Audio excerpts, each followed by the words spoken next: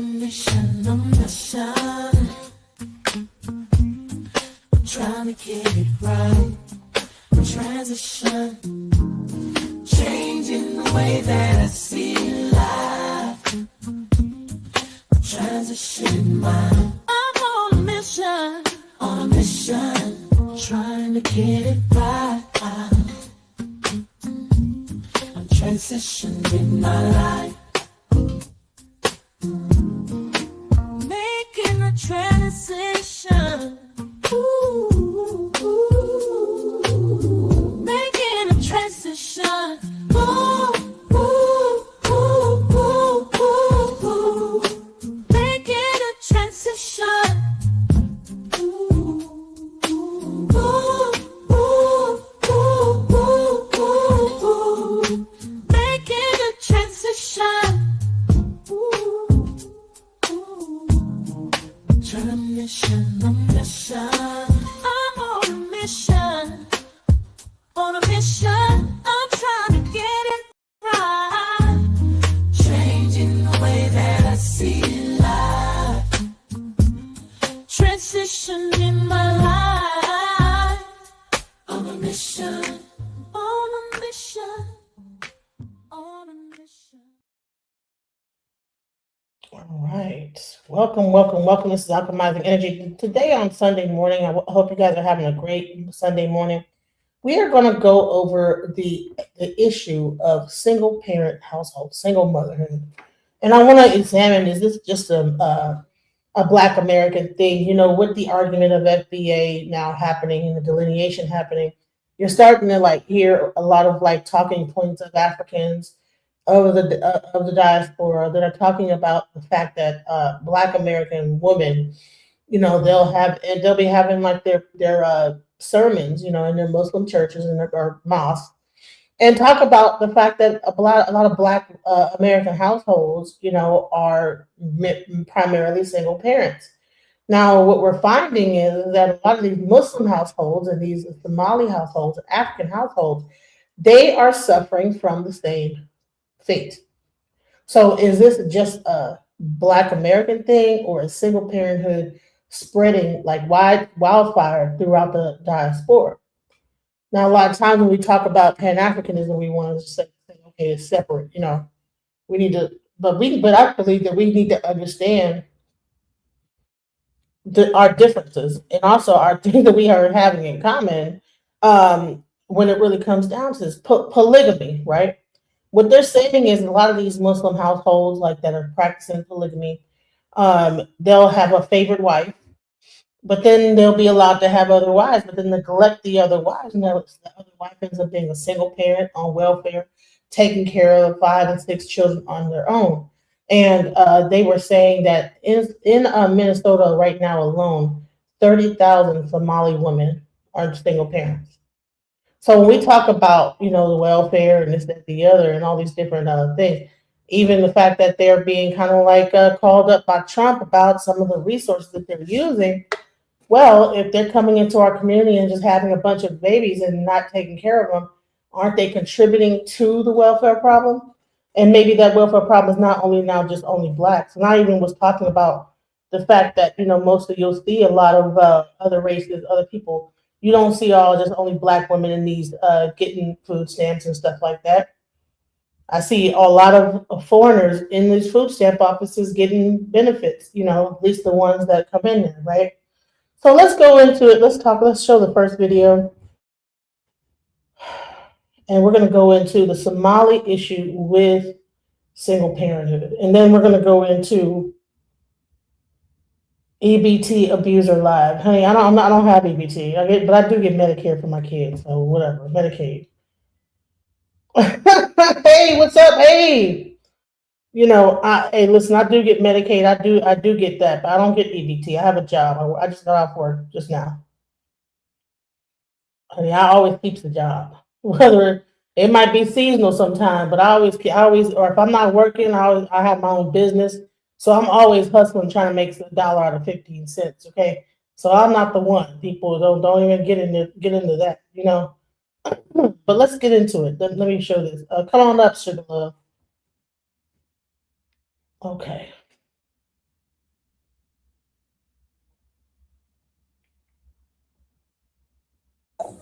5 kids, 5 different baby daddies.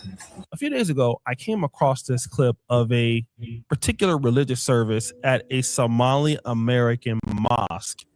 And they had a pretty interesting conversation going on. Most of the people that we meet, especially African Americans, they don't even know their fathers. They don't even know their fathers. It was all of them, most of them were the product of one night stand. Damn. So these Somali Americans were talking about the fact that these black people they were encountering did not know their fathers, and that all of these black Americans were being born to single mothers. Now, on the surface level, this is a generalization, but it does have some truth to it. We do know that almost 80% of the births in the black community are being born to single women. This does not mean that the kids do not know their fathers. It just means that majority of these children are not being raised with their fathers. And so with somebody speaking like this, we would assume that the Somali American community would never have this problem, right? Another crazy statistics, just in Minnesota, not anywhere in the world. I can just imagine the statistic in the world. Just within the metro area of Minnesota, there's about 30,000 single Somali mothers, single mothers. Thoughts on this, Sugar Law? What do you think about this? Number one, I know my daddy, right? All right, yeah, I know mine too. You know, the funniest part is when you get to it, he's gonna say, where they get the name from? I picked it. Like, why we don't pick last names. It's either the father's last name or the mother's last name. We don't go around picking names out the sky, okay? Right? I want to get that straight, right? But I did read on this too. I mean, not read on it, but YouTube it also. If you, I had the list where Black Americans is at. They know we in the middle. Afghan is the number one people that get the public assistance. Afghanistan is the majority of the public assistance. right. I know I was seeing a lot of Middle Eastern and like Indians when I've been there trying to get my kids' health benefits. I see a lot of Mexicans, Indians, and Pakistani women in that thing. Do you know all of them people that you named down to the Puerto Ricans? Everybody that you named is higher than us. Mm-hmm. Somalis will be number 2, right? And then I had a list for all of them. We like in the middle, right? But there's a lot of people on top of us. So a lot of them are single mothers, right? But yeah, because they have the word husband, have a husband, but like you were saying earlier, right? A lot of them don't even stay. They got so many baby wives, quote unquote, that, you know, they stay with the one they like or they get to you when they get to you. Same thing with us.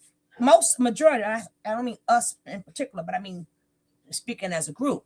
So it's the same daggone thing. You're not better because you want a wife on top of it, even though polygamy is not illegal in America. It's not legal here. So whatever they call themselves doing, they just baby mamas just like anybody else. Even if it was legal, that's even more telling you that a lot of them women are still single mothers. You gotta wait till he come to you. You're not there every day to raise your kids. You're not coming home at night to your family. You got to see this one here, see this one there, see this one there, see this one there. Then you still got to take your time, look for more wives, right? Have more babies, right? So a lot of us get more time with our fathers than them. Some of them, depending if they got to run, so they got to run to another state or back to their country. Look how many kids are left behind. Then they start all over again. Yeah, they said that they actually will leave their family and go back to Somalia. So they'll have the woman bring them over here, impregnate them as wives, and then leave their wife and kid, go back to Somalia. Mm-hmm. Mm-hmm. What kind of nonsense is that? And then they leave it for the American taxpayer to pay for them. So if anybody wants to talk about welfare, always, because every time I get in these red pill conversations, they're talking about how the Black woman and welfare and Yeah, I'm glad those SNAP businesses got taken away because now you can come back to the black man and this, that, the other. When we're not the majority of people of all that's on welfare. Yeah, exactly. And then the bad thing is, like, the difference between them and us, right? Because remember, I don't certain things we don't have to read a book for because we lived it, right? Do they know? Hey, Nick. Hey, see you light podcast salutations. The difference is, for me growing up, I've never seen black women happy to be on welfare public assistance. I've never said, oh my goodness, I got my welfare check, right? And people know for a fact we were never happy with that. So people seem like, oh, generations. No, we have never. Like maybe the younger folks or the younger generations may not get it or understand it, but from all of my parents, aunts, and uncles, and people from before, you have never seen us happy. They be so mad to get that welfare check. Unlike the rest of them, they happy to get that, right? And then they you gotta go through so much bullshit to get that little twos and fews, that little money. Now the food stamps, when you do, if you can get it, they do give you some money. You know what I'm saying? But you got to go through hell and high water to get it, and they gonna make they want to know your birth, they want to know your DNA strand, everything. You ain't lying, sis. They gonna go all through your tax records, everything, all this other stuff. I don't think it's like, but somehow they're able to like scam the system. So I'm trying to think, are all those Somalians? How are they able to get all this wealth? Because there's no way that they're working. Because you know, they're just another thing. These women, Well, they can't be working. No, you have to remember how they get started is when they come here. When immigrants come here, they're offered a package deal, right? So of course they're going to get it because remember, some of them it's just like second generation, third generation here. So when their grandmother them came here, they get the package. So all you do is don't tell them your business now because remember you have these babies. A lot of the fathers and stuff are probably not documented. They're immigrants or whatever. So I can't give you nothing about their father, quote unquote, that I don't have. So that's how a lot of them end up getting on it and they get on it together because, like I said, when you come here, you don't have nothing. So they give you some things, unlike us who've been here, so they can track our business a heck of a lot faster than them. Here's a question: should polygamy be made legal so that they can somehow regulate it? Good question. Good question.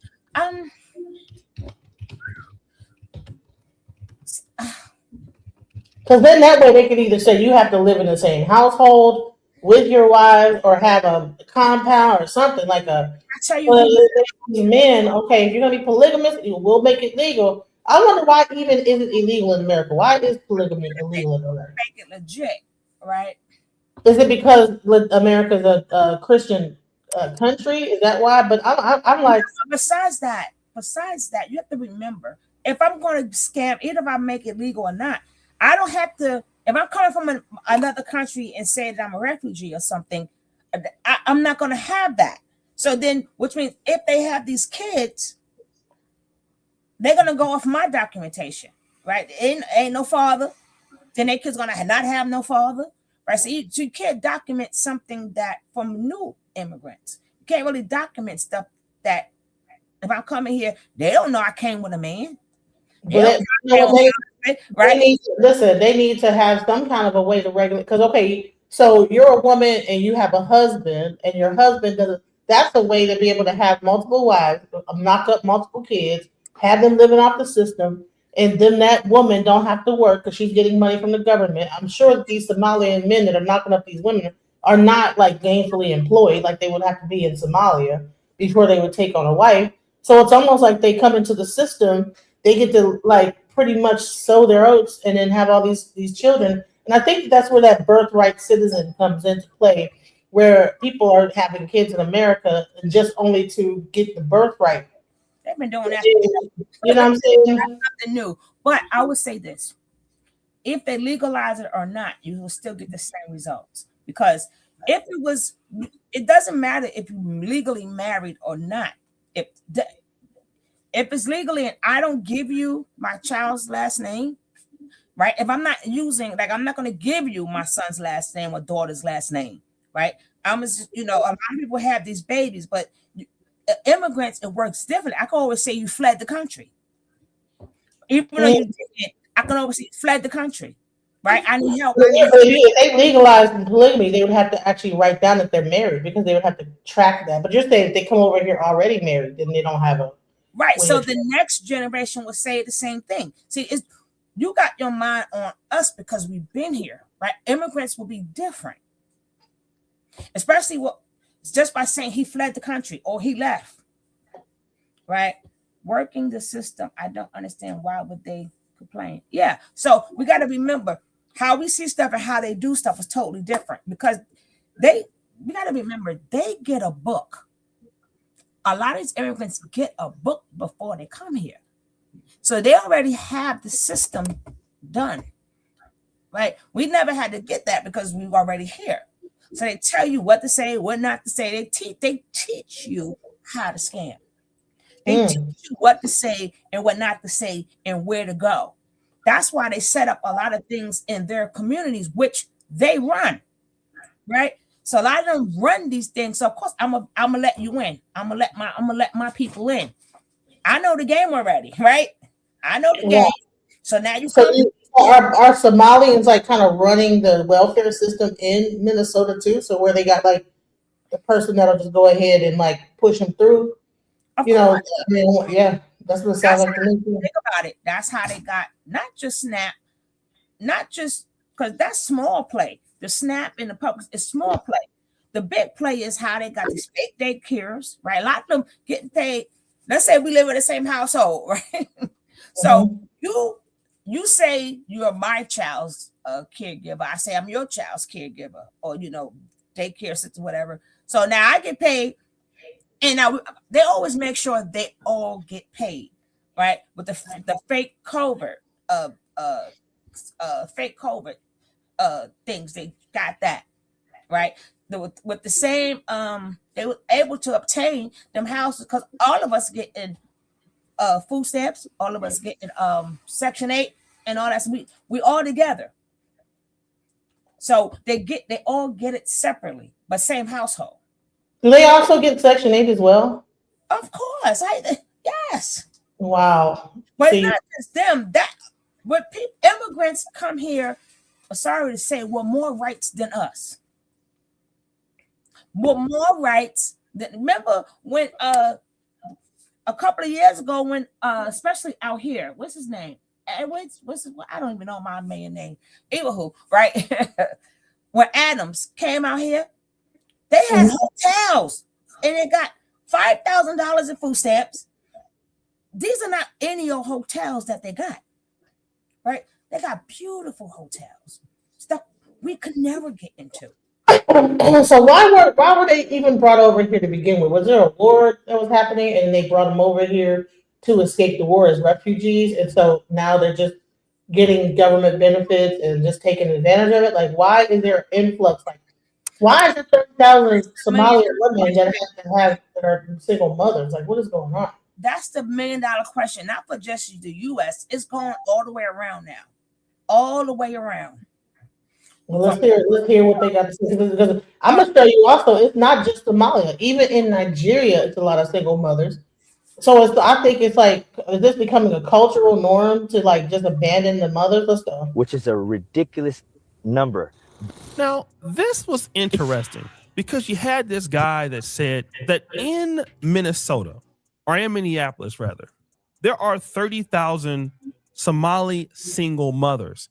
And I thought that this could not be the case because, again, I live in Uganda and I see so many Somali people in Uganda and Kenya, and these communities are very tight. I never hear about, single moms being here at all. So that just can't be the case. So I thought that they were making this stuff up until I started doing my research.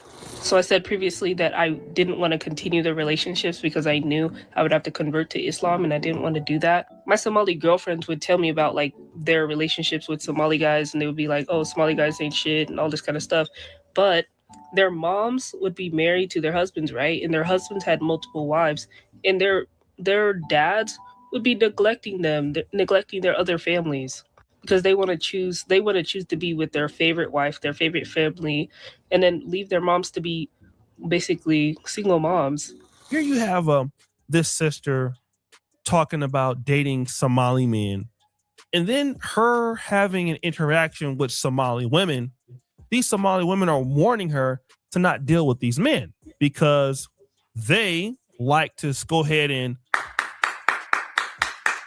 clap up a lot of cheeks and then get women pregnant and then not be there in the house with their women, but at the same time rotating to their different wives. I mean, they'll send money, but the woman will become a single mother. Woo! Now that's interesting because in the clip that we started the video off with, this is what these Somalis were preaching against with dealing with the Black American community. But you know what? It got even deeper than this. Number one, over 70% of Somali American children are raised by single mothers. In cities like Minneapolis, Minnesota, and Columbus, Ohio, Somali women are raising an entire household alone, not because they chose to, but because the father left. What? Come on now, that's crazy. 70%? But they want to talk about Black American women and say that we are single parents. And so they get to do it under the guise of Islam and say, okay, well, I have multiple wives. Now they get the prestige of like saying, oh, yeah, I'm married, right? Even though it's a polygamy, it's against the law in America. What are we doing? You know? But they get to say my husband, right? My fiance, then my fiance, whatever they want to say, you know? They get to say all that. And then meanwhile, they're just abandoned and living off the system. The husband, I'm sure, does not have enough money to take care of all these kids, 5 and 6 kids. These men must have extra strength to deal with that many wives. Yeah, 5 and 6 wives. 70%? That means that they're using the guise of Islam to have multiple wives, women, and then pawning their children off to the government to take care of them. Yeah, but see, the problem comes in that it's not the fact that they talk about the Black women. I hate to say it, but it be our own men. It be our own men, right? When they talk about us, they be video after video after video. Matter of fact, when they cut the snap off, no other race but the Black American race, men made videos clapping and saying they was marking us for having it. See, them men know the benefit. I told you, we see things differently. They know the benefit of Snap and all of. They know the benefit of that. They figure I ain't gonna stop, but only us men. I don't know if you seen the videos. They was damn near having parties, thinking that we was the majority getting it. Even our own Black men thought that. Right? Come to find out, we towards the bottom of people who get public assistance and SNAP. Well, apparently, Right. it's, you know what I'm saying? Like, what, 75%? That's a huge amount. That's crazy. Let's go. Some remarried, some returned to their home countries, and some just disappeared. Yep. In majority of these cases, no legal action or no financial responsibility has been enforced on them. He's saying that 70% of these Somali kids are raised by their single moms. That's crazy because the imam was talking about us having the same problem. Now, this is interesting to understand because Somalis traditionally are Muslim and they have strict rules about sex before marriage. There are strict rules and guidelines about this behavior. So ultimately, you would expect that this would not be happening with Somali Muslims. It's, they dress up in the garb and stuff like that. Women are traditionally conventional. Now, I know that some of the Somalis in Minnesota, you have Eritreans in Seattle, and they could become Americanized and things could, change. But ultimately, they're a conservative religion in which they don't participate, or at least on theory, shouldn't be participating in the same stuff that, let me just say it, us Christians are participating in. But that's not the case. They out here acting like the Baptists. Woo! Well, wait There's more. Number 2, divorce rates rising. Men face no consequence. Divorce rates in the Somali American communities spiked over the last 10 years. And when marriages breaks, the woman is left with the kids, while the man starts over with another family I said without that. What in the world? So they're using the Everything I marriage. just said. They said everything. They're using the marriage as a guise to be able to get their rocks off because they can't have sex without being married. So they just marry a bunch of different women. Well, we have to remember this, right? Their type of marriage is different from our type of marriage, right? So they can meet you today and jump the broom tomorrow. And that's one. And two, a lot of these young girls, why they in their mama's womb? You already got them with a husband, right? So it's not like, the polygamy. No, because these are babies. You have these babies. Right. Aren't they able to marry at like 12 and 13 years old? Yeah, marriage doesn't mean the same thing to them as it means to us. They think that they're staying in their religion by calling you wife, because technically they don't have a bunch of legal marriage anyway. They believe that we don't need that piece of paper. It's the XEX that makes it a wedding, right? It's the SEX. That's what makes I think to be married, you just walk around the table and say, I'm married, I'm married, I'm married. You walk around one way, and when you want a divorce, you walk around the other way. Ain't that how it is in Islam? You walk around 3 times, I'm married, I'm married, I'm married. You want to get divorced, you walk the opposite way. I'm divorced, I'm divorced, I divorced you. And then that's how to get divorced. Some of them don't really have to say that, man. Take off, right? And we not legal. No, I guess that's the divorce. I don't know. That's why I feel sorry for a lot of women, because number one, they don't get to make a choice. Their husband was given to their husbands, right? So they was given to their husbands, and oh gosh, stop it. Then they're not really falling in love. They do it like it's a job, right? Like it's a job. I don't want to be at this job, but I have to work, right? It's not, oh, I love this job. That's why a lot of them are not connected. A lot of them men are not connected to their kids. That's crazy. Hey, welcome, man. Hi, Castle. Here's the question: should polygamy be legal in the United States? We're talking about the Somali and the different people in the diaspora that they want to talk against Black Americans about their having children out of wedlock, but yet they'll get married and have a bunch of children. And then they'll divorce their wife or leave their wife, go back to Somalia, and leave their child. They'll have 5 and 6 wives, and they might have 5 kids apiece, and then leave that woman in America with all those kids. And next thing you know, they're on welfare and they're leeching off the system. What are your thoughts on that? Do you think that we should make polygamy legal so that it could be regulated? This type of stuff. If you're on mute, man in high castle. That's a great question, DJ Genesis. I'm putting cases on all you tethers. Alligator Alcatraz, shoe program, tether. Okay. Yeah, yo. He said he's putting cases on all the tethers. No, he's still talking, but there's no sound. You're still talking. We can't hear you. I'm not talking. Oh, well, your head was moving. YouTube is lagging on a lot of channels since Saturday. Oh, okay. So let's listen to what he has to say about all these poor women that are being left in America by these Somalian men. But yet they want to have their imam in church talking about how us Black women are single parents and this and the other. But they use marriage to be able to marry a woman because they can't have sex based on Islam without marriage. So they have to marry the woman, but then they have a favored wife. They'll favor her and abandon the kids of the other wife, and then leave that woman to be a single mom. Let's go. Ability. And culturally, he's still respected. Chill like that. While she is questioned, judged, silenced. No child support. No co-parenting.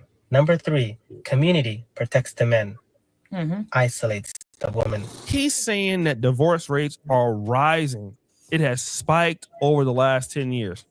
Now, this is interesting because typically Somalis coming into Columbus, Ohio, or Minneapolis, Minnesota, you would think that because their community is tight knit, that they would be staying together longer.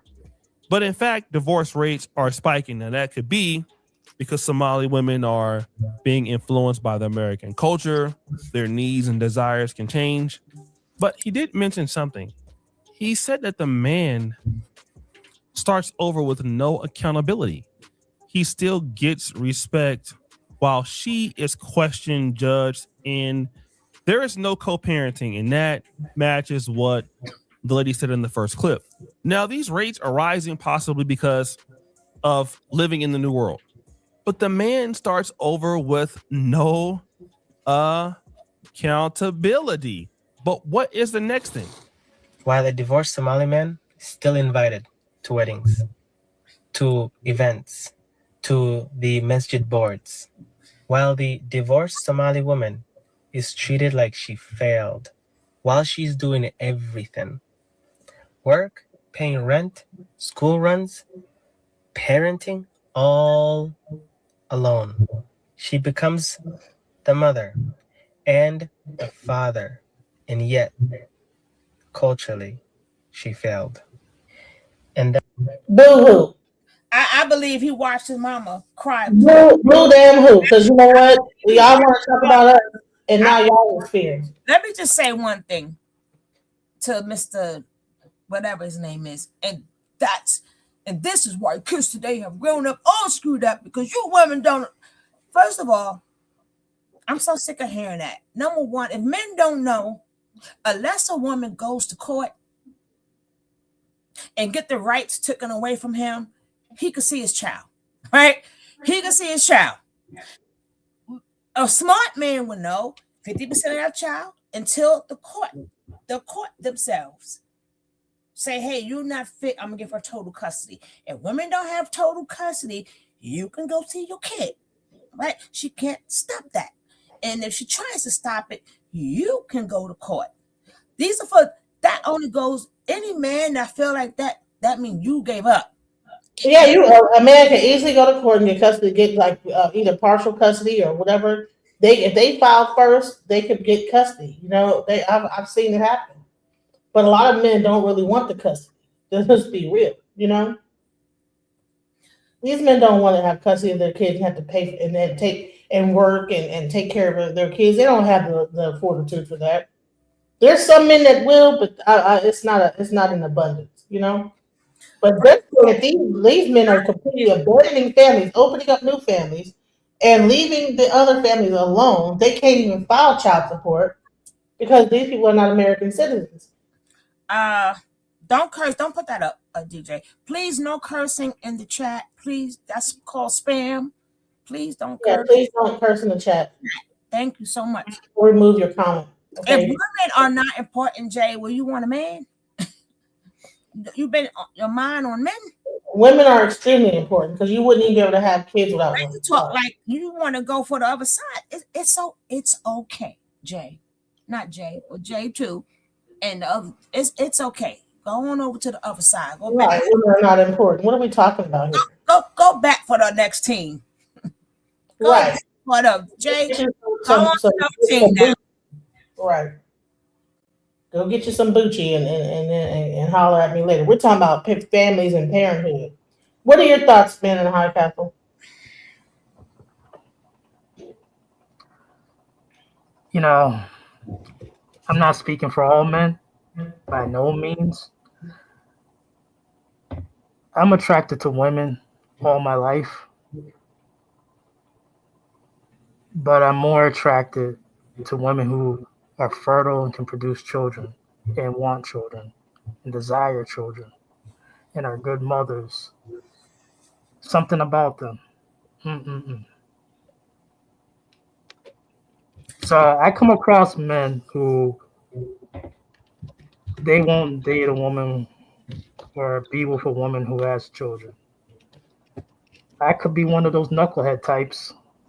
However, You just have to have command of respect and know what's what out here. Be careful, y'all. Same thing with ladies too. But I'm not a lady, and I'm not gonna give any suggestions though. Okay. Well, let's continue to watch this. She couldn't keep a man. So again, he's continuing on the idea that men leave, women pay. The culture protects him. She's isolated. So she looks bad because she doesn't know how to keep a man. She's unsuccessful. Not him. It was Ain't that him. what's going on here? So he's able to still be invited to events. Ain't that what's going on when you have the red pill talking about some, a single mother? You shouldn't date a single mother. You shouldn't just the woman. So black women in America are being ostracized too. But they see this is a new thing for them, and so they don't even know how to deal with it. Welcome, it's like get your culture together, because guess what? Y'all are Muslim and y'all are doing the same thing. Y'all came over here and picked up some. Did that though. But remember, they way over there was none of our business. But now you brought your business over here to us. But if you speak to them, or it's showing that they were in Somalia, they were doing the same thing, and now we get to see it with our eyes. Through the years, right? Look how many Indians came in, how many Africans came in, or whomever. Look how they just fled the country. They told their wives, "I'm going to America to work." So it's a lot of single mothers back in their own countries. They told them, "I'm going to work there. I send you some money." You send them a couple of dollars, but you out here, especially the cab drivers, right? They always try to pick up somebody, right? So a lot of them, so they told them that too. I'll be back. So they got single mothers here. They left their wives there, right? So, but I think that I don't feel sorry for him. I don't feel sorry for him one bit. My black males, right? What they don't seem to understand, right? What they don't seem to understand,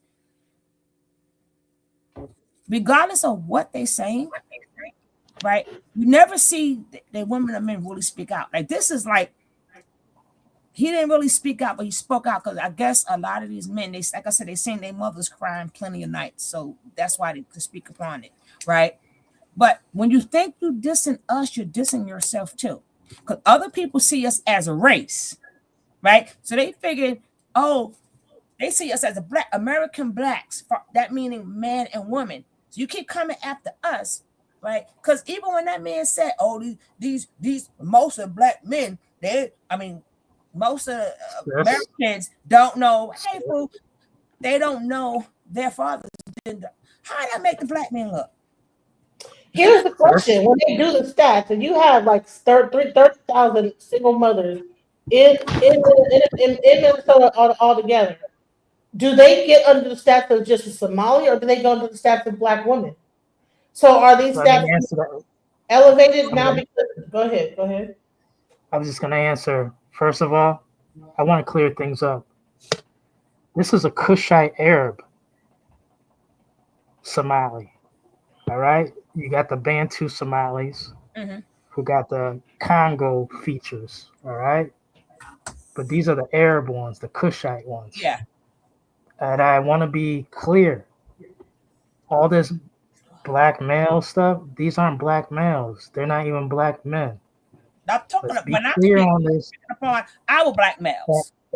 All right, they're not at all. What I'm saying is,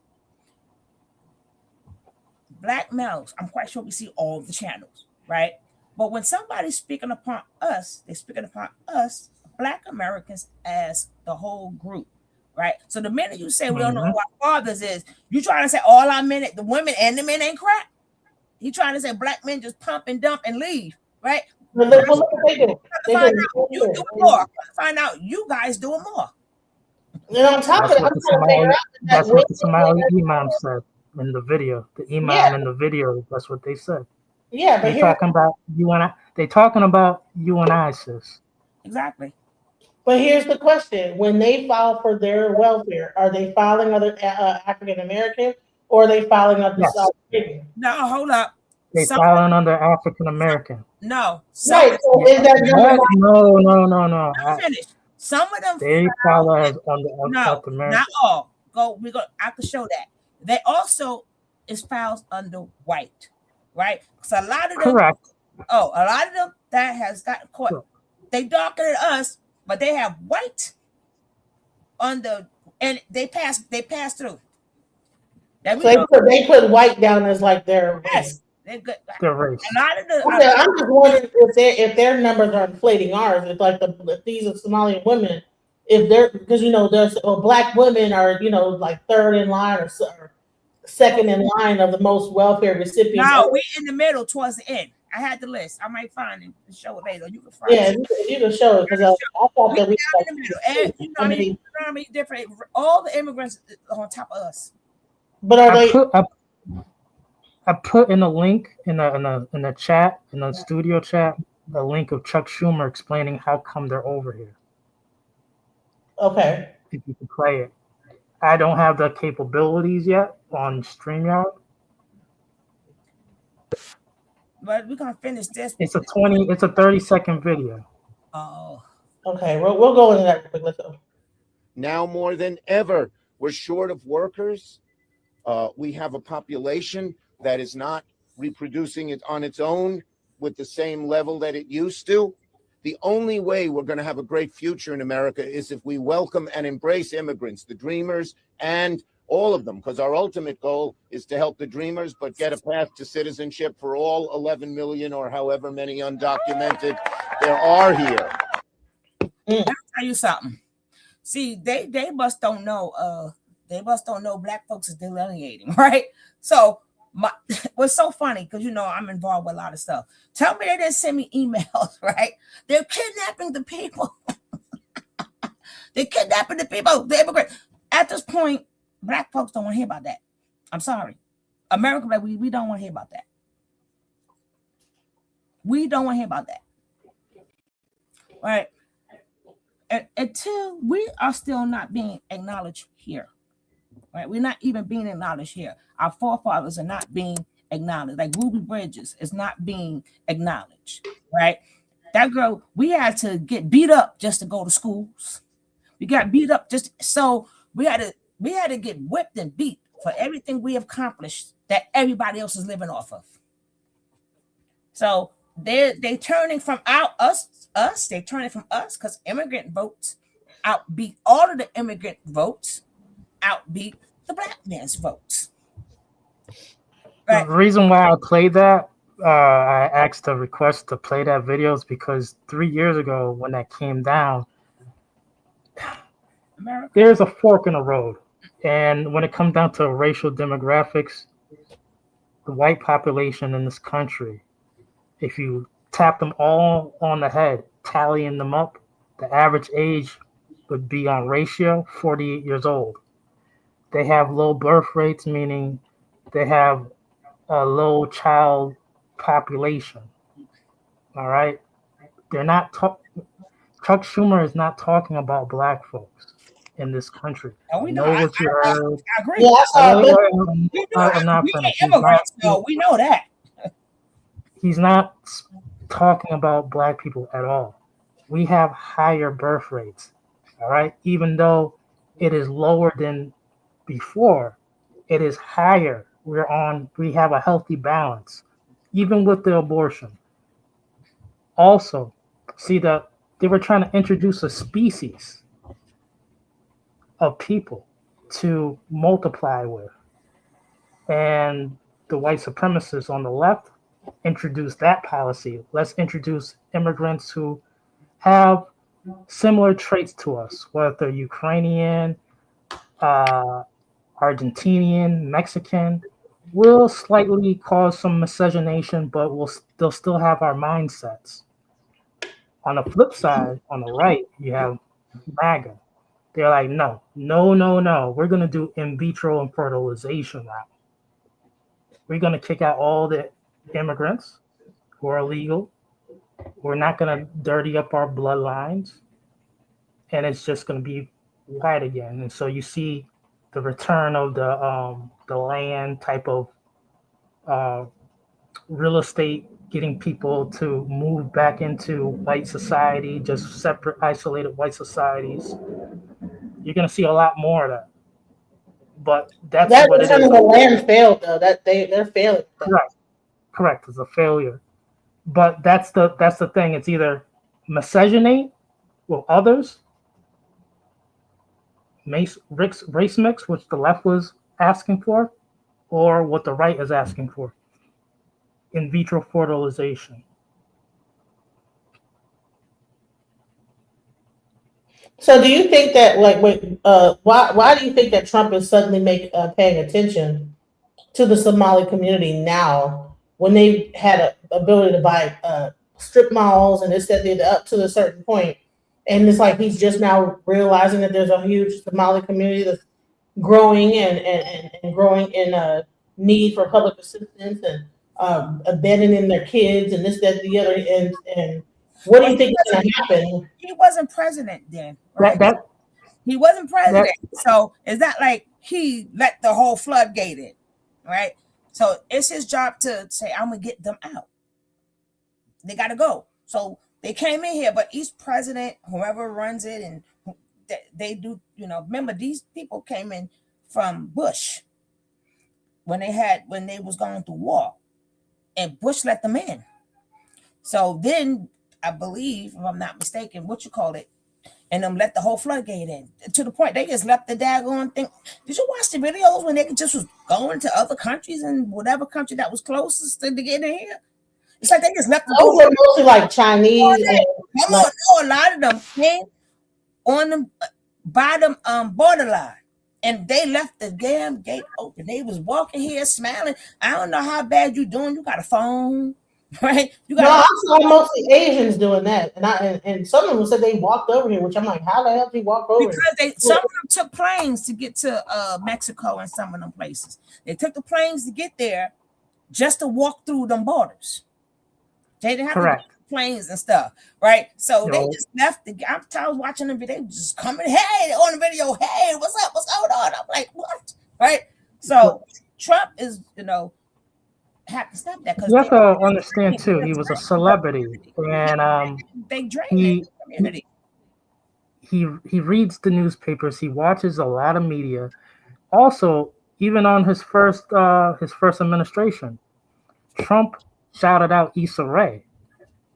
Why? Because he said the Insecure show that was the season finale was good. He watches us. I don't know why people don't be thinking that. And so when he gets into our spaces like FBA, I'm trying to say, if it's not him, it's someone who's close to him and be like, hey, these people got it popping. You should pay attention a little bit. So here's a question. Okay, so you have the Somalian immigrants that are having all these babies.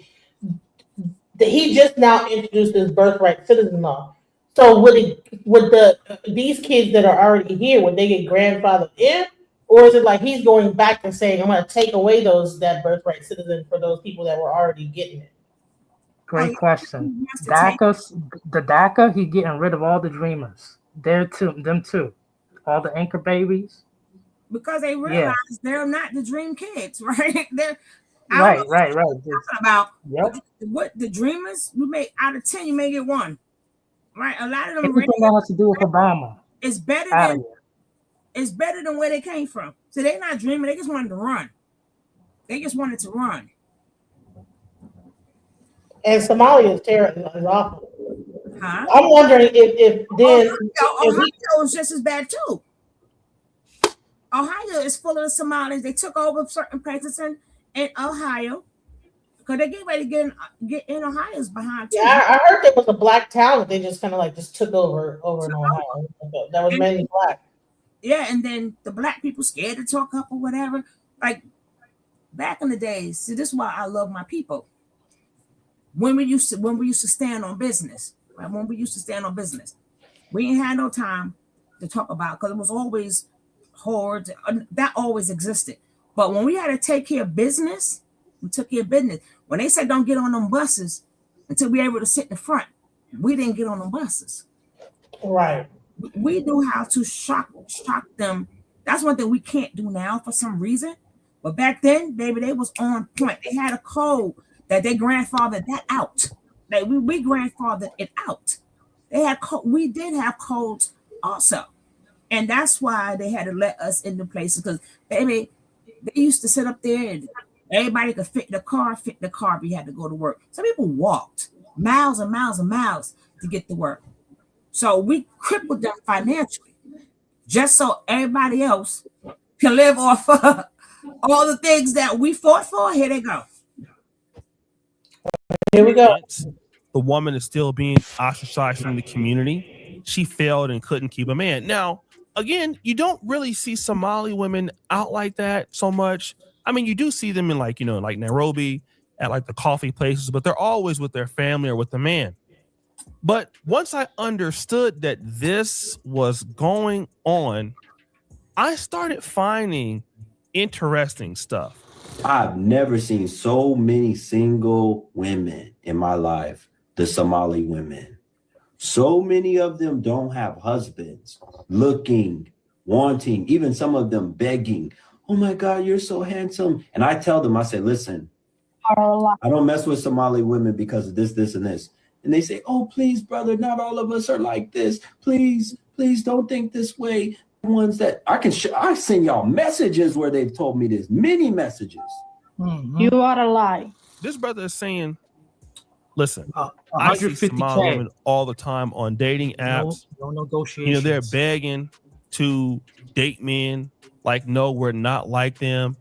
And again, I don't live in Minneapolis. I don't live in Columbus. But this is what brothers are saying.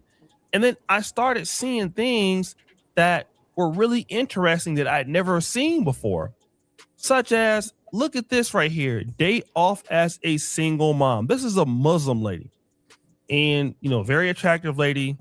She's, day off, brunch with the kids. I don't know where she lives. Now, some of these women could not live in Minneapolis. They could live in Europe. You see this lady here, age 38, named Fazia, status, single mom, right? We're seeing it all over again. Beautiful lady, just as a single mom. Then you have this lady here who is also very fine. This chick is Ismi Hafa, right? Somalian lady. I mean, again, fine as ever. The single mom you can relate to. This is her with her kids. Now, I think that she is somewhere in Europe. But again, beautiful family and everything like that. But here you have these beautiful Somalian women, and they are single moms, Muslim single moms. And so it brings me back to the hypocrisy of the imam who had so much to say about what's going on in our community. Number one, let me say this about Black Americans and being destabilized. The Black American community, historically the African American community, was the most married community after slavery. All right. We were destabilized. This is not to say that personal choice doesn't play into what happens, but we were being attacked. Okay. And so our family structure, unfortunately, paid a severe price. Same thing that happens with our communities, the Rosewoods, the Black Wall Streets.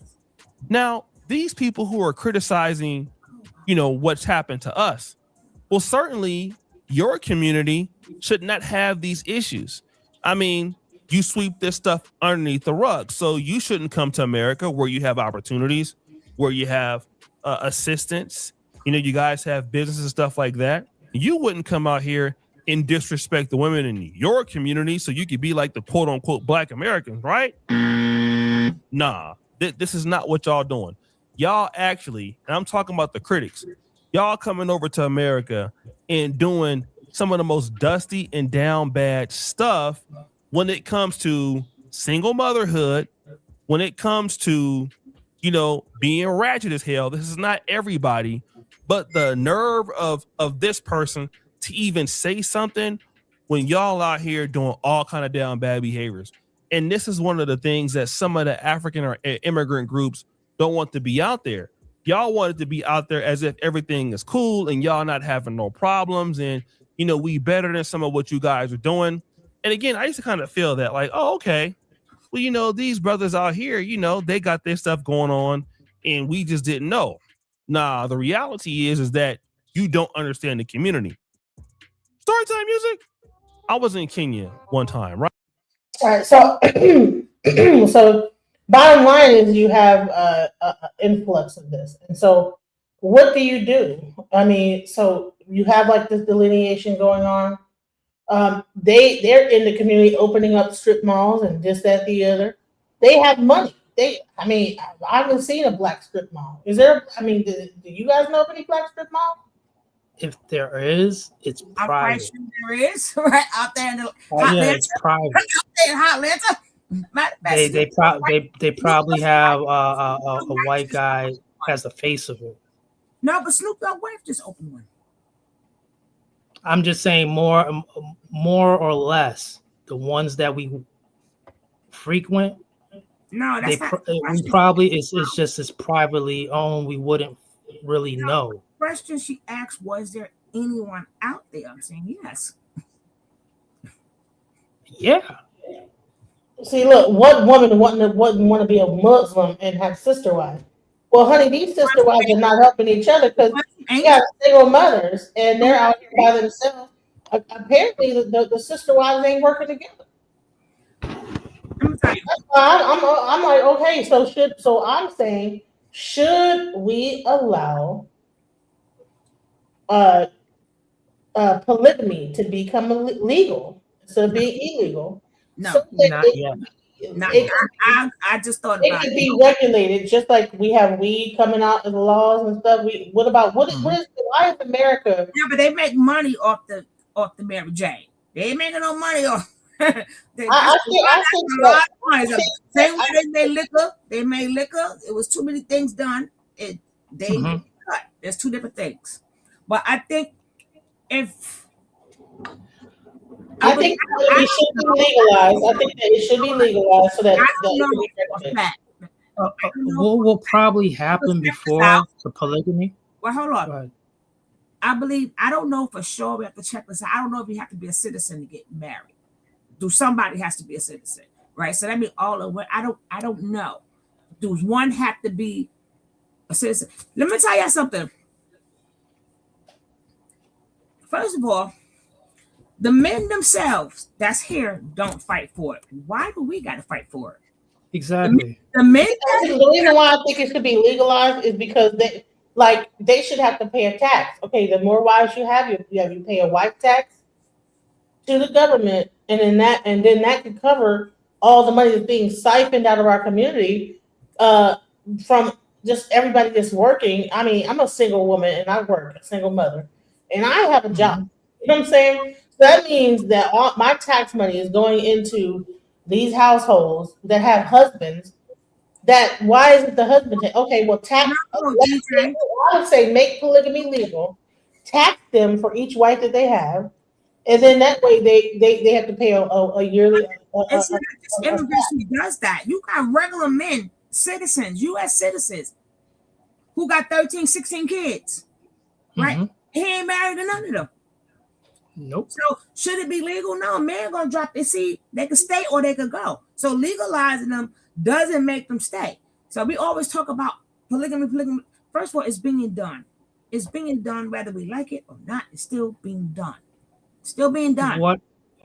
What I was gonna say is that before polygamy ever happens in the United States, universally, legally, the age of consent would be lowered. All right, and so I said that earlier. I think we need to be careful. I think we need to be careful with all the dreaming and asking for this or requesting it. I have never met one brother nor other fellow man who's asked for any of this. We either do it, we either keep it professional. All my baby moms, they're not even from here. Just about, yeah. But you gotta learn to keep it professional. And I'm not gonna be the authoritarian that, but keeping it professional, we're not there yet as an American nationality all across the board. We're just not there. Here's the reason why I say that they should actually make it legalized and then they should tax it. Is because how can you have a married man have 5 different wives, and then each of those wives have 5 different kids, and then you get to basically abandon your family, and then go back to and just abandon them. I think that there should be a tax or something like that. Even, I mean, Who do you know who has 5 wives though? these 5 people, Somalians. 5 people, they All probably right, have. they're on their way out, sis. They're on their way out. I think they have 2 more quarters But in what about like the people in Utah? by second half 2026. It's gonna be bye. What about the Together. people in Utah? What about the what they call the Amaleks or whatever they call themselves? The Amish people. Don't Yeah, they they're get not Somalis though. They're not right? Somalis, So, and they so okay, believe. but they also get government assistance. The same thing. And what about the people that are doing these the towns or whatever? So all these people are pretty much practicing polygamy. The white people, included, not just only Somalians, but they're just the ones that we're talking about right here. But you have whole communities in Utah that have like 10, 15 wives. Right, and they send their wives straight to done the that, DSS office. And they get. That's why there's a huge amount of white Americans also that are getting government assistance that we're paying for. So I'm saying that they need to tax. They're able to fly underneath the radar and come up as a single mother because they're not taxing polygamy. I think that polygamy should be a taxable thing. That if you have more than one. But if you legalize But it's it, not legalized out there in Utah. we don't want it to be legalized. Why not? Because the men themselves, you gotta remember the men when all this took place. Remember when women wasn't able to do nothing? These men set these rules up because they do what works for them, right? They do what works for them. So they're not going to catch themselves up changing when I want to. First of all, even if you do legalize it, you can't make nobody marry somebody before they have sex.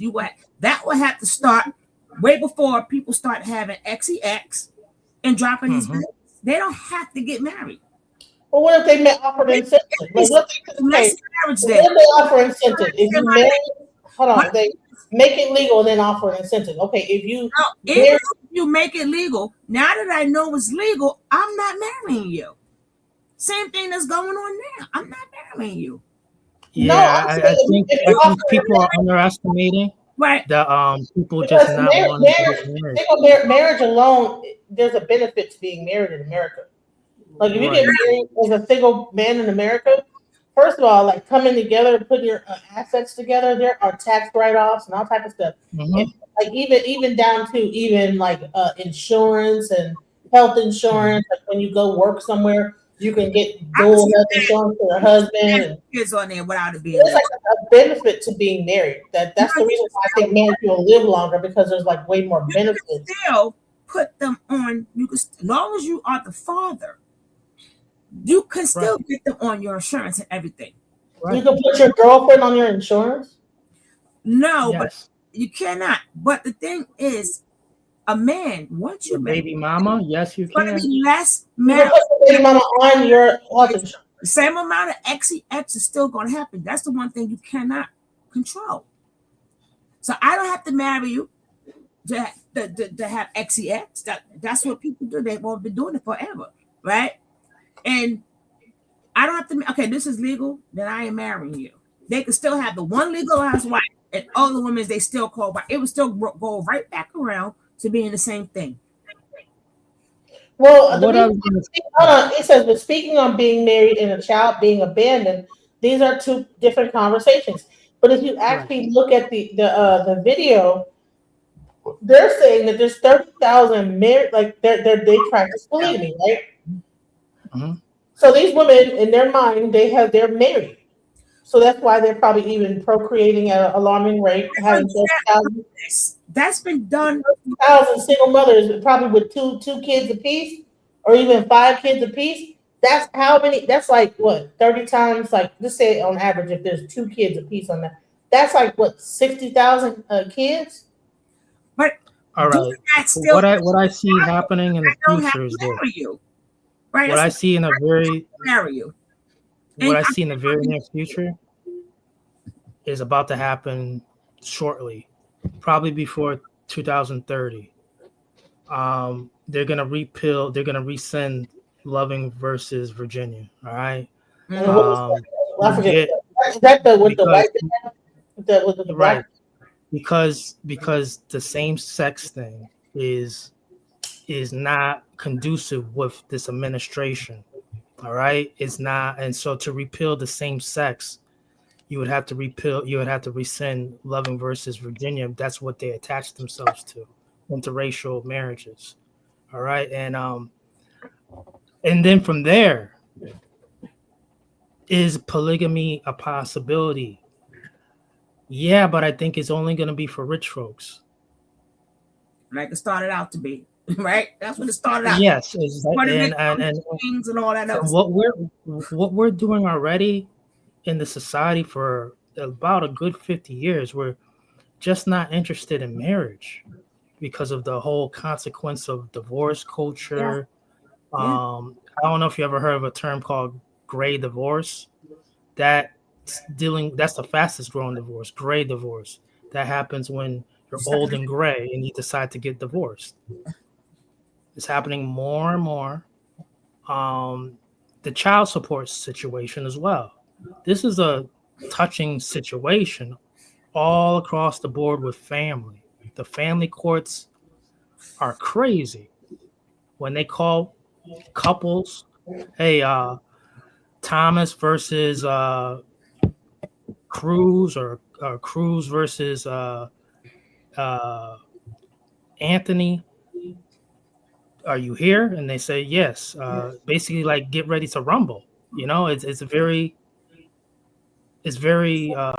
difficult. It's a fight. You have construction workers who job owners, like they own the construction site, and when they get a divorce, their wife is lawyered up, and she's coming for half of that construction site money. She's coming for the motorcycles, the speedboats, all of that. She knows everything. That's the reason why women. I can also show you that a lot of women become impoverished because if you were a housewife for X amount of years and then you get divorced, that's why women ain't gonna get impoverished. That's why they do that. I don't think they're just being. Now, there probably are some people that's being greedy and also like. That's another reason women are not going to go for polygamy, also because, baby, if we all legally married, no, you ain't taking no parts of my cut, right? No. Mm-hmm. So like I said, it doesn't really work because the men, they ain't going to give up their money, and the women ain't letting all of us have nothing. That's when sister wives come to an end. Like, no. Right. And also too, baby mamas, they get alimony. They can get alimony. If something happens to that man, the wife still get everything, right? Unless he the side chick who got unless he plays stuff in order, that will still be up to the man. He does not have to. No. No, unless he put his kids to get on his insurance policy, other kids, that's still up to the man. He don't have to do now that you go to the health and human services, they'll make the man, because I know for me, you know, when I was in between contracts, I had to get on food stamps to get like some medical benefits for my kids. Not food stamps, but like go get on welfare to get medical benefits.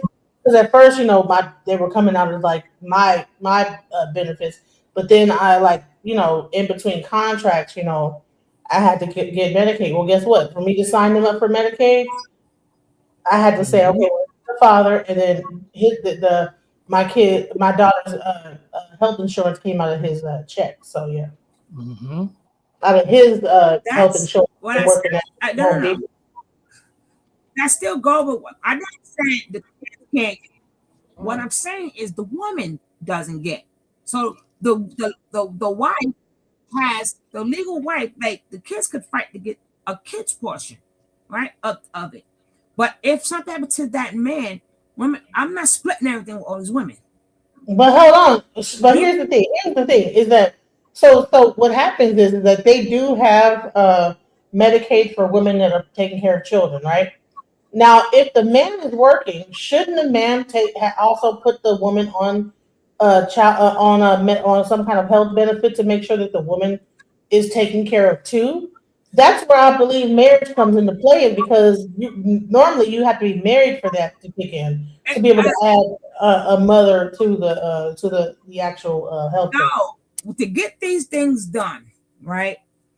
The man will have to want it, and then the man will have to want it. I'm telling you, reason why we haven't been polygamy yet, because the men ain't trying to have, and the man is not trying to be financially. It will make them cut down on having all these goddamn kids if they made them responsible. That's never going to stop.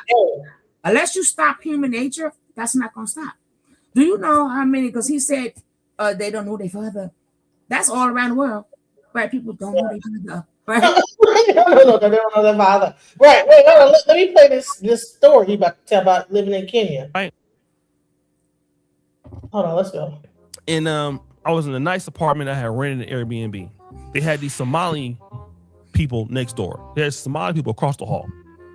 And for whatever reason, they was partying. Now, you don't really see that a lot in Uganda, but Somalis are deep in Kenya. So all of a sudden, I heard all this arguing. I'm like, okay, what's that? Next thing you know, I just hear a boom on my door, right? I'm like, what's that? So, I go outside. I go to look at the peephole. It's Somali dudes, and one dude is just wailing on somebody else. I'm talking about, he hit this dude like 10 times, right? I go out there, man. I'm like, yo, man, like, what's up? Oh, and so the other dude that then stole on him, he's like, yeah, you looking for me? Yeah, you looking for me? Yeah. So he just somehow got off the dude. Man, can I just talk about how small this guy's hands are? He keeps rubbing his face. I know this is on another subject, but this dude's hands are so small, like midget hands. Every time he rubs his face, I'm like, God dang, your hands are so small. You can't even grip a hot dog or whatever you're eating it. You know what I'm saying? What the heck? This dude's hands are so small. Like, what is going on? I'm sorry. Now, his friend is coming to the one that's knocked out cold. He's trying to drag him back into the apartment. Then the other dude is drunk. He coming towards me, not to fight me. Like, oh, man, we're sorry about that. Listen, these dudes, it has like about 20 of them. Girls, women, they fought for like 2 to 3 days straight. I never seen no shit like this. I'm talking about, and the females was bad too. Like, they got some good looking women. So I don't even know they was drinking wine. They was going crazy.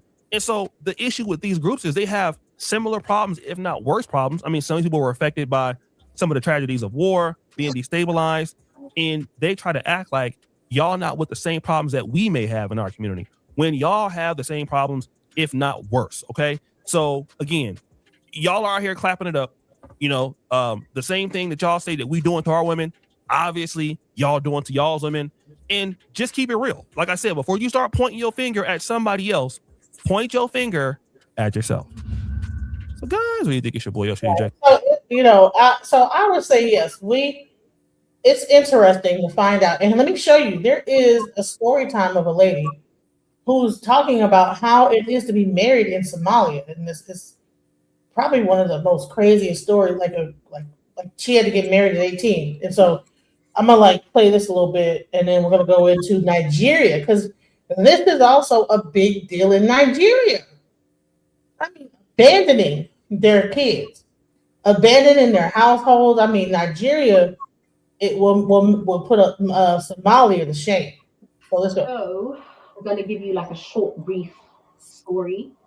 Seatbelts in the airplane. So basically, I was terrified, and there were some ladies that were literally sitting on the floor in the airplane. Like, I've never seen that before. And then I asked for some water, and one of the flight attendants gave us all water, yeah? And the water was so hot, guys. Like, I've never actually drank hot water, but I was like drinking it, and I was like, well, I'm thirsty, so I have to finish this. The plane ride was flipping crazy. Not only that, it was very, I don't know how to describe it. It was traumatic. Let's just say that. My mom was so happy because she was going to see her husband at the time. So I remember when I turned around to look at my mom, she was sweating and she was smiling at me, like her face was shining, beaming. Like, I was just like, oh my God, what did I just choose to do in my life? My mom was like, you have to go to Somalia. everyone thought my mom was going to take me and leave me, but she made it clear that she wasn't going to do that. I putting myself in a situation with my dumb 18-year-old self, but alhamdulillah, no regrets, because of course I have my 3 beautiful daughters, and alhamdulillah, we're doing well now. But anyways, when we were supposed to stop at Bur'a. We were supposed to. She has 4 daughters. I'm trying to get her accent, okay? But go ahead. All right, let's go. I really appreciate going to Somalia, like when I was 18, because I've learned so much about my culture. Our passports got taken away, and they were basically saying to my from mom, the UK, but she's to smiling. get a passport back or something like that. It was very weird.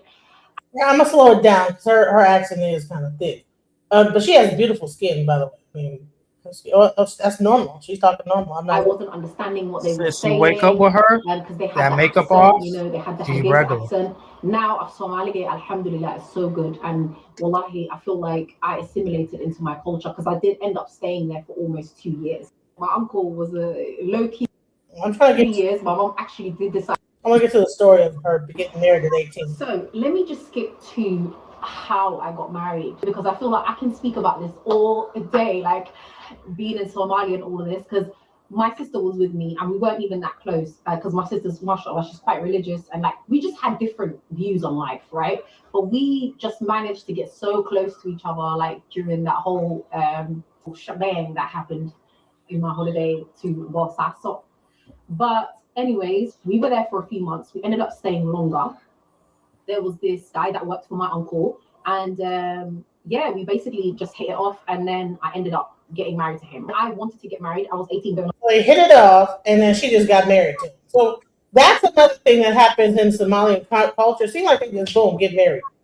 And you know what I've noticed, even because I've went to like African places, and they seem to be quick to want to just jump and get married. It's like a cultural thing, and it doesn't just happen in America just to get. What are you gonna say? Because their religion says you can't have sex before marriage, so that's why like I said, a lot of them jump the gun because they really want to have sex. So of course, let's get married, just so they can have the ones who quote unquote is the religious ones, right? Well, I'm gonna say this is that when you meet an African dude, they don't say I like you or not. They go into I love you immediately. Do you love me? I love you. I love American woman, run when you hear that. Yeah. Run. You're supposed to say that eventually. You're supposed to say that. You don't subscribe to love at first sight. Hey, I love you. Tell me in the beginning. You don't subscribe to love at first sight. Huh? No, that ain't no love. You don't subscribe to love at first sight. No, that ain't no love at first sight. That's I don't. No, that's Damn, bullshit. you need to live a little bit. Huh? You need to live a little bit longer. Love at first sight is a beautiful thing. Listen, I'm older than you. I subscribe to it. I've been living. So I don't, so that I could come to the conclusion, I don't subscribe to it. I got you. I subscribe to it. You knock yourself out. I don't think it's the same. Love for Africans are not the same thing as love for Americans. No, it's not. And I can show you a person that actually, I wish he was awake. He probably asleep, but that lives in Africa, and it's like a completely different situation when it comes down to love. Their understanding of love is more of a financial. Like they're very financial. They're very clear about like you're supposed to be taking care of me. You know what I'm saying? So why? Yes. So let's go. 19. I don't want to go too deep into the reasons why I chose to get married to him and all this, maybe in the future, but I decided I was going to get married. I feel like it was quite like we were getting to know each other and stuff, and then he was basically trying to push for the marriage. Like he was really, really pushing it. He was pushing it, darling. Right? What I said, okay. And my mom was very upset because my mom was like looking at me and she was like, Marian, like, you're going back to Ingriska, like you can't be getting married and all this. My dad called from America and he was like, oh, well, what are you doing? Like, and he's like, you're not getting. So mom is in Somalia with the daughter, dad is in America calling on the phone about getting married. Though. So he probably got a wife up, got 5 wives over here in America, got the mom over there trying to marry off the daughter. Just crazy. Just okay. I mean, are y'all like hearing it? It's like what? Married, and my grandma was like, it's halal, just go down halal. And then my dad was like, hey, so I get married. The wedding was so hilarious. I had like 3 parties in Somalia. So it was the wedding was really nice. I can't lie to you. I remember this lady that was doing my hair and she did my hair so beautiful. But I remember when it came time to do the makeup, I was like, girl, I'm going to do my own makeup, right? Because she tried to put some nuts white powder on my face. I was like, how would it wear? She was like, mashallah, then I have it. I was like, how would it? No, please, like, no. Honey, she's speaking Arabic mixed with stuff. Let's fast forward because it's like, you know what I mean? Like, and she wanted it, you know, which is true. Anyways, I decided to leave Somalia. And at this time, because I was pregnant with my first daughter, and I was like, right, party's over, Marianne. You need to get your ass back to England because that's where all the opportunities lie. If you're staying here, no, my child needs to have a passport. You know, I was born in Sweden, so my daughter needs to have a Swedish passport and all of this. I go to England. My uncle and my mom advised me to move to Sweden, where my uncle is, to basically try and get papers for my husband now, right? So anyways, I moved to Sweden, and so this is the thing, right? Get married and then move somewhere and try to get papers for your spouse to move there as well. So this is the whole thing. So what they're doing is that they're married in Somalia, going to different countries to get papers and moving out of their Somalia because they don't want to be there. During the whole process of like starting the papers and everything, I remember it was so stressful. And not only that, like I remember him just pressuring me to get the papers, Not only that, he would call me several times a day to check what I was doing. And he would also make comments like, oh, I had a dream that you were cheating on me and stuff like that, which I found very odd, you know. So it was already like red flag after red flag after red flag. And I remember me holding on to this marriage because I was thinking, I already got married to this guy. And hell no, am I going to become a single mom? That's what I was thinking. Because growing up. See, look, being a single mom in a Somalian culture is looked down upon. So you get married very early. You're encouraged to leave the country, to go to another country, get papers, import your husband into the country, and then and having all these kids, and then the husband is pushing you. Come on, where's the papers at? Come on, I gotta get the hell up out of here. You know. So this is the culture that's going on in Somalia. So I wonder how many Somalian women come to America, bring over their husbands, you know, take on different wives, leave just crazy nonsense. Like I remember like how people would talk about single mothers was quite negative, and my mom was a single mom for quite a long period of time before she got remarried again. So I didn't want to be in that category, right? Now that I think about it, I'm just like, girl, you know. But alhamdulillah, what was written was written. My other 2 daughters were supposed to come into this world, Sumaya and Safa. And I'm so grateful for them, alhamdulillah, because I feel like being a parent has taught me so many things. It's taught me patience. It's taught me the importance of education. It's taught me the importance of healing yourself so that you can be present with your children. Because a lot of people aren't present with their children, if you know what I mean. Like, and obviously this is due to factors such as if you never got attention as a child, you're not going to be giving attention to your child and all of this. Not to blame the parents. So here's the thing. So she's in Somalia. She marries at 18, meets a guy for whatever reason, marries this guy. Okay, probably pays a dowry, whatever, to the family. They didn't really agree with it, but okay, she's getting married. She moves. Her parents push her to move to Switzerland. Then, okay, get the paper for him to go over to Switzerland. Now she's got 3 kids because they've been getting it in. You know, sounds to me like they are just procreating. And she's divorced now. Okay. Yeah, the man, even over here, the man the woman is over here first. At least back in the day, the woman was either over here first or the man was over here first. He was working so many hours supposedly at the gas station to send for his wife. Right. I don't know when it stopped, when they were able to both come over here at the same time. Something changed though. Well, the fact that there's 30,000 of them, that's a lot of Somalian women over here. A lot of them don't over Somalian men at one time. And then if you got kids, that costs a lot of money. Do you think that on average, the rate of the child is about $1 million per child that in their lifetime of up to 18? Yeah, I think so. Spending wise, yeah, spending. Right. Say for instance, this DJ Genesis, real quick.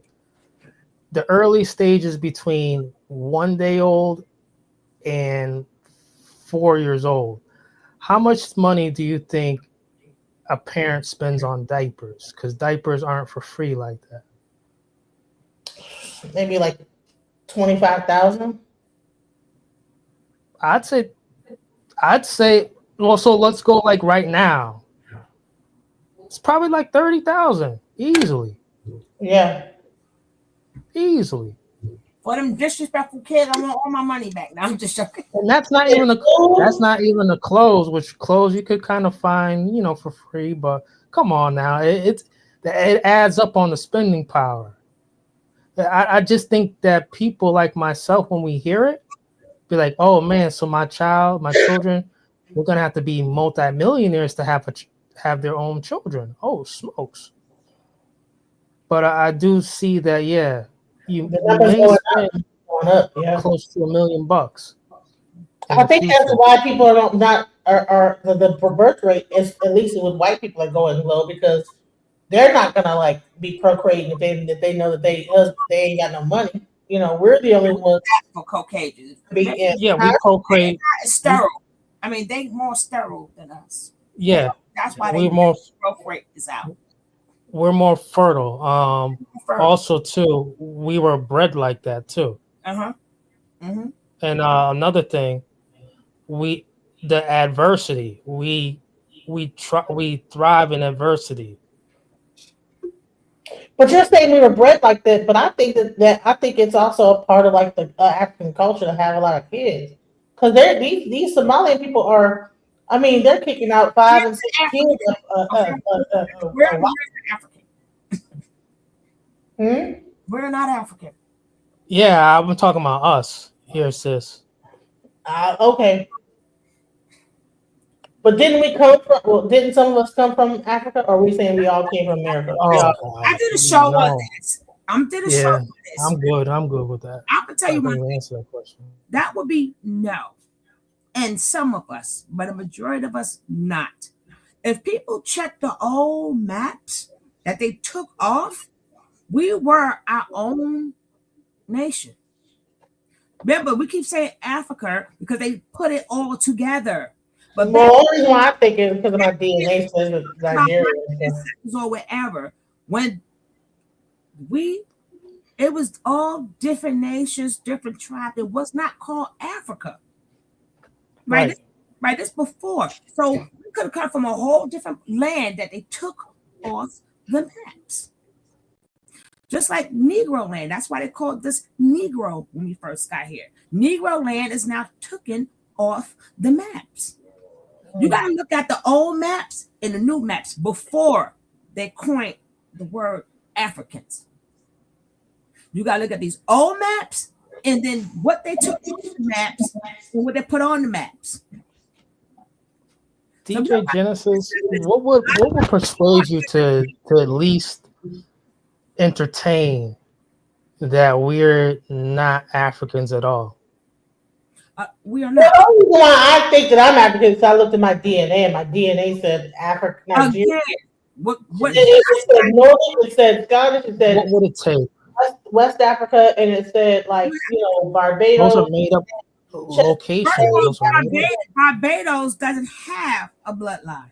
So again, when we get tested, again, I'm gonna clump this DNA test together because the other parts of that region has changed. But isn't it based on haplogroups and isn't that blood based on haplogroups of blood? Again, man, we wouldn't be able to afford none of that if that was the case, man. It wouldn't be affordable to the public. I took stuff off the map. I took certain things off the map. I can cluster you with other people, right? Some did come from them different regions to go into like West Africa or something like that. But a lot of us did not. I would say people really have to look at maps and see before that term or that region, and they token the thing as Africans. But nobody never look, okay, this part is going. It's like a lot of these places are gone. So it will lead you to believe we are Africans, but we are not. We come from the regions, but a lot of our world, the whole entire is taken off the map. So I believe you to believe that. But we should know that it cannot be true because we have once we see that we don't have nothing in common.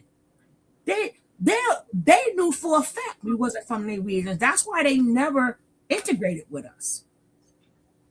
That's why they could come there. Right when we were young, we always had respect. They could, we all from the motherland. But when they used to come here, they didn't like us because they knew we wasn't part of them. You ever hear of DJ Genesis? You ever hear of Stone Soup? No. It's true. Okay, you know about Stone Soup, Sugar Love? Star Soup? Stone Soup. Stone Soup. No, Yeah.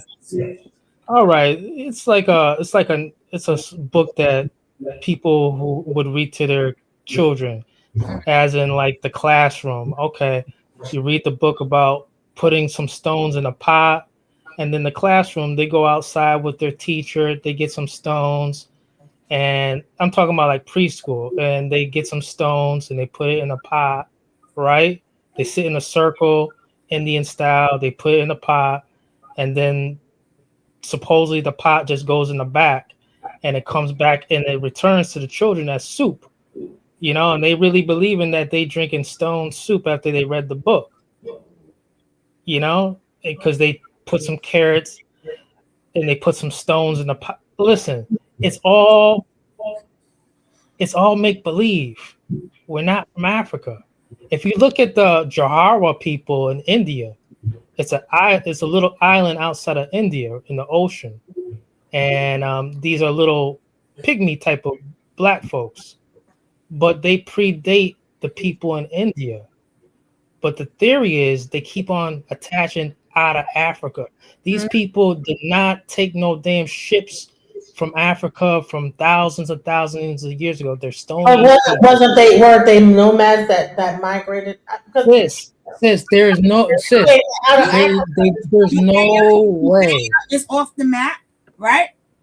A lot of things are off the map. So that proves they didn't want you to know who you are. We're gonna give you to the Africans. I'm gonna give y'all to. We're gonna take where you truly from off the map, and we're gonna give you to. So that's what led us to believe. But it's not. But you can't force a connection. And for these people to come from West Africa when they first got here, right? You notice if their people was really took it, they would know. They would know. Right. Welcome to the They panel, do. Gordon. Welcome. Yeah. They thank you for having me. They do know. Many of them do know. There's actually tribes that still have the history of the slave trade that was there.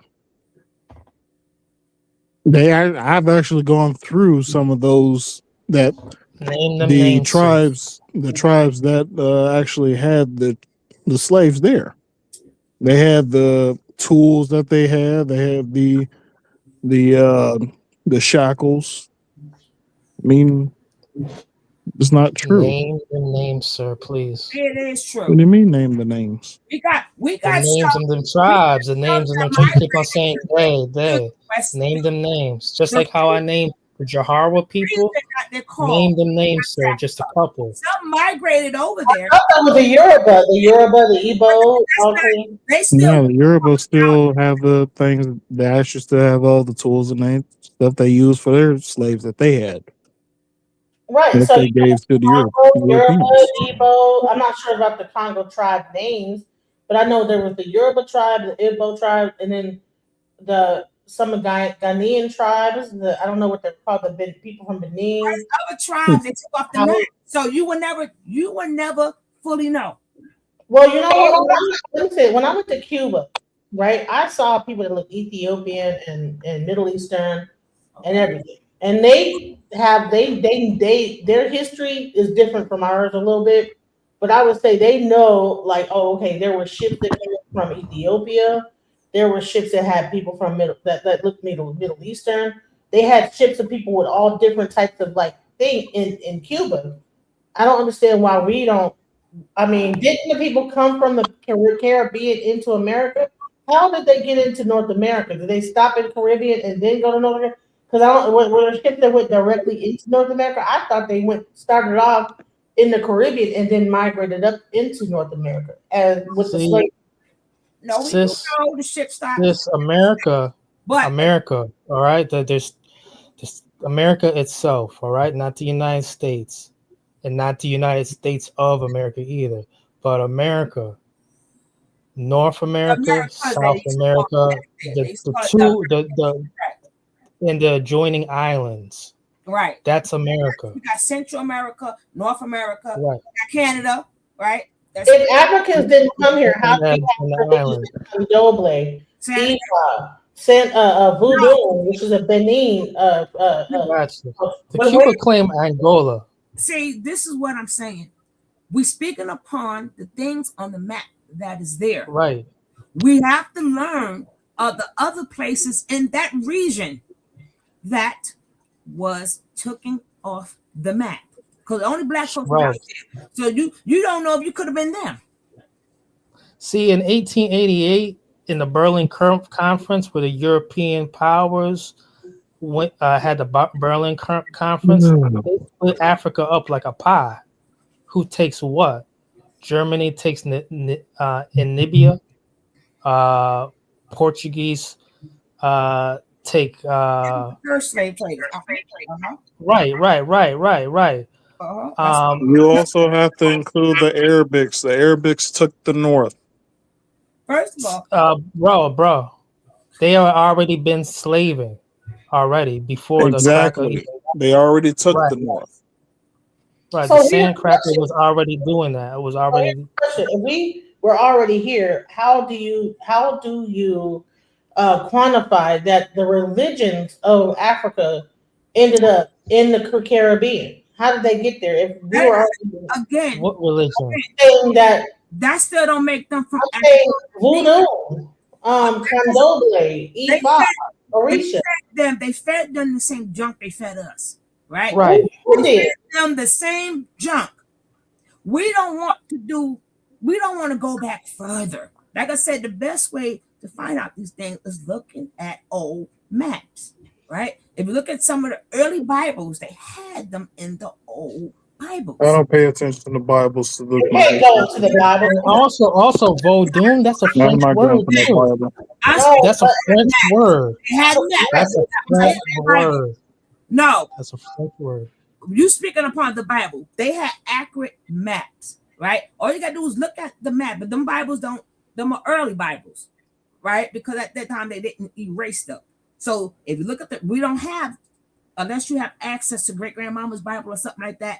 So, but you can still YouTube, right? I gave you a point to go to, Negro land, right? That's why when we came here, that's where the word that, right? So a lot of people don't even know about Negro land. They don't know about people that you could honestly be from there. They don't want to be from America. It's just that it's like there are certain older generations they don't want to be from America. It's all right though, you know. But and some people remember they wasn't slaves. That's why some people. No. Let me make that's it why some black people here were not slaves because they was here already. So right. The one, okay. And I want to add on before you go on, DJ Jensen, very briefly.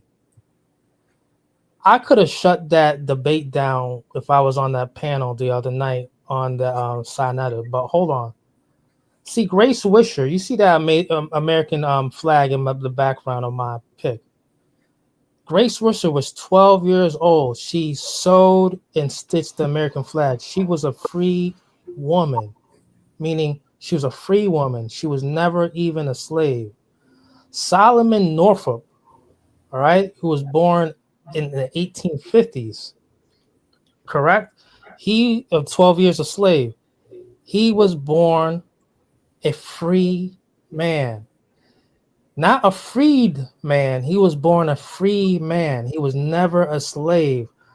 However, you can become a slave, and see, that's what happened to him. See, there was slavery going on while free people were walking around as well. Well, welcome. So there's still slavery going on. Welcome, Yashariah. Thanks, Genesis. Thanks for having me. Peace to the panel. I'm kind of getting in on the conversation. I do have a small comment, only on some of this America stuff, because first of all, I don't know if everybody know or some of us know or what have you, but America was not. Well, we know that it was the New World one, and then half of America was owned.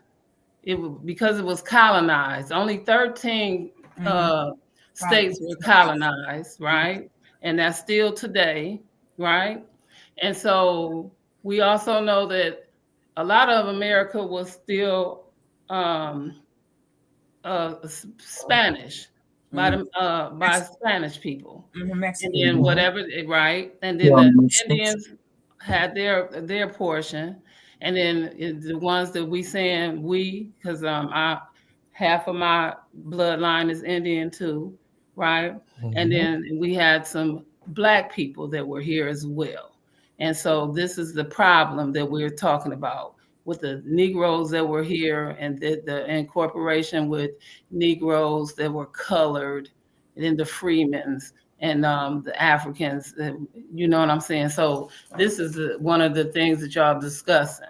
So when we talk about the free world, that's what it was called, the New World.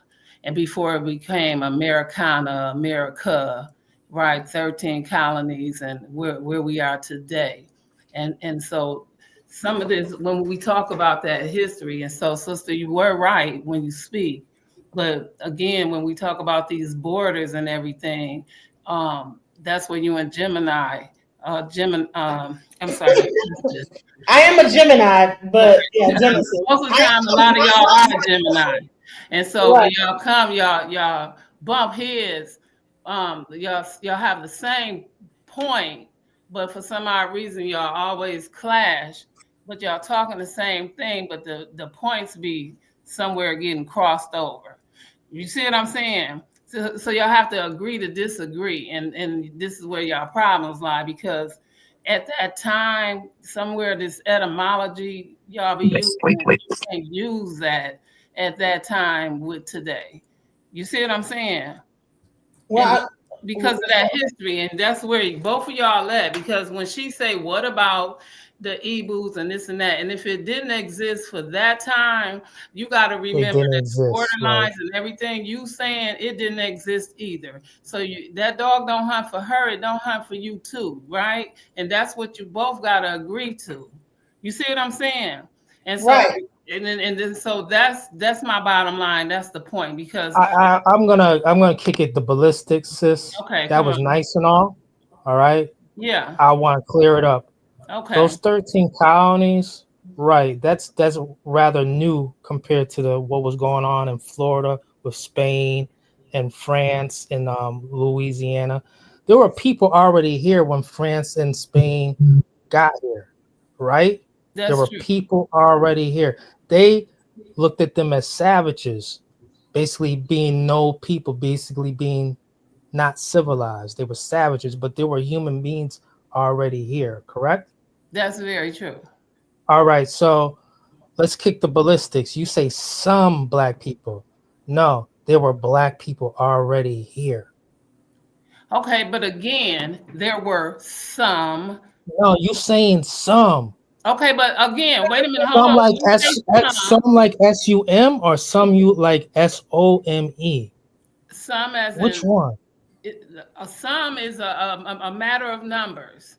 So it was some Asians. It was some of, you can count them how you want to, because neither one of us was here. None of us was here to calculate, sir. So it was some. Sis, we were already here.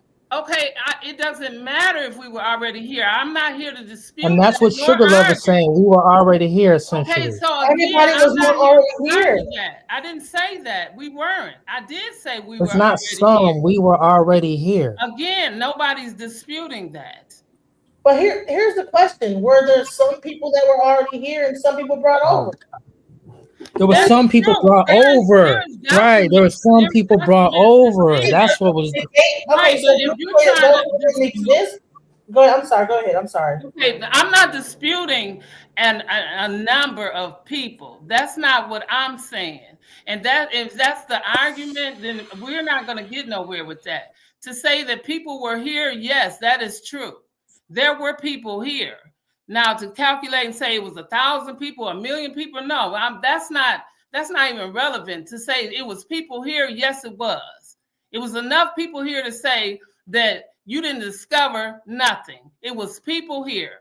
There's documents on people here. There's the UTE said that there were Black people here other than just the UTEs. And I'm not talking about the UTEs were American Indians versus the Spanish Indians that's here. There's a whole war. Because see, I'm living up here, right? In the north, in the flat Great Lands, not in the south, where when that fight happened here in Minnesota, and then they went down to the south and made a difference between American Indians and these other Indians, Native Indians. See, it's a big difference. So we don't want to go there, sir, because I'm not here to argue. Right. So when all right. So now that's all I'm saying. And with that, Sister Genesis, I'm going to leave. Well, I hope that you don't leave because I think that you're bringing something great to the conversation. You know what I'm saying? Because I'm not here to argue. I was here. Yeah, to, I'm gonna go back in the chat for a minute, and then I'll come back.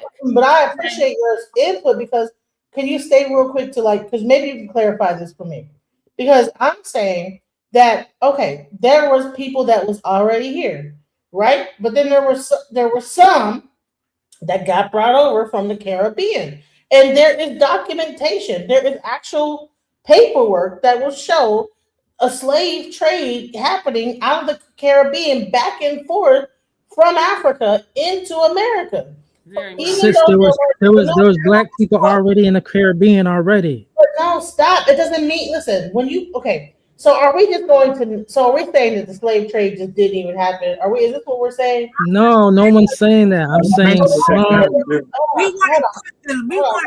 Let me make my point. Us all as Africans, we are not. Okay, hold on. Let me just make my point. I'm not no damn African. You know it too. Okay, you're not. You're not. You might not be. But I'm trying to explain is that there are some that came and I said, okay, and you might say that the DNA test is fake, but my DNA test shows a migration into the Caribbean and up into the Chesapeake Bay, Virginia. That's what my lineage, based on DNA, is showing. Now you might say that's a fake thing. I don't know, but I'm saying that when I looked at my DNA, it showed, and then I looked at the records. Okay, so what just only DNA. When I go on to, I started off with 23andMe, then I went to African ancestry. Then I actually did my family has a whole like all the documents on African heritage where it showed like how we migrated up to Ohio. So it's actually there was a guy named Obadiah Henderson that was in Chesapeake Bay, Virginia. He married Johnson, and then they got married, and then they ended up moving up to Ohio. They had my great grandfather John Murray. She married a white man named John Murray Sr., and that's how you get my grandfather, great grandfather. So, and that was some white stuff that happened up in the Midwest. And now what are the names in your African ancestors' names in Africa? I say this. I don't know. Exactly. The meaning that you were saying. That's exactly. Oba is a king. Obadiah is an African name. What I'm going to say, and as I keep saying, so I'm saying is that I can look at my actual paperwork from my ancestors, and traced the lineage all the way down to Chesapeake Bay. Then when I looked at my ancestry, it says, okay, Barbados and then up to Chesapeake Bay. It actually showed the route, like boom, then up. Barbados does not have a phenotype. Even if we supposed to get DNA right now, it's not going to say America. All the kids that's born in America is not going to say them places does not have a phenotype. It's not about the phenotype. What are we talking about? Like the Sakina, do you see what I'm saying? Is that okay? Even our skulls don't even match. When they did the research, our skulls doesn't even match the African people. It's not about the damn skulls. Oh God! This is white supremacist BS. So you listen to everything that you listen in social studies. You believe it. What you believe that we can't? I'm saying these other panelists. Y'all believe that we are from Africa. Tell you something. Well, no, you're saying we. Maybe you're not. Maybe when you did your ancestry, I didn't do no ancestry. My parents and your parents told me they're not from Africa. That's it. Their parents, they're not from Africa. Hey, you're from awesome. Nobody in my Stay family here. from Africa. Now stay here, be with the Indians or whatever. What I'm trying to say. You keep on saying blaming the Indians. No, we were already. I didn't say blame the Indians. I said stay with them. What I'm trying to say is listen. First, this is Sue Love, and then that is off the map. So once they took them off the map, it's not going to show up. So they put us all with the Africans. That was a region, and what Africa is a bunch of different countries, different states. But it was even more that was taken off the map. And how I know we would never understand because we're not brainwashed. Tell a Jew-ish hat that they're not. They're not what? Jewish or Israel from Israel? The small hats. Of course. They've been Jewish for hundreds of years. They are not. They are not. Their heritage did not They're start Khazarians. They're from Ukraine. No, it didn't. They're from Ukraine. Exactly. You ain't gonna tell me their type started out in a hot ass sun. They couldn't do it.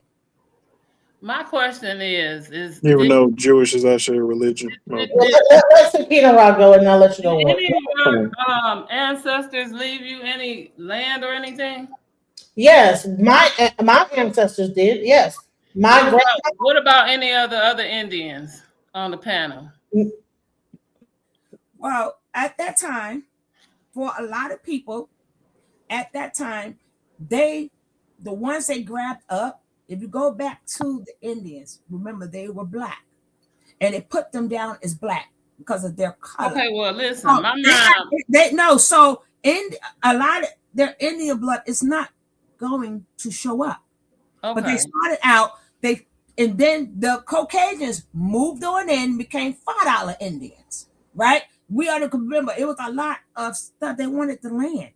A lot of people have melanin too. That was due to so you're talking about the C note. I got a whole presentation on the C note, and it's a young man. He's not young, but he got a whole story about the C note, and the man he's talking about got a whole wall full of C notes on that. But long story short is the reason why I asked. Let me finish. Let me land my plane. So the whole reason I asked is because my great grandmother left 120 acres to me and my family, and so right now we go back and forth with that. Now my mom did. My great grandmother on my mom's side, the land that was left on our family, it went with my eldest uncle on my mom's side, and they got tricked out of a lot of that land too. So I understand where you're going with that part. But on my dad's side, no, we still have that land, and it can't be sold or anything with the family. So again, a lot of these Indians like us, where we go with that story, a lot of that land, we still hear that same story that you're telling, and I can dig it. But again, for me, right? I get a lot of people that also try to trick me out of going to get my ancestry test because my father was a preacher and I want to be a Kemetic priest right now today. But when they talk me out of going to get my blood test because my father was preaching with a whole Kemetic Indian African attire trying to be a Baptist preacher, and it was hard for him at the time he was doing it before he passed, rest my father's soul. So I want to be a Kemetic preacher this round with an unk, right? And now I have people trying to tell me with my half Indian, half African, but I want to rock my African stuff with my Indian self, half and half, and I don't want to have no problems being in my yacht. And right, and I do want to rock my unk, and I do want to preach and teach correctly this round. And I want to be half and half, whether it's Indian and African, and I want to be both. And I don't want to have no problems on how we got here, however we got here, because I know that there was temples here with all kind of Indian attire, and they were the Africans and them Indians look just the same to me. And then whatever that truth is, I'm gonna rock that. And they had statues in the Grand Canyon of like I'm in here, my Igbo sister. So we're not gonna have that problem. Right? Because I have the land and I have that same half a story that some of y'all got, but I got that other part of that land that the other one of y'all don't want to talk about. And so again, I'm not here to argue with nobody. I'm just here to rock some truth. And with my sister DJ Genesis, I have to calm my Taurian self down. So I'm gonna go back into the panel and sit down till I calm down, sister, and then I'm gonna come back up, okay? Mm-hmm. All right, Hotep, I'll be back. Okay. Yeah, so I love it. I love it. That's the television. If it's a fact, okay, we're only Indians and there was no African influence. Why do you find African influence of things throughout America? Why do you find where? There's a whole entire village in Mexico that kept their African lineage. The reason that there's Afro-Mexican and Afro-descendants in Mexico is because the half African people there, because of the slave trade, they wanted to be more, they wanted their identity more. That's why Mexico even has that. Because when they abolished slavery, they just wanted to be, they just made it Mexican so everybody could be equal. That's why Mexicans are Latino. Yeah, that's why Afro-Latino. Yeah, that's why that's a thing. Afro-Latino is made up. It's made up. Come on. Made up. So you're Yes. saying, okay, because this is the new FBA argument that No, these people, there were black people who were in Mexico and freed them, but Afro-Latinos made up. It's all made up. Afro. Hey, so you're saying, are you trying to say that Africans had no seafaring ships enough even earlier on before the white man came to be able to come over? When you have Mansa Musa, that his brother that came over to America before there were actual Columbus and everybody white. So there were no people that were coming over to America as close as Africa is in certain aspects to the Caribbean, that we were just not stupid, that the African was just not stupid. Who was he visiting? Black folks. Black folks. He was visiting black folks, right? No, he wasn't visiting anybody. He wasn't visiting nobody. There was nobody here for him to visit. That was a voyage. Sprout up out the ground in America, or do we have another Genesis? See, why do you use the term? Did they sprout up out the ground in Australia? The indigenous Tasmanians? Did they sprout out the ground? Connected to the Sand people in South Africa. No, I'm talking about the Tasmanians, the Aboriginals in Australia. Did they sprout up out the ground too? Do you use that too? But you know what? If you actually go to Tasmania, a certain aspect of Tasmania. I said Tasmania, not Tanzania, Australia. Tasmania. I said in Tasmania, they have Egyptian relics of boats coming over. I didn't say Tanzania or none of that stuff. I said Tasmania. She knows exactly what you said. If you go to Stop saying something else. In Australia, you'll see pictures of Egyptians coming from Tasmania. We're not from Egypt. Sis, we not Egyptian. You know this. Cut this out, bro. Is that like that people Cut this out. They can just only stay in one, just sprout about. Egypt is a made up name too. That's a made up name too. Stop it. They had Kemet, like they have actual reliefs, drawings of Egyptian boats coming into Tasmania. What does that do with us, DJ? We're not. But what does that have to do with any of that? In Tasmania, we're not Egyptian, DJ. You know how close Australia is to South Africa? What? Do you know how close Australia is to South Africa? Oh, now he wants to talk about. Not even close. Get out of here. And it's actually pretty close. Like, have you ever been to South Africa? No, you haven't. It's very close. How many hours does it take to get to South Africa to Australia? We're not from Egypt. I know. What are you talking about? Beautiful. It's not what we doing here. It's what are the fuck are y'all talking about? Not the question of are we from Egypt? The question is that we're not. We have did people traverse did African people just stay like in their areas, or did they like travel around? You can actually did they voyage? Even they traveled all over the world. They didn't just stay in Africa or Kenya. Before these religions, before these religions, you had solar cults, you had stellar cults, and you had lunar cults. So did the world practice some type of solar cult where another place in a location they practice a similar type of solar cult worship or a lunar cult worship? Yes. I believe they were all onto some similar spirituality at one point.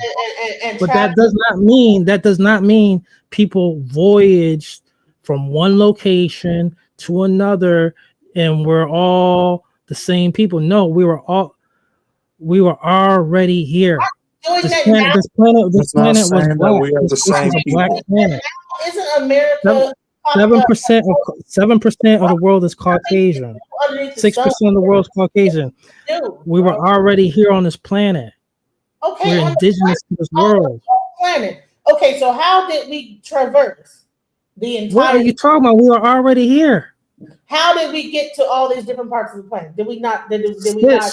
We were already here, all over the planet. From what? Like, did we just? The original people were already here. We didn't come from no spaceship. None of that. How did we get here? How did we get to? We were already here. Okay, so so you're saying they were already there in Australia. They were already there in Asia.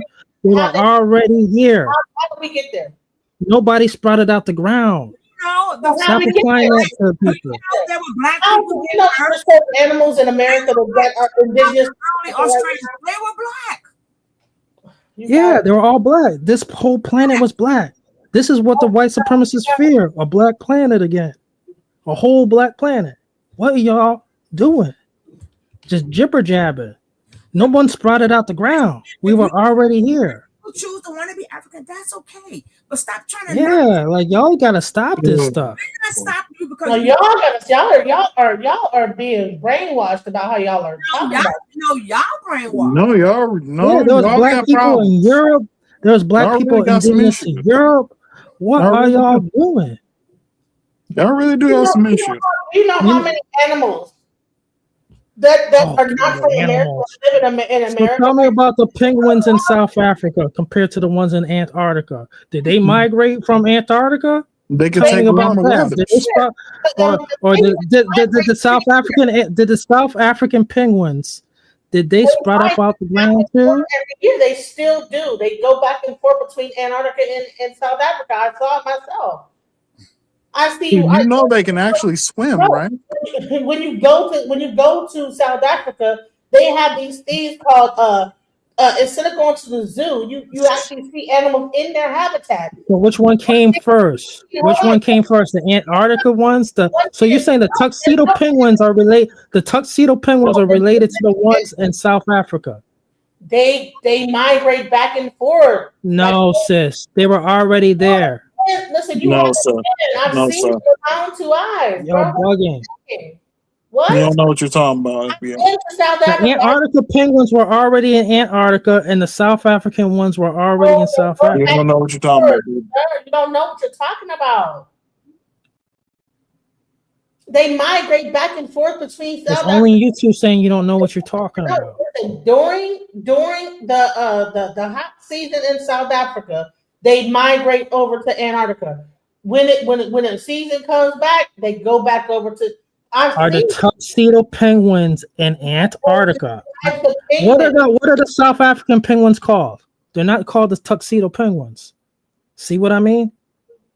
What I'm trying to tell you is that when you go, not all penguins are the same, right? Go to South Africa. They have a thing called a not all penguins are the same, correct? In South Africa, yes or no? The South African penguin is not the same Have you been to as South the Africa? Yes tuxedo or no? penguin. I don't have to, and it's just simple as that. No, you do are. you live? Do you? Never Are seen your that. people from South Africa? Yes or no? I've seen it myself. I saw the penguin. So, okay, so what type of penguin is that in South Africa? Whatever the penguin is, it migrates back. You don't know the name of it, but I'm talking about the tuxedo penguin in Antarctica. They're not related to the same penguin that you're talking about in South Africa. What are you talking about? They didn't sprout out the ground either. Neither one of them. Like, oh, they were already there. The Galapagos Island tortoise. They didn't come from Africa. They were already there.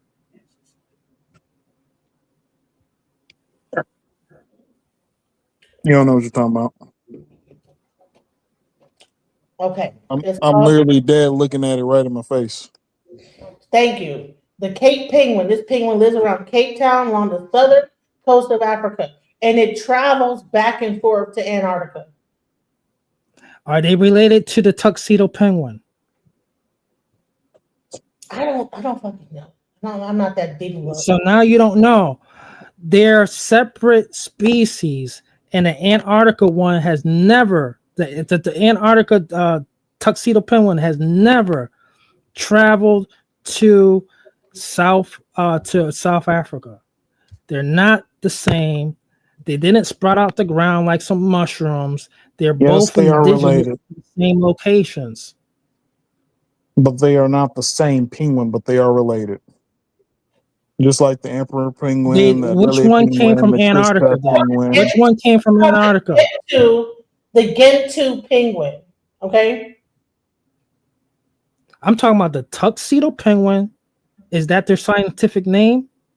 The Gentoo? The tuxedo is just it's not an actual. That's not the actual name for the penguin. Okay, so now it's not the actual name. It's an informal nickname. Similar to us. We're It's an not informal African. nickname, yes. We're not African. Most commonly used to describe Antarctic and African. subantarctic penguins the with same. classic black and white appearance. Most It's often, just like the Jahara people in India. The Jahara people in India are not the Batawa. But y'all say that y'all the Tawa aren't. people. They're not the Same. Tawa people. Y'all The say that Tawa- y'all aren't Africans. though. The Tawa pygmies are not the same as the Jahara pygmies in India. You understand? They didn't just sprout out the ground. They're indigenous. You're an American. How is something indigenous? We are indigenous to this country. We are indigenous. We are indigenous to this whole landmass. We're indigenous to this whole landmass. I don't see the information for that. Explain the origin story then. How did we get here? We were already here. That don't make sense. How? You ever watch the beginning of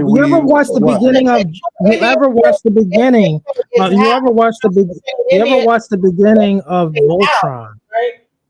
You ever watch the beginning of Voltron? You ever watch the beginning of Voltron, the cartoon, where there was a red lion that was from the volcanoes? There was a blue lion that came out the water. See, when it comes down to this planet Earth in real life, there was indigenous people in all 5 corners. Just say you don't know history.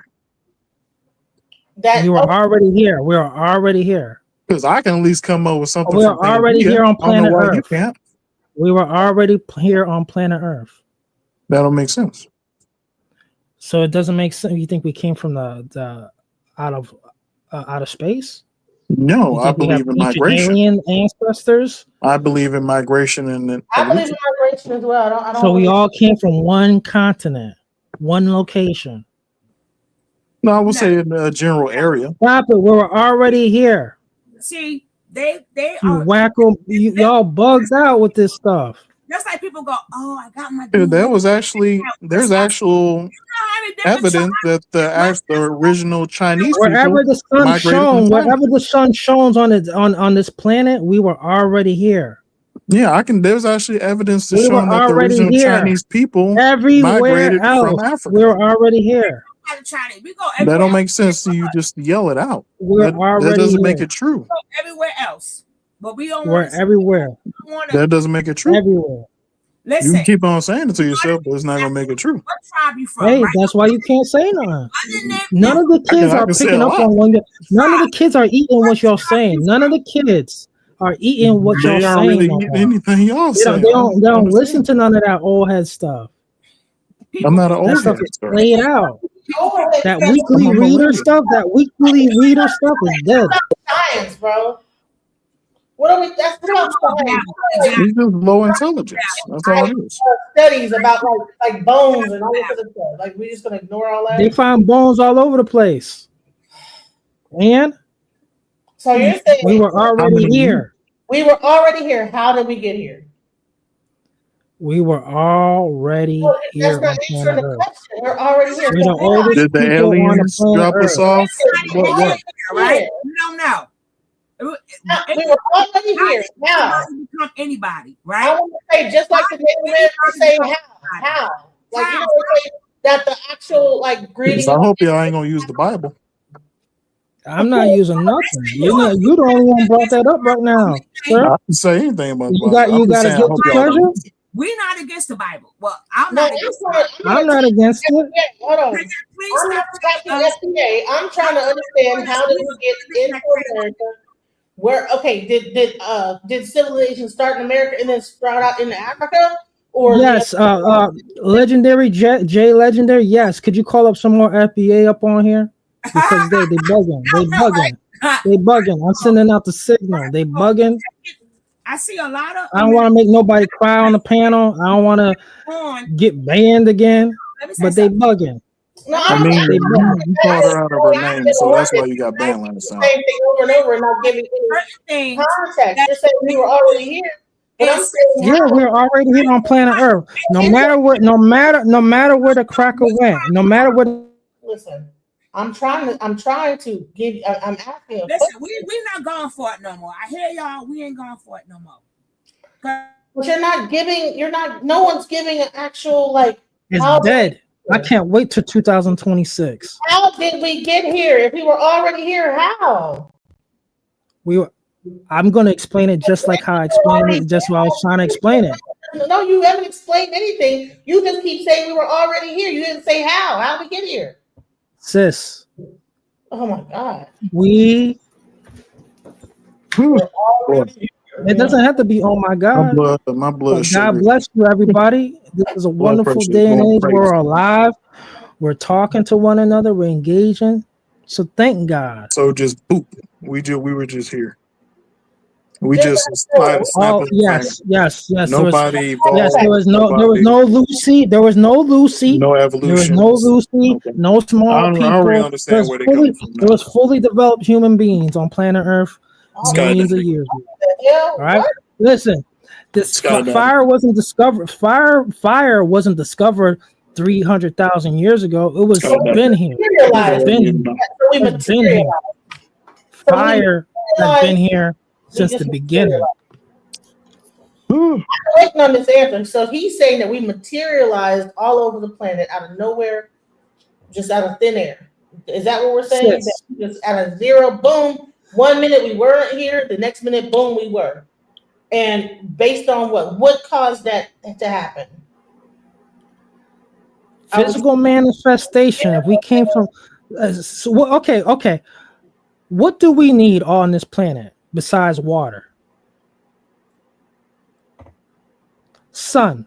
So if our ancestors came from the sun, or people came from the sun, and it's shown its rays, this is how we physically manifested ourselves, just like anything that grows on planet Earth, besides moonlight, and that's the mushrooms. All right, We're but it going with needs oxygen. sun's light. Okay. So now, There would be, this is getting into an esoteric thing now. What's deeper than getting that? back to what I was saying. All these cults, and I'm talking about ancient cults. What if it was Akhenaten? Akhenaten. He could develop the first. Right. He developed the first, and you see the royal family of Akhenaten and his wife Nefertiti and their 2 children on their laps. That's the original royal family, and you see the sun in the background. Akhenaten, he developed the monotheistic religion, so to speak, of the sun worship. Remember when George Carlin was in that stand up and said, I worship the sun worship. That's one of the oldest forms of religion. So there's 3 cults still on this planet. Sun, moon, the stellar cult, which is the star cult. You see who wears the stars on their emblems. Then you have the moon cult, which is the lunar cult. You know who likes the moon. And then you have the sun cults, the solar cults, and you know who is into the sun worship. You see it on their flags. Pay attention to details. Pay attention to details. The stellar cult, the lunar cult, and the solar cults. So are you saying that there are people that came down from those cults, or maybe space? How did they get? Okay, you're still not answering the question of how did. Yeah, I'm trying to say this. I want to speak. It all comes from foolery. The sun. Every cult that I just named, the sun. So look at Israel. Just the name of it. No, just look at the word Israel, right? The sun. Look at the word. Look at the word Israel. I'm asking. The sun. I'm not doing all that. I'm trying to elaborate before I hang up. Israel. Israel. Isis, Ra, Elohim. All right. The Greek word is Isis, but what is Isis? Isis had a lunar crescent nearby her head, and then you have Ra, that is the sun, solar, and then you have El, that is the star. Isis, Ra, Elohim, man, woman, child, woman, man, and child. So is this getting in the Coptic belief, or where? No, I'm just developing. I could go deeper than the cracker. X marks doesn't mark the spot. What you want to do? You want to keep it just to Africa, Afrique. Listen, that's a Greek word. That was a Greek word. Oh, back then, but the colonizer's last name was Scipio Africanus, and he was an Italian. Okay, so we know that Africa's not called Africa. We already know. In between our so what was it called beforehand? They say Cuba. saying. Exactly. So we're not African, sis. We're not African. So okay, are we? I just killed you and I just bodied this whole panel. I just said that. No, I done made men cry on this panel. Africa was called Guyana. You am I lying, or had I not made men cry on this panel? Not the whole Africa. Not the whole Africa. No. Listen, Sakina Rock, welcome back to the panel. Body everybody. Listen. Africa was not called Africa, and it was one planet. So I was rocking with you when I was in the chat when you was talking about the one land mass and the one water mass, because you was I never said none of that. And so because people were at one point, people were it was one land mass, it was one water mass, and it was Rodina and Guyana. And so that that one land mass was Guyana. And so this was before Asia, Europea, and the so-called Africa, which was that one land mass. Now, Negro land never really existed. That came later with maps, and they just kind of made that because it was a promised land and all this other stuff. Africa never existed either. Okay, Africa was a name again that you made. They made it, everybody's right about that. Everybody's right about Africa never existed. It was a name that was written and given in because it was a language that was spoken. All right. And because everybody spoke that language, it was called Africa. Just like right now with the French border that runs through Africa, the spoken 5 languages that the Africans speak is one of them is French. So again, Africa is a language. It is not a name. That it's a name that they gave them. It is not a actual name of Africa. It was a name that the African man that named it. Right, which was actually a Dutch. So everybody's right. And I'm not going to tell you you're not, because you are all correct again. And so with the sun, the moon, and that star, well, everybody knows that a star seed comes into a sun. And even then it boils into a bust of gas and whatnot and what have you. And the moon is a reflection, and that it is what it is. But the moon is also brings in current and all these other things, just as in the sun. And the moon shows the times, the days, and whatnot. And we know that from that bone, because we counted days and whatnot from the bone before the sun came. And so we can go into that back and forth. So the foolery that came later, because they couldn't read the language of the Kemetic people, because the language didn't come in until the 1600 with the alphabet. So we can't say what people were saying before then, because you didn't know what they were saying before then, because that language was before that time. So we're going into, yes, I do know the Medu Neter, but again, you learned the same way you learned how to read, and teaching your kids how to read then is the same way the translation is going into now. And everybody knows that American English was the last translation of anything, right? And so we can move on and move forward. And so when we get to the Ice Age didn't happen all around the world.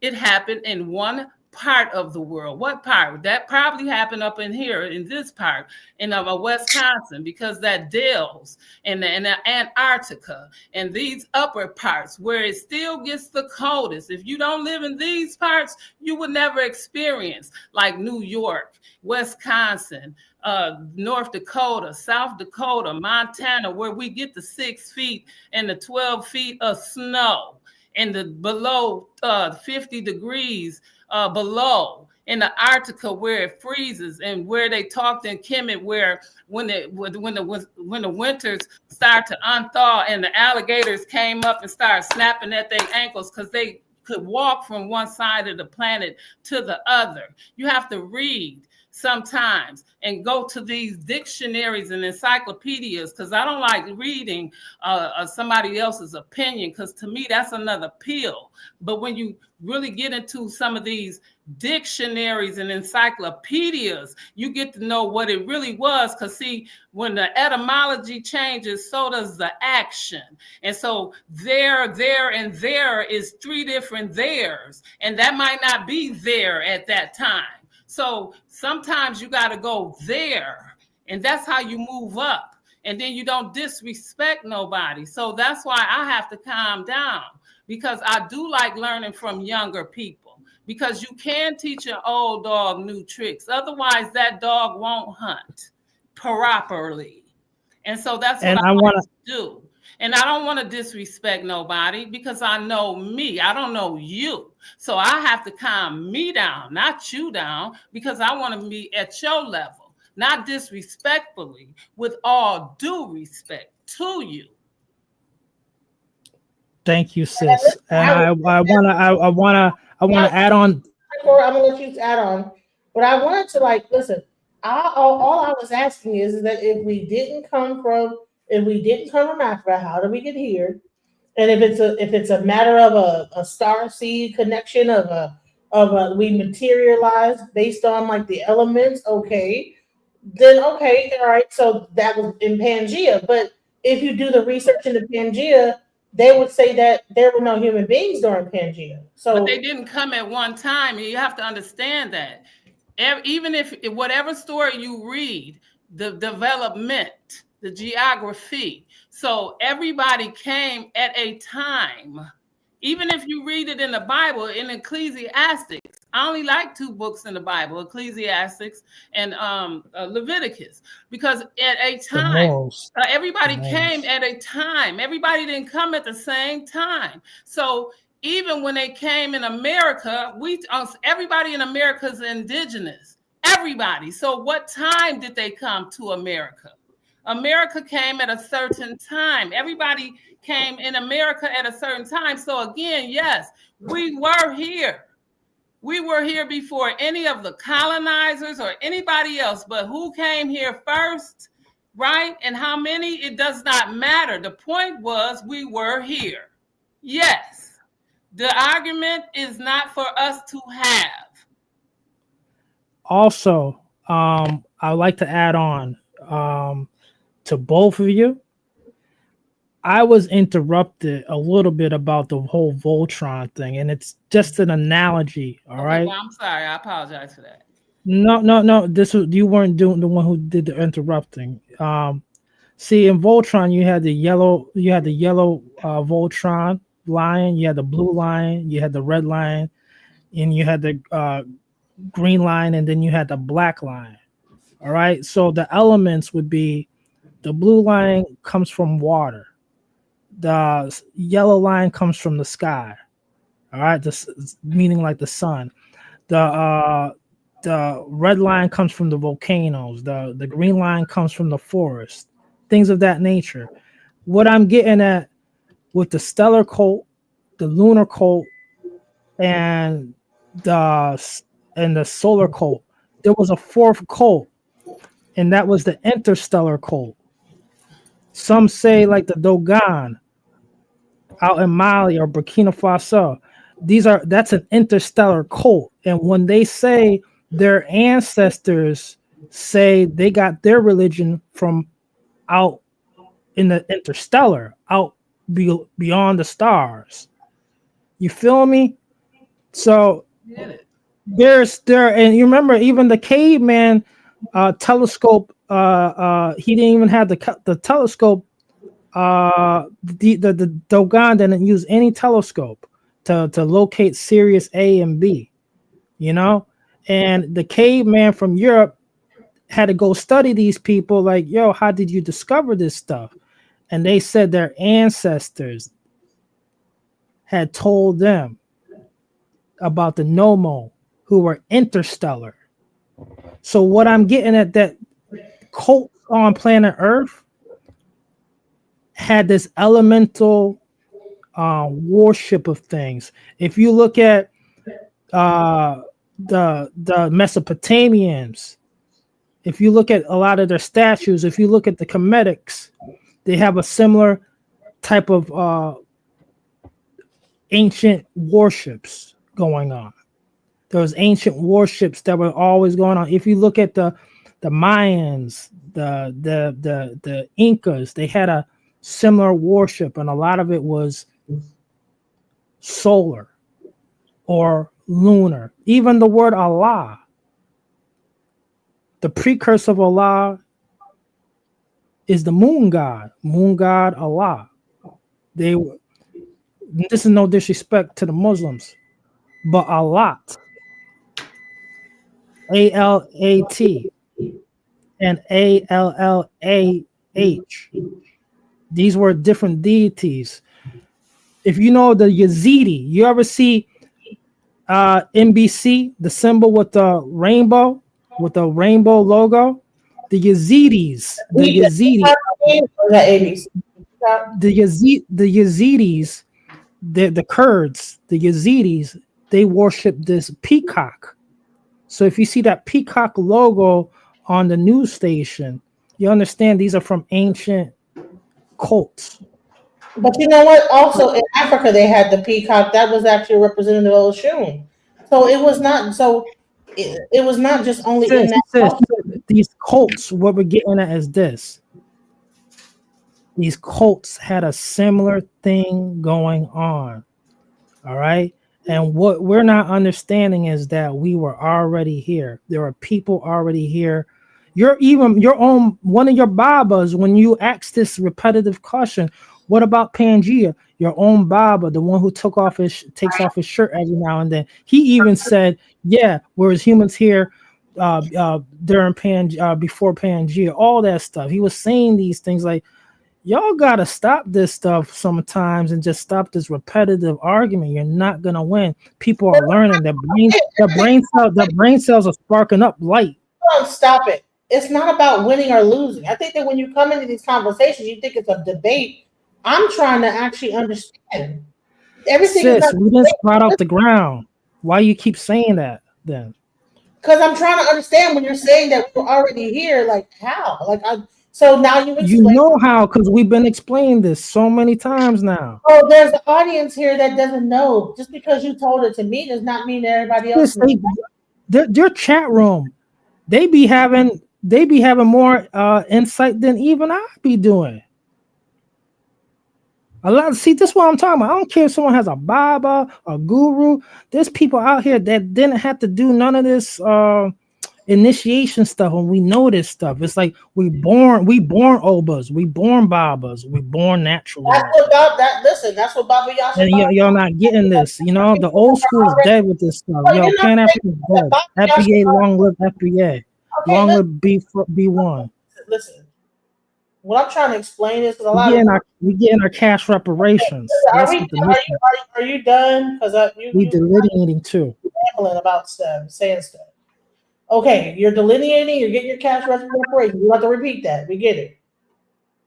Okay, but we're having a serious conversation and trying to understand the origins. Okay, if we were already in America, where did they come from? So you're saying it's not if you keep saying we were already here. That's it, period. The caveman, no matter where they took a voyage, no matter where they got lost, when they stopped, they were confused. They were always confused. Like, didn't we just leave here? We seen the same type of niggas. Well, welcome to the panel. Welcome to the panel. You're bugging. Infinite light. Welcome to the panel. I think the answer that you're looking for is like by us not being able to access that type of information, and why I say that information is because during the early 1900s, it was discovered when they went into the Grand Canyon, and they sealed off all the information with a deal with the Smithsonian. A lot of that information that we need, we actually can get hold to. But I can remember when I was younger, where my grandma used to tell me all the time, "You got Indian in your family," but I never paid really attention to what she said. Being that I'm from Louisiana, and we're the only state in the United States to have parishes, which is ran up under Napoleon law. Every parish is named after an Indian. In other words, I'm just saying county, but we call it parishes in Louisiana. I agree with Dude that we were already here, but proving it is pretty much far-fetched because we don't control the information or the propaganda. So here's my question. So I brought up my ancestry, right? That what I found out, and it's not just only based on the DNA that I did, but also like the records. Because if I show you, I can show you actual little record where they labeled my great super duper great grandfather as a Negro, and then it was like a colored, right, colored or Negro. Right. But then I know based on the records that they were in Virginia. Virginia and North Carolina. Yeah, I agree with that. My great grandfather, his name is Obadiah, either Johnson or Henderson. I gotta go back. It's been either Obadiah Henderson or Obadiah Johnson. But he married, I forget her name, but he married her. She was from North Carolina. He was from Virginia. They moved up to Ohio. They had a bunch of Negro colored kids. Then after a while, it was more colored than Negro, than colored. And so I'm trying to understand, okay, when you're saying, okay, well, we were already here, I'm not trying to debate just for facetious reasons. like, I'm trying to understand where I came from. Because when I look at my DNA is saying that you came from Nigeria, it went to Barbados, and then up to the Chesapeake Bay Black African Americans. That's what the actual DNA record is saying, based on Nigeria was just founded in 1960s. Let's stop this. America, every state in the United States of America is older than Nigeria. Let's call it a slab of land on the east coast or the west coast of Nigeria. Okay, to answer your question, you call it Nigeria or whatever the hell, they're saying they came from there. That slab of land. It's made up, man. It's made up. To answer your question, anyone on his panel can get on Google real quick. And the oldest known DNA to mankind comes actually from a man from South Carolina, a black man.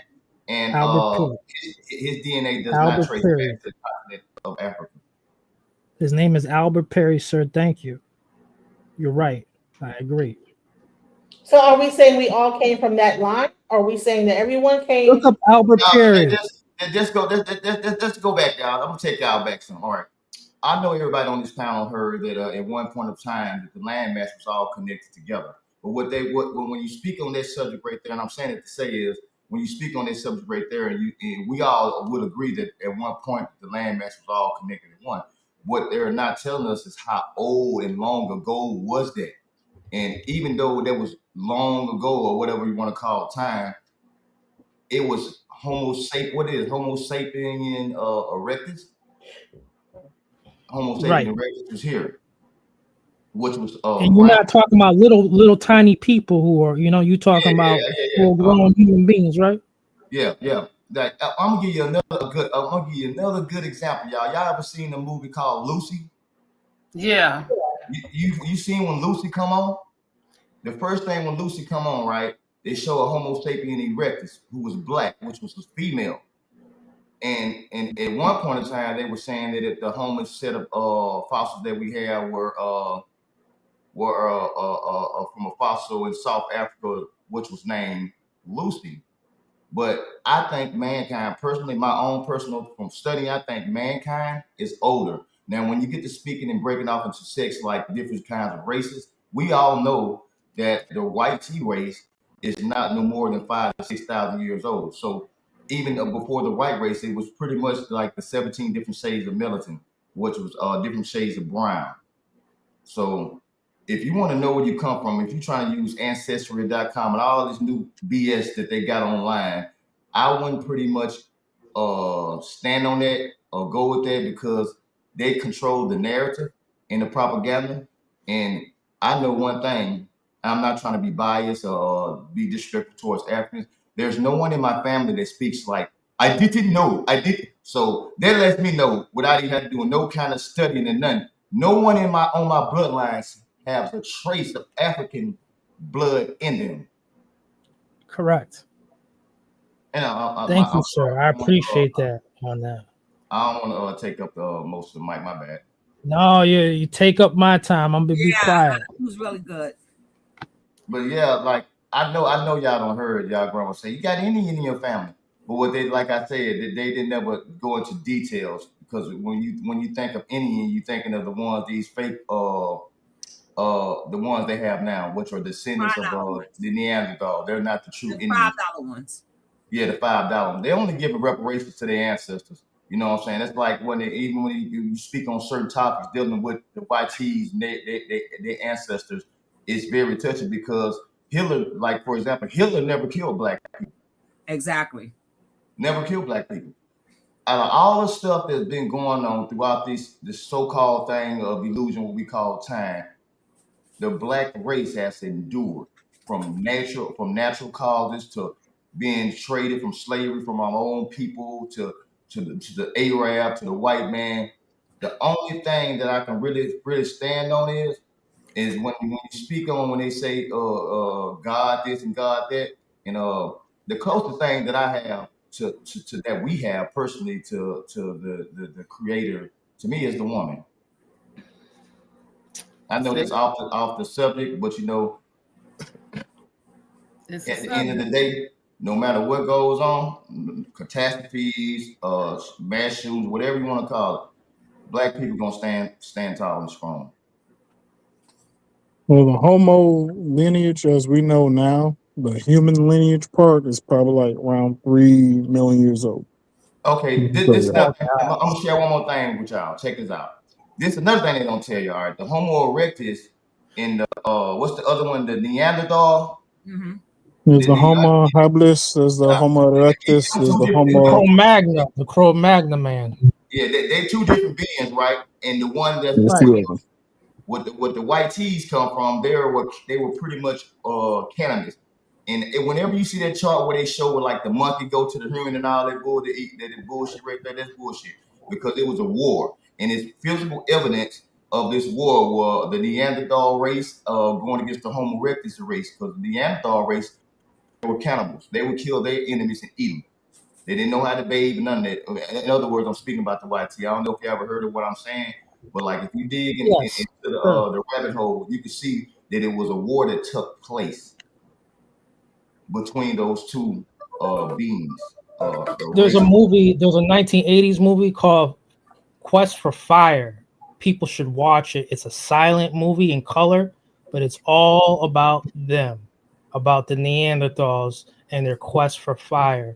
Getting back to the Neanderthal, first and foremost, if you Google right now, you ask Google AI, you ask Grok, what people have Neanderthal DNA and what people do, and then ask what people do not have Neanderthal DNA. It's going to tell you exactly what it is, who is less likely to have Neanderthal DNA. They'll say that it's people from Africa. It's going to say black folks. Africans. There's no such thing as black folks. Black folks is like now he hates America so much, man. No, there's no such thing as a black folk. Like, what are we saying? Black folks are older than any Nigerian, Ghana, any of that stuff. All those fake names, man. Those are fake names. Those are fake made up in the 1950s. Those names didn't even exist. They didn't have none of those flags. We were already here before they had those flags. They were there was no Togo. There was no South Africa. None of that stuff. The Java man. They didn't call it the black folks. Right. It was the Neanderthal. So if you want to say black, then black was also created by white people. Right. And the word melanated. So you are correct. We were still. I thought that black meant bleak in the Black's Law Are Dictionary. you talking all this jailhouse Aryan race stuff? What's that jailhouse Aryan race mumbo jumbo? That's all that mumbo jumbo. That's why I checked that dude. Are you saying that the Black's Law Dictionary is jailhouse? No, you can't use that. That's all that jailhouse shit. You can't use that yet. No. No. I got some information I would like to share with Give you. me my habeas corpus. I'm finna get out here and beat the case. I got it. But stop using that jailhouse logic. Okay, go ahead. I'm tired of these psychiatric jail. Brian wants to say something. I want to share some information with y'all. Just because we have the same skin color doesn't mean that we're from that lineage. You have a race of people, right, from Africa called the Dogon tribe. These people are blacker than pretty much any one of us on this panel, and they're saying they're from Sirius B, which is the star system. They're saying they're not even from this planet. This is the second time this is mentioned. Keep on going, bro. They say keep on going. And we're so big on the title thing. We're this, we're that, we're that. When it's actually we're talking about the human race as one. No matter, like I said earlier, you got 17 different shades of melatonin. We all know that the YT came from us. They went over our thought process. But when you speak of the whole human race, just because they have the same makeup doesn't mean that we're connected lineage-wise. You have other beings that's walking around this planet with the same makeup as a human being.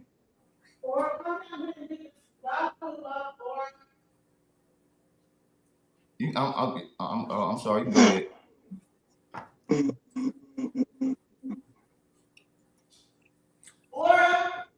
I thought she was just I'm just saying again.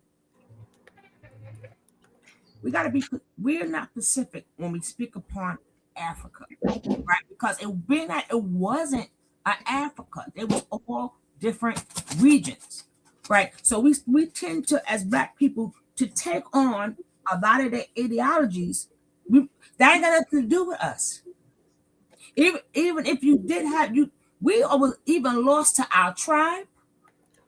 We take on a lot of things because we figure that's African history. Africa is a big place. How you can't connect yourself to Africa because they all have different religions, they all have different tongue. So you could be taking on something that does not belong to you because we don't even know. A lot of them places they clumped up and they just called it Africa. But even in Africa right now, none of them live the same. None of them. It boils down to it. It boils down to the matter if you're black, white, pale, whatever color. Oh, my race is better than this. My race is better than this. My culture is better than this. We do this. We do this over here. When in actuality, it's not about that. I can go into detail to like a lot of stories dealing within the pertaining within the biblical scriptures that and I'm not a Christian nor a Muslim nor religious period, but I understand what some of those scriptures in other books that I've read actually mean. And I'm gonna give you an example like the Tower of Babel. We were told that the Tower of Babel was evil and wrong and whoop de whoop, right? But in actuality, it wasn't when you find out dig into it, it wasn't that. It was when our whole humanity was as one, and they came together. I don't want to go off too deep, but I know what you're talking about. I wait for you just to say it. You right. Yeah, once we get on the same page. I'm gonna say like spiritually, mentally, or whatever the word you want to do it, and realize that we are being controlled, and we don't control the narrative, no matter what race you are, because every race is suffering right now on this planet. And you can tell that it's power, it's certain people or powers that be that run this thing. Once we're able to stand up together as a whole and get away from all this propaganda that's been spread through this new internet, BS, AI, and all that, they can be easily defeated. Because I think that we are cooked. Now we balling right now. We ain't all the way cooked. We balling. I think we close, especially with this 4 years. We cooking, but we just doing a bit balling. Yeah, I don't know about that. I don't know. Well, here's my question though. Okay, and I asked this earlier, right? If there was no connection to Africa, how do you get the Caribbean with the Caribbean with religions that come out of Africa? Oh, I'm glad you said that. Can I answer that? Y'all ain't trying to hog the mic. Go ahead. Like E5. But in actuality, Condoble, voodoo, all those different things. Brazil has condoble. Jamaica has what's it called? What's the name for that? Whatever they have in Jamaica. There's different iterations of different African religions. You have the Congo religion. You have Palo. You have all these different things. I think Dibia in Jamaica. You have all those different African religion things that come out of Africa. How did that happen? What is that? That happens like this right here. All right, I get hold to a story. Not only do I get hold to a story, I say DJ Genesis go this way, but I got a brother and a sister and a cousin. I tell them the same thing, but by the time they make it to that land and get to their story gonna been changed, especially over periods of time.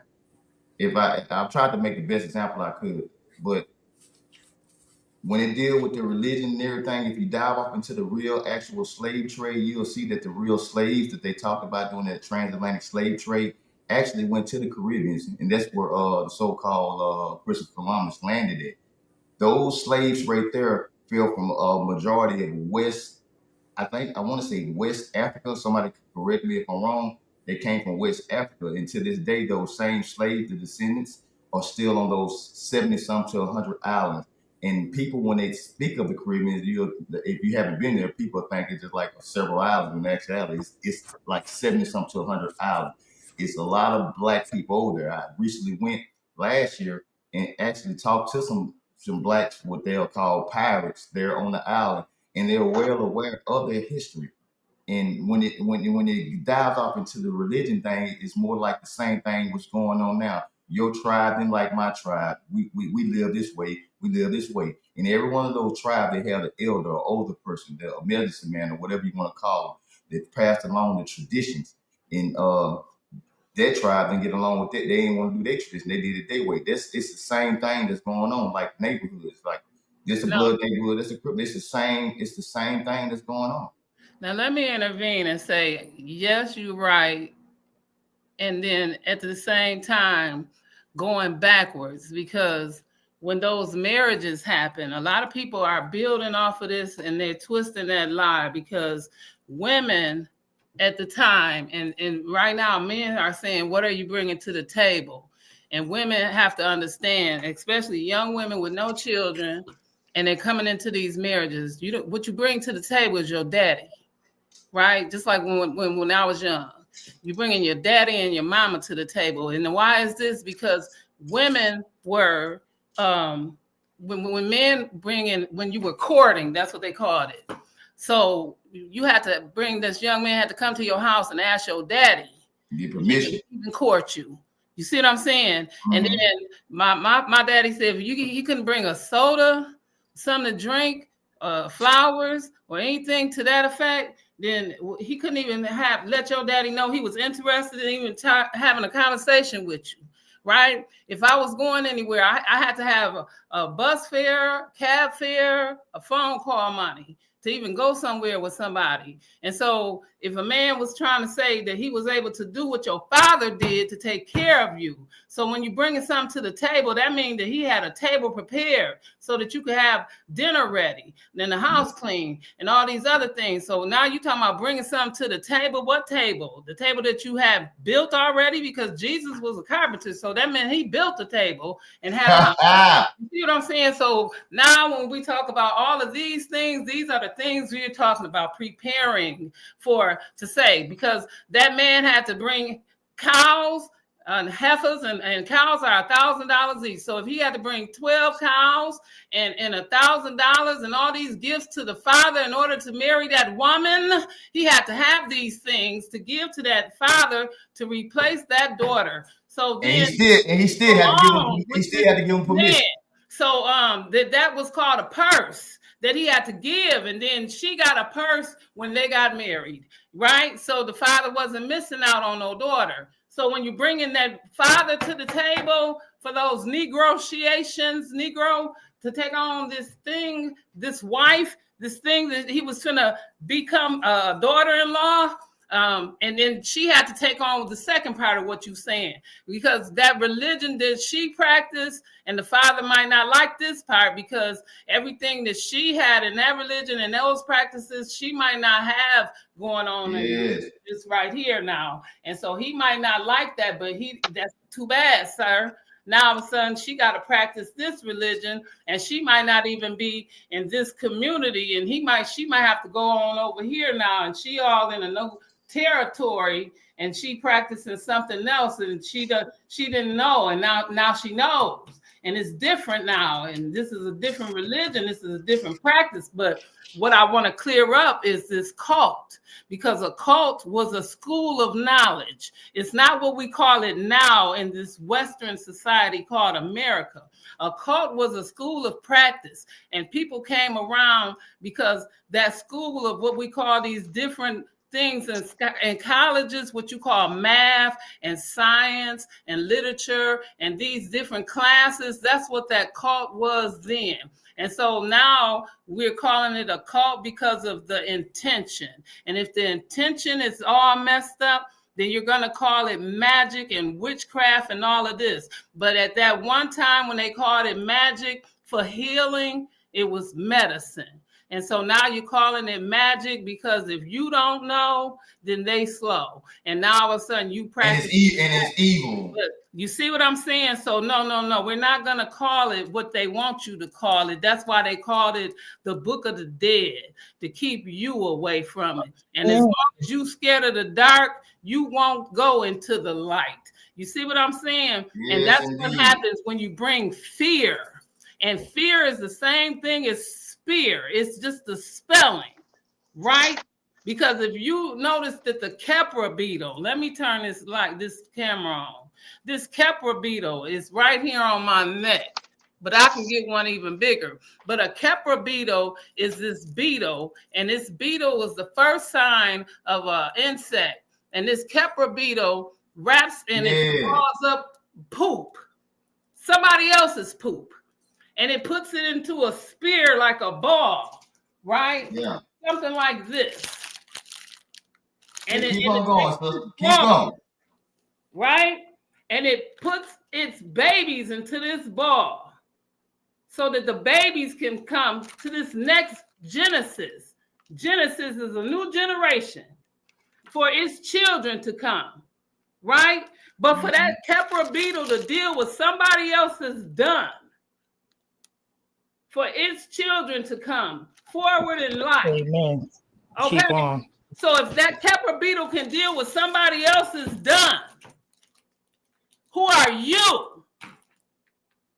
So when you look upon your mate every day, you thank them because they deal with all your done, as if you should deal with theirs. Yes, indeed. So And I applaud you for what you're saying. And I just want to add on to that. And let me add on that I've been smoking. So I might have lost the train of thought. But listen, y'all, listen. You know what? And this is a great build. I'm so excited.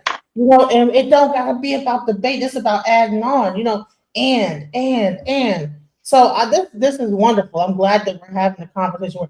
Listen, when I ask questions, it's not because I don't agree. It's more like I'm just trying to get to the bottom of things for the audience. Okay, so here's the question: is Judaism / Christianity, Abrahamic religion, our original religion, or is it animism? Is that And also Islam is an Abrahamic faith. are those religions our true religion or animism? Like you say, the earth and the earth and the Kepler beetle, and because would you consider like even Egyptian religion? Yeah. Can I answer that real quick, sis? Yeah, go ahead. All right. Beginning with Judaism, that is the stellar cult. That's the star. Remember, all right? That's the star, stellar, star. All right? They come from that. Then you have Islam. That is the lunar. That's, see, the sign, see their symbols. Signs and symbols rule the world, not words nor deeds. This is Confucius. He was speaking about secret societies in his times when he made that quote. And then you have Christianity, the sun, solar. You understand now? Let's quit playing. Like Denzel said, as Alonzo in Training Day. Like Denzel said in Training Day, we using brain cells. These brothers out here, they using brain cells out here. So where does animism fit into sun, star, moon? That's the precursor. So going back to Islam, it was the precursor of Islam's animism. All right, they were practicing. I'm gonna get back. Can I get back to what I was saying? They're the precursor to Islam. What they were practicing before the Prophet Muhammad came around, they were practicing lunar worship, and their god was named Alat, A-L-A-T. That was their main god at first, but Allah was also known as the moon. Was also known as the moon god. Look up what I just said. Allah was also known as the moon god prior I to. don't mean that. See what I mean? You want to interrupt? Google what I just said. All of y'all. With this, I pretty much you left out See, a lot. that's what I'm saying. Yeah, Allah. What does Allah mean? Allah means the God, correct? And Allah. See, what I'm about to answer this is this, sir. I want you to get your Googles ready. All right?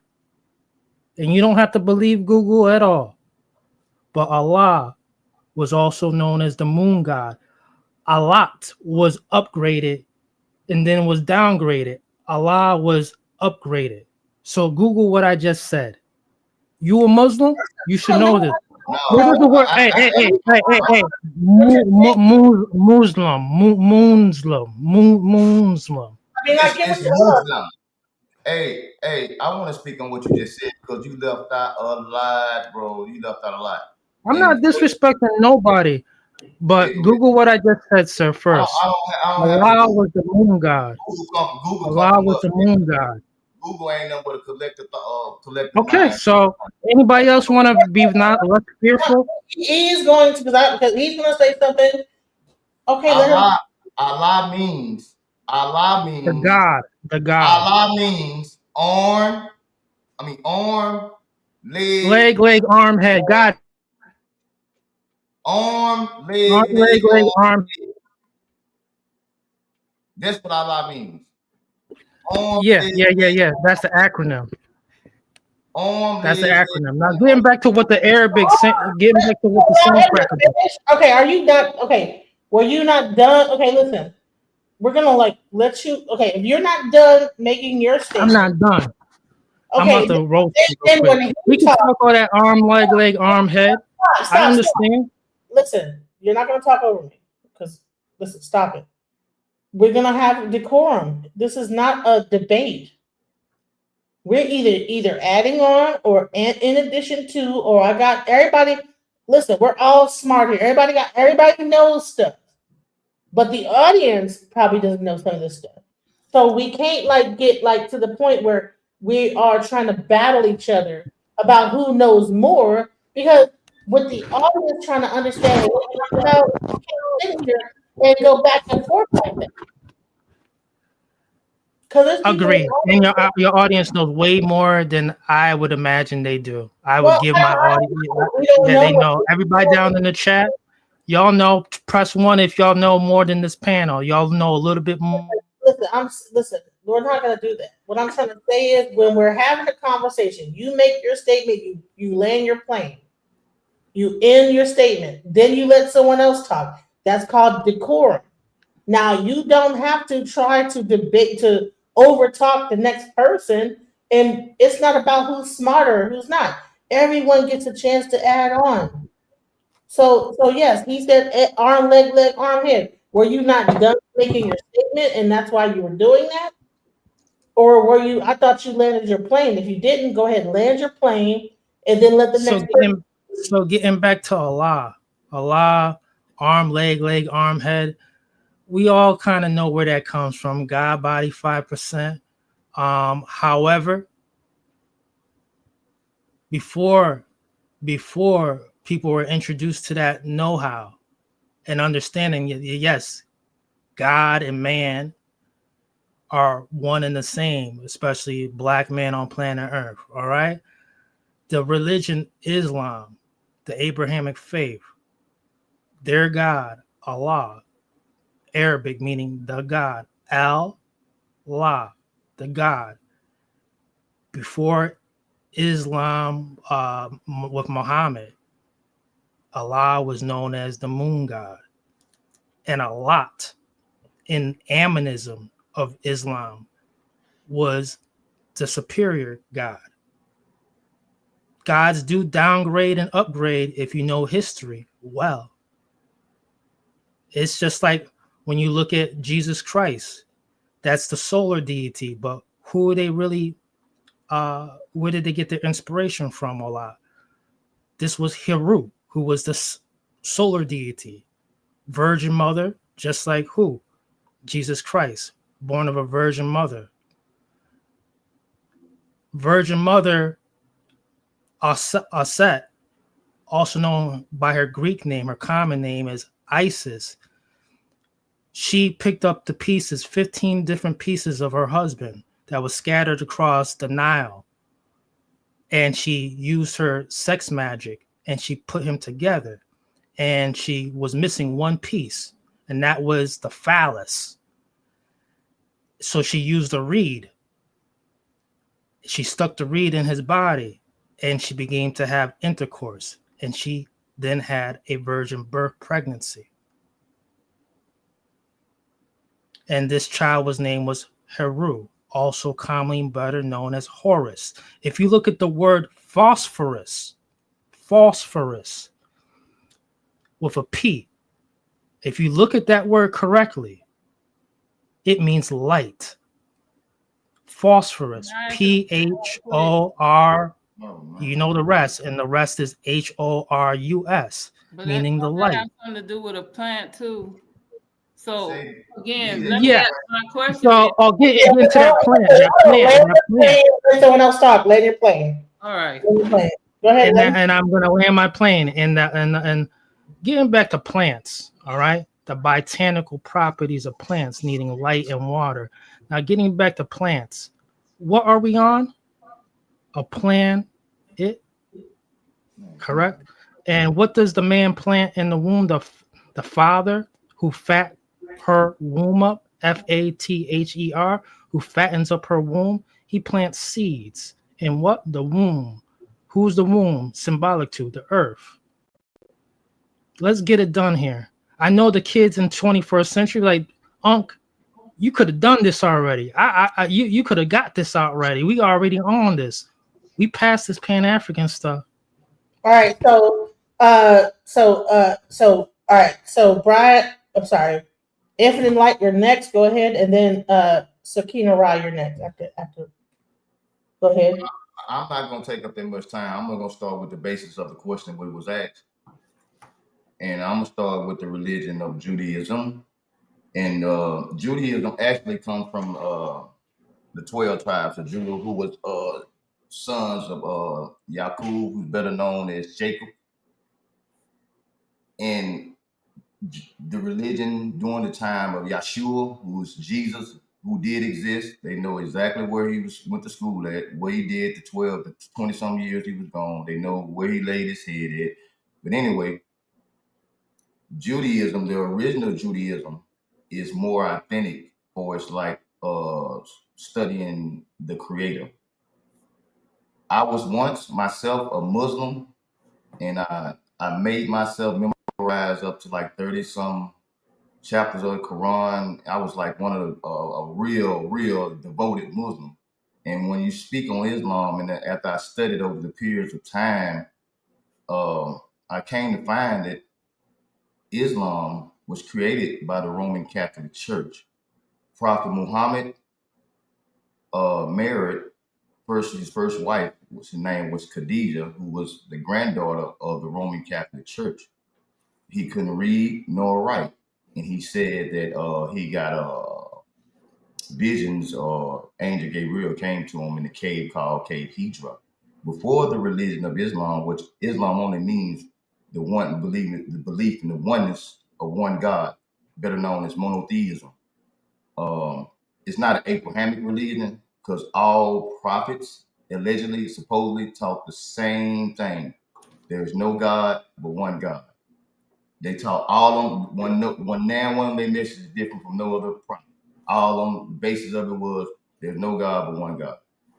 Same thing with Islam teach. Islam teaches eye for an eye. Same thing with the Torah and old Christianity. Same. It's all the same thing, but it's sected off, and it goes back into the part like we was talking earlier, how this culture didn't want to do this, and this tribe didn't like this. It's the same thing that got inside of the religion thing. If all those religions believe in one God, why are there different religions? And there's no kind of physical proof. Any of the three of these books with these religions, like Judaism, Islam, and Catholic, there's no kind of proof where you can go pretty much dig up and find some of these prophets' grave. But we do know for a fact that Yeshua walked this planet and he traveled the land and he taught and he learned, and like I said, all their messages were the same. There's no God but one God.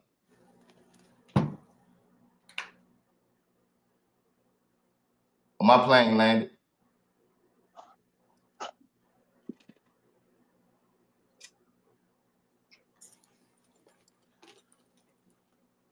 All right. I want to start by saying that Kemet, we like to say we feed what feeds us. So when you talk about plants and Osiris or the fertile god, and you speak on Ra, and the transformation of Ra being going through this whole transport from the night to the day and all these things, and some of the stuff that you speak on, all of that happened after, and we talked about the mistranslation. And when y'all talk about cultics in the school, that's where some of that foolery came into. But again, when you talk about Judaism, somebody before the Christ or the messenger, Jesus being the messenger and being called the Christ, right? Jesus himself practiced Judaism. And so y'all have to understand that he practiced Judaism, and he did crackers and he drank the wine, and he also gave that to the disciples. And Judaism was also practiced in the Quran, and that's what separated the Quran from the what is it called, the Tanakh or what have you. But you need to get this book right here called Everything in the World's Religion, and it's by Robert Pollock. And it will break down the 5 Muslim religions, and it will break down Judaism, and it'll let you know how all of the religions were broke down into single religions. And then you can get your individual Bibles, right? And the other Bible will tell you about the basic religions and how the book of Psalms is separated, and how all the Bibles were separated till they came into one big Bible. Like even this one, the book, this one right here. You see this, the New Testament, and I would have to find the good news, because the good news is not even in this one. The good news is, because the Bible came little like this, right? And this one has 2 or 3 editions of the Bible. And this is you talking about the Torah? No, this is the original Bible, Okay. the 11. And so, and then the good news, when the good news came, it was separated. So you got 5 or 6 of the Bible books.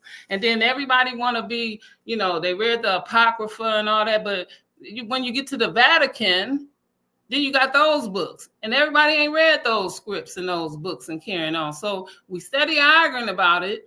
And geographically, we not arguing about it. Hold on, let me get something else for you. Hold on, let me get something else for you, just so we all know and we'll all be on the same page. Because I don't want nobody to miss out on nothing. Because see, I'm a true historian to my heart, but some of this stuff I can't do. So you need an atlas. You need a Bible atlas, right? And some of these books, so that way when you go there historically and you want to really pinpoint and get down to it, right? We can get down to it and pinpoint it, because see, some of this stuff really didn't exist at that time, right? And so you got to understand, in America, right, the Bible got changed. Yes. To go with the Constitution. Uh-oh. There you go. So you can't go with what happened over there when you get over here. So them 13 colonies we talked about makes a big point, makes a big difference. So you gotta know your history, young sir, because again, that dog don't hunt. Right? When you talk about the American Indians and the Native Indians, you got to know about that fight that happened in Minnesota. Yeah, it's the biggest one. Come on in. See, because I'm also from Chicago, where they hid that Indian head. And then they found it. Right? So when we talk about our people, we're really talking about our people. So if we have the African in us, we want to know. Because we traveled by the route of water, and the Mississippi runs 4 times through Minnesota. And what's I'm described in the Bible. That's described in the Bible, ain't it? And so when we, so when we're in the South, where my land is, We talk about the mighty Mississippi, but the mighty Mississippi runs 4 times through Minnesota before I get here. So let's be true to our children that we really want to teach to, because I have thus far. But I got to worry about our children in the future. Come on, DJ Genesis. Man, you just blew me. That's the man. Yeah, there we go. Hello. Warden, did you have something to say? I see your mic's unmuted. Did you want to say something? Yeah, I was gonna say something. You already know the work that I'm doing, right? You remember the stuff I told you I was working on doing, right? About the community centers and everything. Yeah, in Africa, right? The actual. No, it's not just in Africa, but it's morally here. But Okay. morally, what I'm just thinking, I did my DNA test. But did you do, DJ? Did you do the what DNA test did you do? I did the African I did 23andMe and I did the ancestry.com because like I said, my family has put all their records into this website, right? And so I did it ancestry.com. And I don't know whether that's based on just even the records they put in, you know, but I know that I don't know if these databases are connected because my family also put in the old like 1820 blah blah blah records of my family from like I mean like the actual records of like my great grandfathers. I can there's the actual like records of when they like moved because I guess they had like a census or whatever, and so so in the African heritage or or ancestry.com, there's a place where your family can like put in like the records of this, that, the other, and old pictures. So they had that. So they also have a DNA test. I took that DNA test and I took the 23andMe. And they both say the same thing. Chesapeake Bay, African Americans, the census records say that Obadiah Henderson or Johnson was my great grandfather that came out of Virginia, and then he married this I forget the name, the lady from either North Carolina or South Carolina. They migrated up to Ohio, and then you have the actual census records from that point on of the I don't know how somehow it became Murray and Murrays because the Murrays that's a white name. So I don't know how they ended up going from Virginia all the way to Ohio. I don't know if he had slave. I don't know what was going on, but somehow now it's a white guy merging in with the family, and now you get Murrays, you know, and they're like, we've seen that story many times. I mean, there ain't nothing we can do about that one. I mean, if somebody falls in love with snow people, I mean, we gotta accept it. We can't really fight that one. But I would say what I did, I went through African ancestry, and the main thing that's different between them is they have more relations towards the tribes than just the countries. So my line really comes from Yoruba, Igbo, and Fulani. So I did more digging on that, but mainly my American lineage goes back all the way to the American plantations, and we pretty much been there. Like my family is the only one we recently just moved to Ohio, but we've been in Alabama our whole the whole time. what part of Ohio are you in? Come on. Cleveland. Do you notice that all those people up there are really light skinned? Like I can tell you, Ohio. When I even brought my white friend when I was out of the military, I brought my white friend up there. Actually, the first time I went up there, I brought my Hispanic friend and like my Filipino mixed with black friend. Hispanic friend, Nicaraguan, but they called us the Black Rockers because I had green hair. You know, I was going through a time frame. Then later on, when I moved to Detroit, I got a best friend named Kelly, who's German, and she came to the door, knocked at the door with me. It was me and her, and my niece says, "It's some white lady at the door." And then my niece opened up the door, and my friend was like, "Who are you calling white?"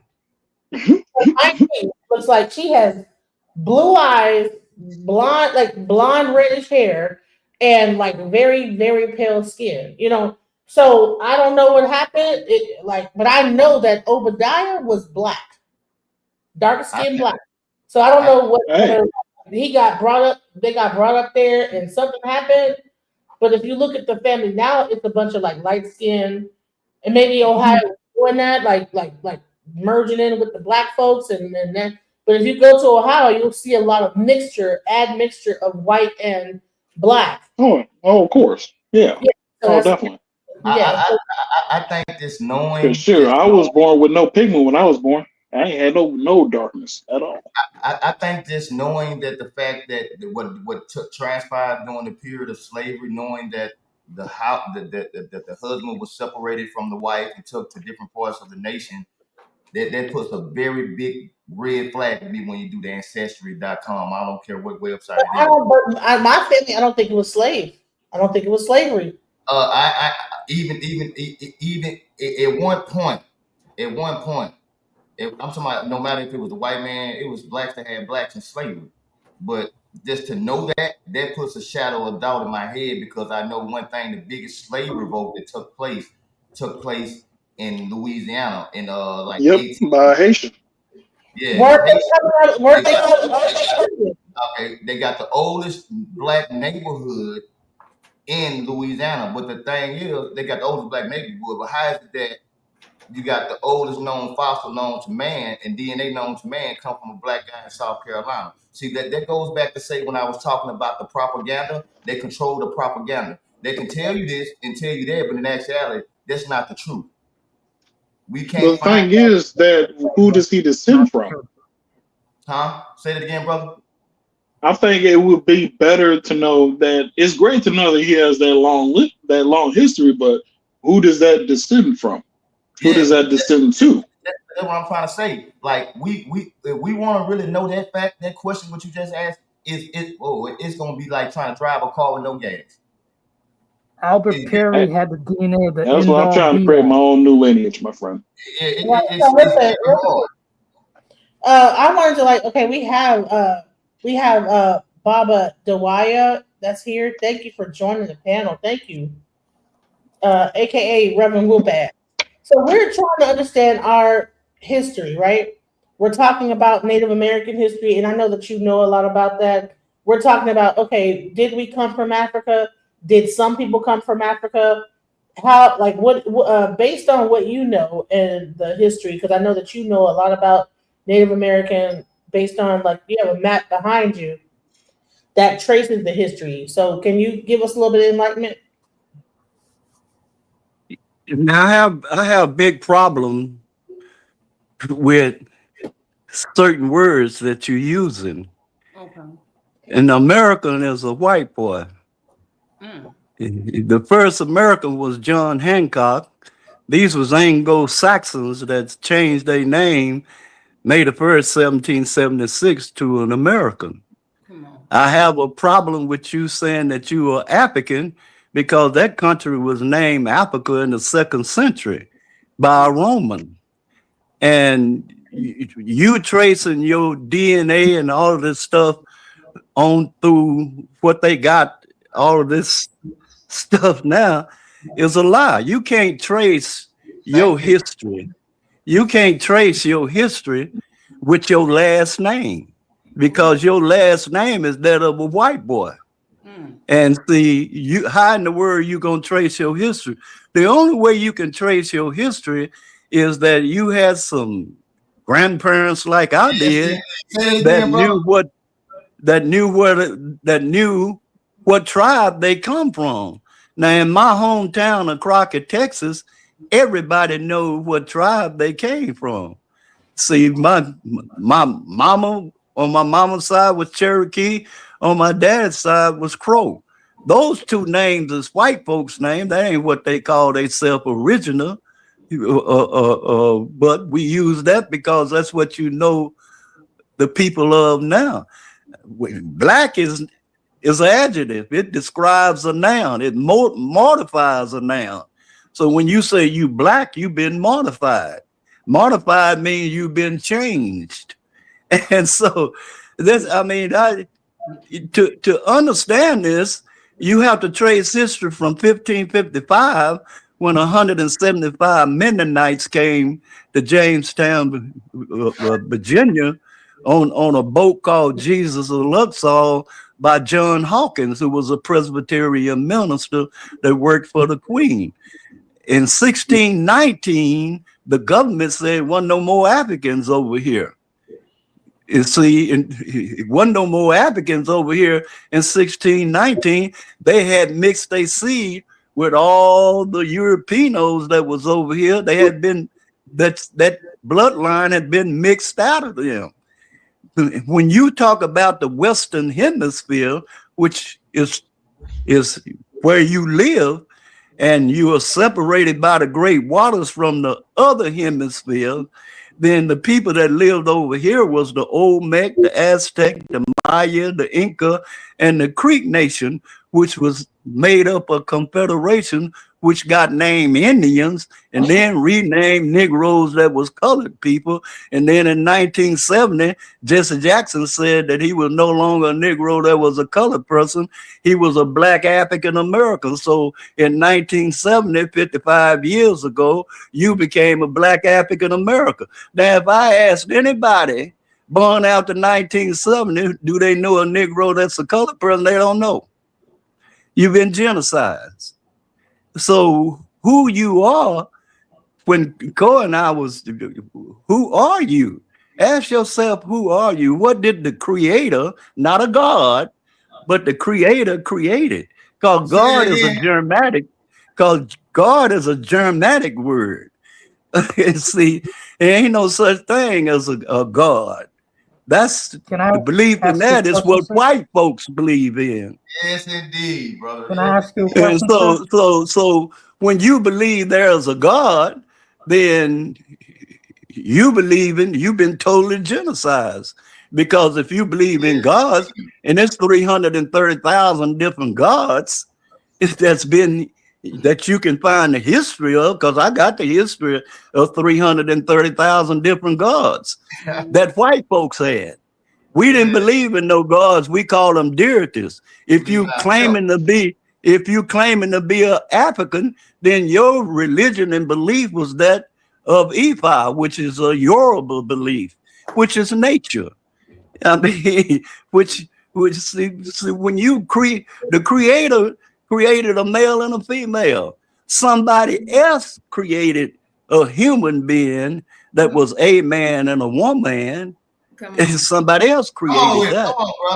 And see, the white man created that. Jonah F. Blumenbach, a German anthropologist, said it was a race of people. He said on the left was the Negro, in the middle was the Caucasian, and on the right was the Mongolian. And I find it very interesting that he said that everything that was Negro, he put "ite" on it. You became a Hamite, a Hittite, Jebusite. Yeah. Then on the right, he said it was the Nice boys. You became the Chinese, the Burmese, the Taiwanese, the Vietnamese. And in the middle, where he said he became what? An English man, an Irish man. He only man on earth. So when you go back and trace all of the history of what's been given to you, then you understand all of this thing that you say you are, you ain't that. You are a male or a female. That's all you can ever be, is a male or a female. Your four prints. Ain't nobody got your four prints. So how can you come from another tribe of people and somebody as good as you thought you could make love, you couldn't even love upon you? Come on. so all of this hoopla the white boy done taught you in a school system over the period of ages, I'm glad that you youngsters are coming into knowledge and discussing this, because everything that he told you was a damn lie. I don't know nothing that a white man taught you in a school system that wasn't a damn lie. How I know? I was born and raised on Mary Allen College campus. I spent 18 years in college up under his knowledge. And that knowledge ain't what great-great-grandpa taught me or my grandmothers taught me. I mean, they taught me different. I was raised different. Everybody in my hometown was raised different because we knew what tribe that we came from. And so you ain't got no African blood in you. I wouldn't even be associated with an ignorant ass, excuse my language, African with bones in his mouth, running around naked and stuff. We over here in the Western Hemisphere, we didn't do that. We didn't worship pagan gods and have owls and all of that. I don't associate myself with an African, no shape, form, and my grandchildren and children and people that me and Cole taught don't associate with no African. If you want to be an African, then that's your business. I have no problem with what you say you are. That's who you are, who you say you are. And when you say African, what was them people called at first? They didn't call themselves Africans. It was I'm a Fulani, I'm a Igbo, I'm a whatever tribe you came from. That's who you call yourself. Mandela said he never did associate an African as a white person. Mm-hmm. that's who the African is. Mm-hmm. I mean, but you've been taught different. So until you raise your mind up into a higher understanding, you always have this. But it's good to understand and debate who you are, and you can get some reasoning out of that. I mean, but I don't associate myself with nothing from an African. That's a white boy, a Roman. When you say I'm an African, I'm an African. And what are you saying when you say I'm a? Let's look at something. Black African America. You've been modified. You say that your mama is an African and your daddy is an American. That makes you a half-breed. Now, you don't know nothing about Africa, but you do know about the white boy, the American. And to me, when you call yourself that, a Black African American, then you telling me that your daddy is an American, and then I'm gonna ask you what your last name is. I mean, Elijah Muhammad said, you don't change your mind till you change your name. As long as you keep this white boy's name, then your mind can't change. And those are facts, but you got 43 million people call themselves Black African Americans. I know most of y'all wasn't born in 1970 when all of this went down with Jesse Jackson, but renaming the Negroes that was colored people Black African Americans, and all of this stuff all the way for 55 years has been going on like that. So you and your children believe that you Black African Americans. So what are you saying? You a half-breed. You don't know nothing about nothing until the white folks. It's just like when the first time you went to school, they told you that they taught you your ABCs. The ABCs is all capital. The 10 sign and symbols in the ABCs is a Y, and the ABCs ain't but 22 signs and symbols. You didn't learn your ABCs, you learned your alphabets, where you can get a big G and a little g, meaning you got a big God and a little God. So this is how you've been hoodwinked, cable told, as the Masons say. And then the Great Seal of the United States of America is that of the Scottish Rite Illuminati Masons. In that organization, they got a degree called the Three Ruffians. And that's what they put you up under, the Three Ruffians. I mean, if you study that history, if you know what the Three Ruffians is, you might can Google it and find out who the Three Ruffians is. But the Three Ruffians is how to genocide a nation of people after 400 years. You believe this. You in your 450th year of being a Black African American, a Negro that was a colored person, and all these beautiful names that they give you. Now, if you go back and check the government out, go back and see how many different names that they name the people that they call this.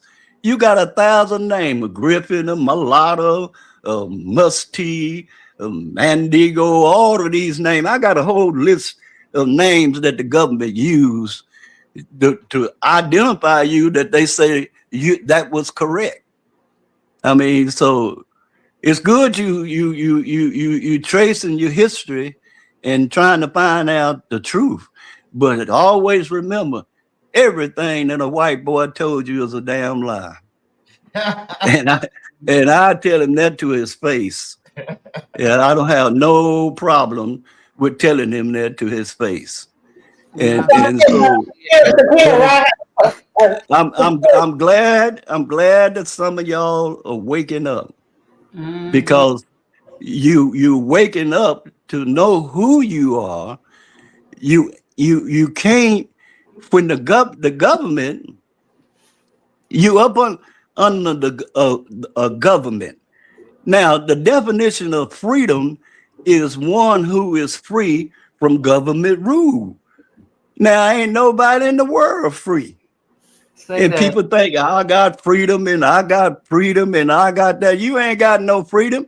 As long as you up under government rule, you ain't got no freedom. Nor own anything.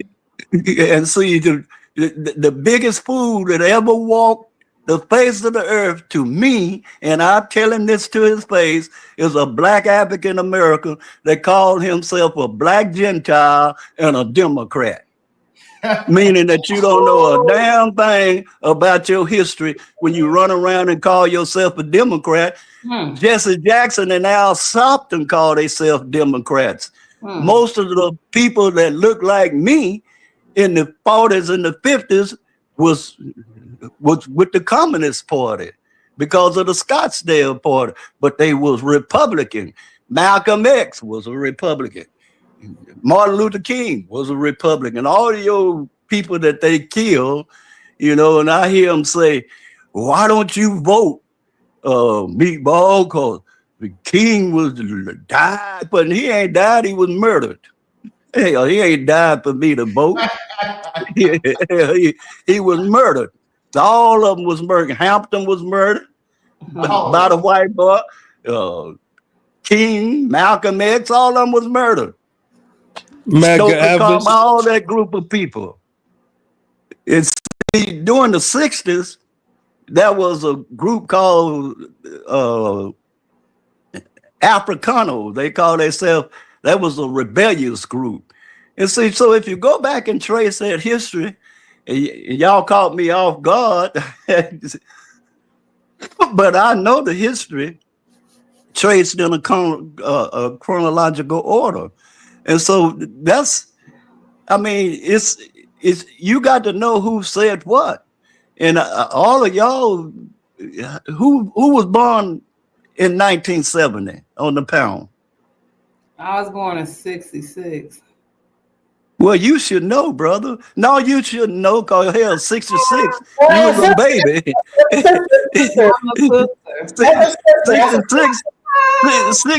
66, you was a baby. Yeah. You didn't know what went on.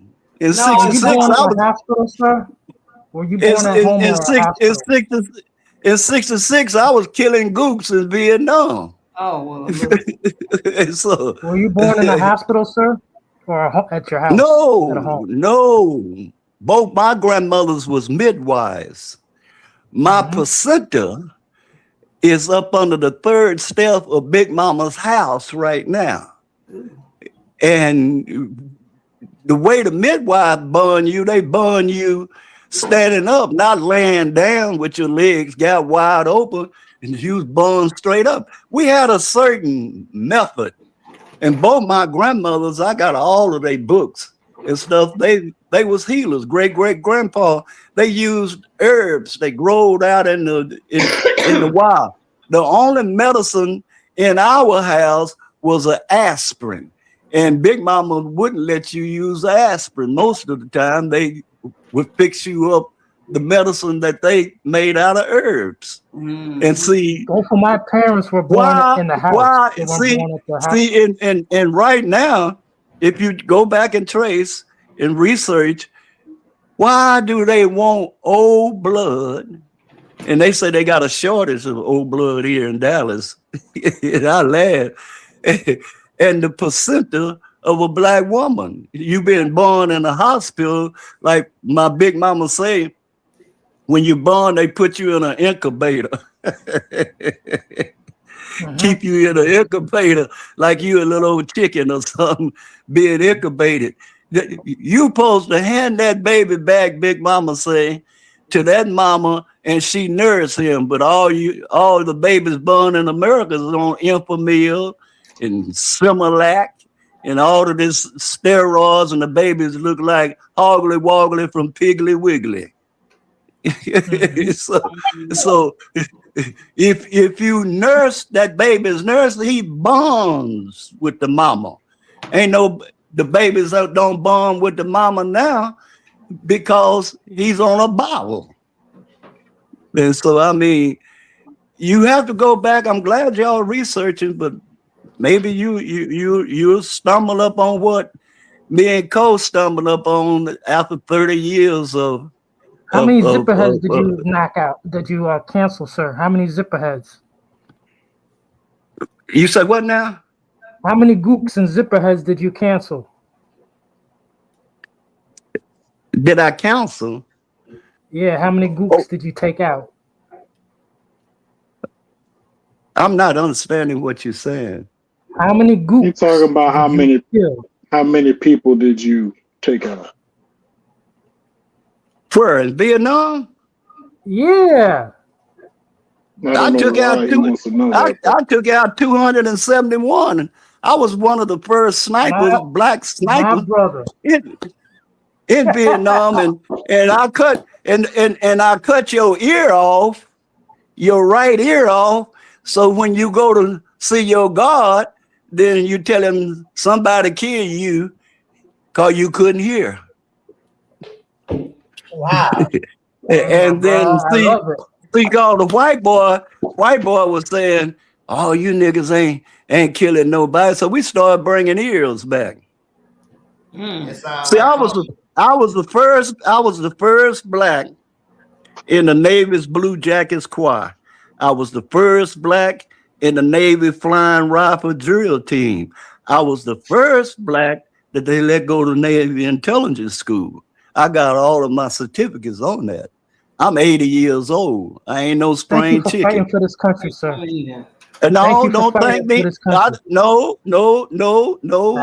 Don't thank me for fighting for this country, because I was a zip down fool fighting for this country, and they telling me I'm fighting for my freedom, and I couldn't even eat with the white boys.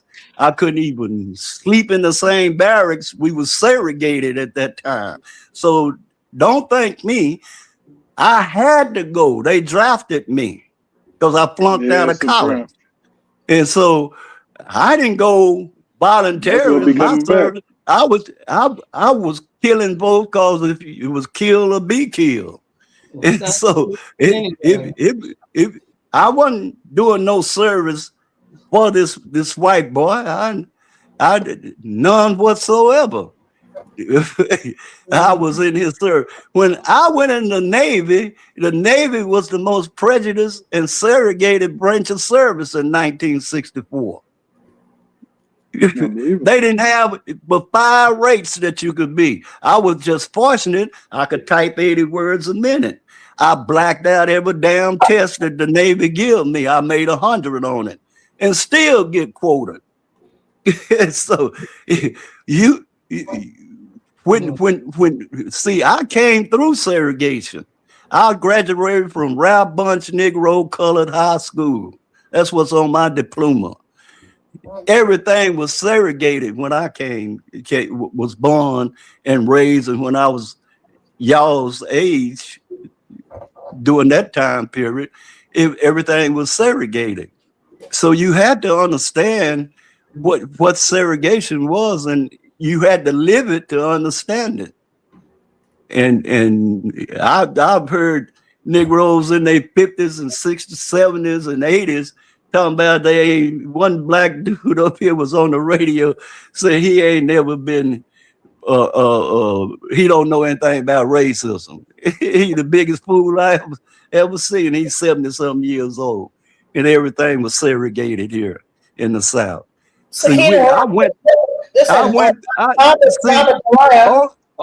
Segregation can only be told to you. You don't know anything about it. I lived it.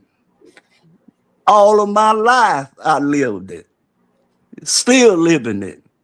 To me, like I told Cole one time, I say, it's the same as it was when it was segregated. I call it sophisticated integration. They sophisticated with it now.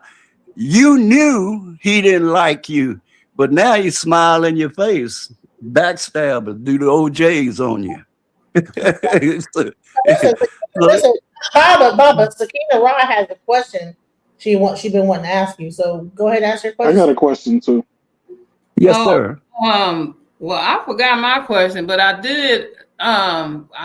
I remember a time because I grew up a period of my life because I was born in Chicago, but I remember a time when my brothers during segregation, when my brothers were getting chased home because during that time they got segregated to a schools, and they were getting chased home, and it was kind of rough then. And then when we moved to Michigan, I remember they used to throw cans at us and call us niggas, and it was something else, but we lived on a block with Germans and carrying on. And I know even today sometimes, when I go back, the Germans don't understand how they treat Black people this way to this day. They don't understand that. How do white people the Germans understand how we was treated? Hell, they was part of that of the treatment. They had Germantown. And a lot of places had, especially in Tennessee, Memphis, Tennessee, maybe was big down on Germantown. up north they don't. Everyone up north they don't. They have a real different understanding to that, and it's really like the racism here for them. They argue about who's the whitest, and they don't understand that here. It's real. I mean, you can really you know how they did them. So when they talk about, and I get in my feelings a little bit because when we talk about Holocaust syndrome, no, we had our own syndrome. We don't need to use that for our excuse. We can use and see the Irish. Yes, the Irish people. I'm sorry. Thank you, Riggs Allen. Yeah, because I don't like to use Stockholm syndrome for our excuse. We have our own syndrome we can use. So yeah. So post-traumatic slave syndrome. So much, and I'm gonna land with that because somebody else had a question and I forgot mine. So thank you so much. Okay, go ahead. Yeah. Who got the next question? Was that Yep, it was me, Warden. Warden? Okay.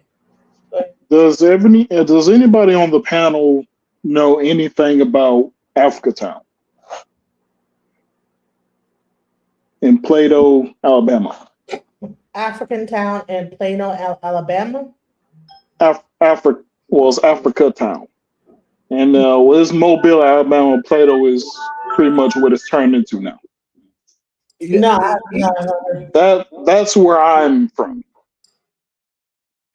That's where my lineage came from. Yeah, we had a lot of black towns. A lot of black, especially in Texas, you had a lot of black towns. They That was created from literally the descendants from Africans, West Africans. Well, I mean, if that's what you say, I mean, you can look it up. It's history. I have no problem with what nobody say that where they come from and stuff. You know. What about the Gullah Geechee? Are the Gullah Geechee from Africa, or where do they come from? Because I heard, the Gullah Geechee. Where are they from? It was the Geechees. They was up there. Most of the Geechees was in Virginia, where the Gula town was. My first wife was Gula. She was. I married her. She was from Virginia Beach, Virginia, when I was in the Navy, and all of her people was Geechee. They spoke Gula, which is nothing, a certain language called Gula. You can go there now. I mean, to the place where they got all of this.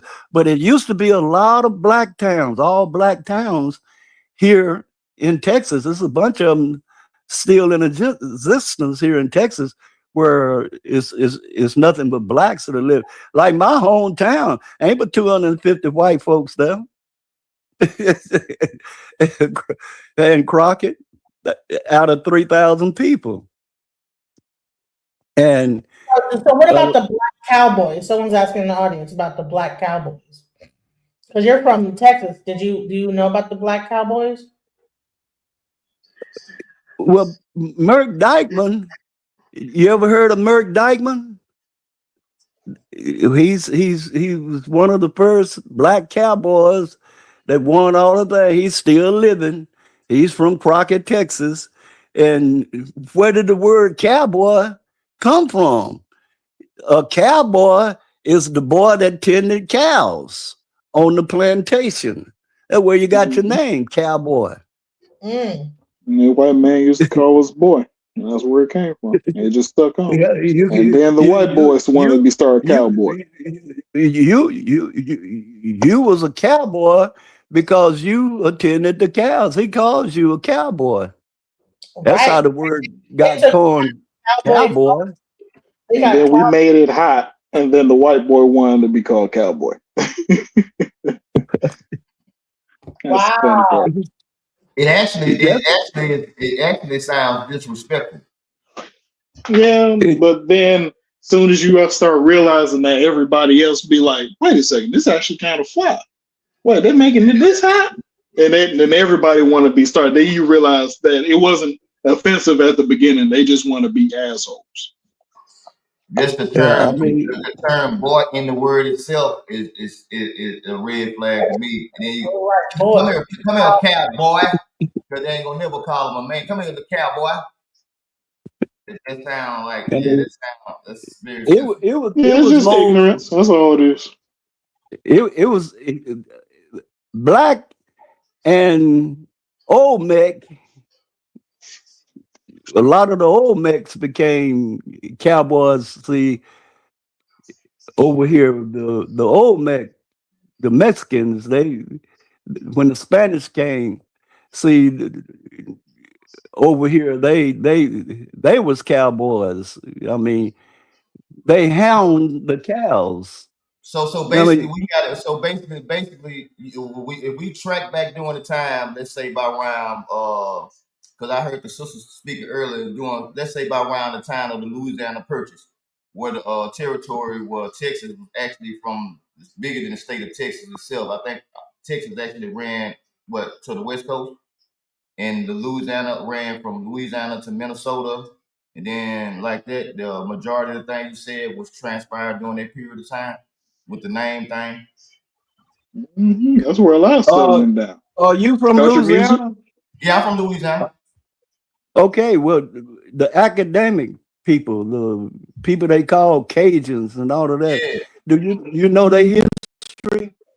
I pretty much know. I know my history for it's like because I'm from a different sect of Indians. I'm from Caddo Indian. Yeah, and see that now. See, in Louisiana, that's where you had the mulatto, the musty, the octron, the quart drone, and see when you was each one of them had so much. See, if you breeding, if you study the history of breeding, you can take a 12-year-old girl, which they was taking, a 12-year-old colored person, and breeding it with a white man. Yeah. Well, that baby, the first baby, would come out a mulatto. Yeah. You would take that. You would take that baby. You would take that baby from that mulatto baby and breed her. Then the baby would come out octron. Then you take the 12-year-old girl, breed her, that was an octron, it become a quadron. Then you take her and breed her and Yeah, become a like mustee. like Now the when it become a mustee, then the only way that they could tell that it had black blood in them in the slave market is they had freckles. That's the reason most of them stayed covered up, especially the black man, because if they caught him, they castrated him. He was a mustee because they didn't want him breeding with a white girl because he was white. I mean, they looked just like my mama. My mama was a mustee. My mama's daddy was Cherokee and Ashkenazi Jew. You see, and my great grandpa, I worked for him for 10 years. I was his caddy. He died when I was 14 years old.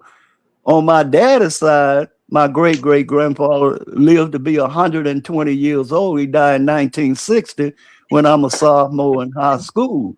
Now he taught me, that's who I live with, and he taught me the ways of a crow. And so all of this, I come from that mixed family. My mama, she used to get on me all the time because all of her relatives now in Crockett is Jews. And I told her they ain't no kin to me. But she said she would tell me they your people. But Bob, you had to. can you tell me? I'm gonna show you a picture. This is my great grandfather. What would he be considered? Is he Ajaroon or Quactaroon or what is that? Well, do you know? He had to be of mixed blood because of how he looked. That's the way my mama looked. I mean, you can't tell my mama. I'm the only black child. Everybody else is what you call high yellow, you know. Like so and Franklin Sr. is yeah, an octoroon or a quadroon? yeah. And see, you when during that time period, you had to know who your ancestor was because everybody was mixed. Everybody was a half breed, what they call a half breed. They used to throw that word around a whole lot in the 50s and 60s. That word doesn't, nobody know what a half breed is anymore. But when I was coming up, my mama was known as a half breed, you know, and So my great grandfather was a half breed. is Obadiah Henderson. The mother was Catherine Deshman. I don't know what that sounds like an Indian name, like an Deshman. I don't know what the Deshman. That's my great grandmother. They both Oh moved. no, that's the English. Desmond is an English name. All you have to do, is Google. Now I got a book, but So you guys, 44 Mount Pleasant, Jefferson City, Ohio. But if you yeah. go down, see, because I'm trying to understand, like, okay, because I'm like, okay, 1844. Yeah, have this book here? Can you see it? Hold on, yeah, okay, let's go. Go ahead, show it again. That book right there. It's the Everything Baby Name book. It tells you all the names that where it came from, the English name that we was born. Now a whole lot of names was indigenous. When you was called Griffin, well, that's not a European name. But I got a book with all the names of what nationality it come from. When you say that, see, like our last name is White, that's French. And so I ain't no Frenchman, but that was the plantation name. That was the slave name that grandpa took or grandmother took to recognize us as. See, in 1870, the emancipated slave had to take a Christian name. If you go back to 1870, the Christian name that they took, most of the people took the name off the plantation owner. You had to take a Christian name, and they gave you Christianity. During that time, you could only be two denominations. You could be either Second Baptist up under the Nicene Creed, or you could be Colored Methodist Episcopal or African Episcopal. You couldn't be Christian Methodist Episcopal up under the Apostle Creed. Now, neither one of those creeds agree with each other. And that's why I asked a Methodist preacher and a Baptist preacher, which one of y'all lying on the hippie on the stick? That's who I call him, Jesus. because the story, I got a map. Sister and them came over to the house. They tell you I got a map with 250,000 years of history of colored people, and then what they call pre-Adamites. Then I got a map where October the 23rd at 9 o'clock in the morning, 4004 BC, or 4004 AD, that Adam was born. You see, but you got almost 20,000 years of history before Adam. They call it the pre-Adamites. This story of Adam and Adam is nothing but an allegory that the 6th century Mesmerite Jews put into existence. Ain't no such thing as Adam. He ain't no such person as Adam. And if you go back into the history of Adam, his first wife wasn't Eve, it was Lilith. But you got to study with the Jews to know that. See, great grandpa gave me some books when I was very young. I didn't know what the world it was. He was an Ashkenazi Jew. And I have a problem with people hollering, I'm a black Jew. I'm a black Hebrew Israelite. I'm a black Jew. There's two types of Jews. There is an Ashkenazi Jew, which is come from the Caucasus Mountain, and there's a Sephardic Jew, which come from Spain, which is Tubal's children, is still a Europeano. So how in the hell is you a black Jew, not unless you was a Spaniard? Ain't no such thing as a black Jew. and see the Bob, and see the Bob, I want to and show see you. the I'm trying to and see understand. the first person in America that said he was a Hebrew Israelite was Ben Amin. That's the first person. Elijah Muhammad in the 30s said that he was a black Muslim. You got that black on now. Well, it was a white one before it was a black one. How did you become the black one? That's my question to anybody that say I'm a black Muslim, black Hebrew Israelite. How did you become the black one? Because it was a white one before it was a black one. So Right. tell me, how did you become the white one, the black one? You just I put it like this: you nigga looking for an identity and ain't checked the history out of who you say you are. But I don't have no problem with it if you believe that. But you are ignorant to believe that, and especially this new group of Hebrew Israelites that's running around with all this purple and stuff, talking about we the people that was over here. Wasn't no Africans over here in Turtle Island. We call this place Turtle Island. We didn't call this place America. It didn't become America to May the 1st, 1776. Say it one more time, sir. There was no Africans here? There wasn't no Africans here. Wasn't no Africans over here. You're right. The people that lived over here, the people over here came from the Creek Nation. Everything over here was called a Creek Confederation. So we I lived in Confederation. want to show you something, Baba, real quick. So this is my grandfather, Obadiah Henderson, right? He was born in 1785, Virginia, and he died 1863, North Carolina, USA, right? He's my third great grandfather, 1785. And so they have the all these different like these censuses, and then he gave birth to a son, Elijah Henderson, John Henderson, Elizabeth Henderson, and then they just end up. Then it's like North Carolina and he married Catherine Deshman in Belmont, Ohio, and she was born in 1804 in Virginia.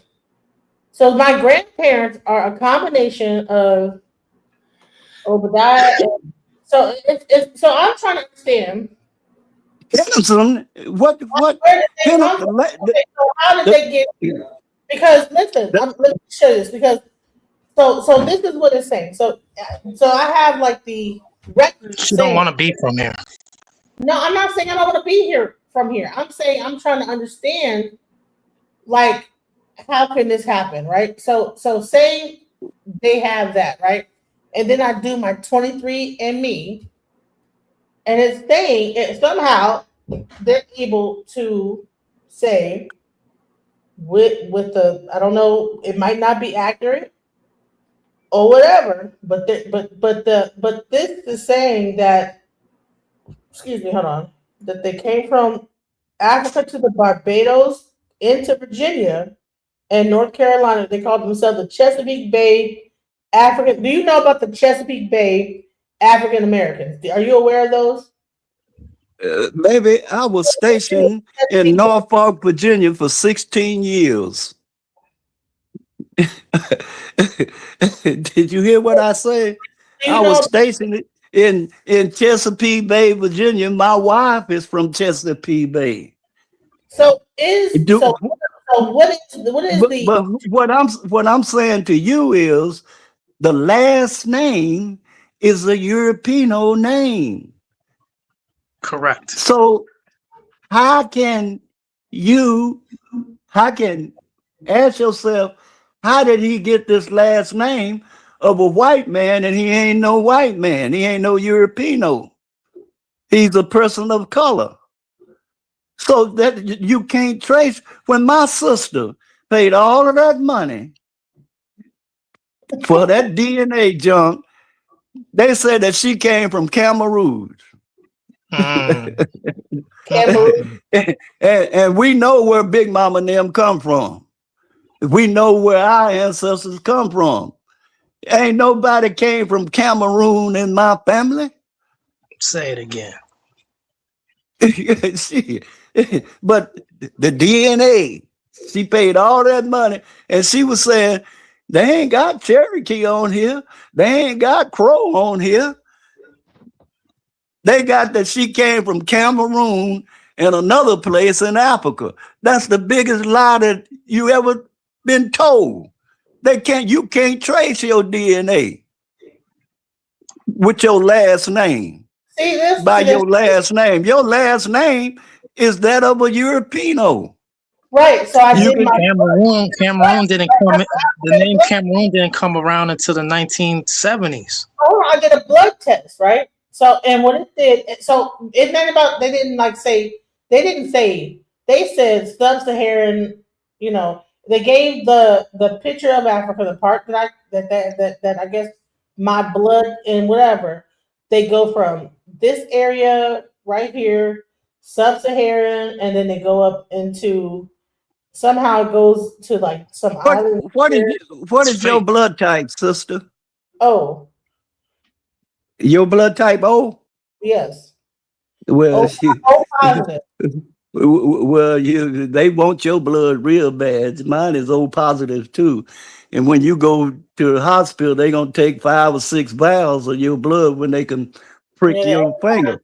Now tomorrow I got to go to the VA and they're gonna take 6 vials of my blood, and I'm gonna talk plenty shit to them. But I got to give them 6 vials because they are shortage on O type blood. O is the original blood. A, B, and AB complex is recent monkey blood.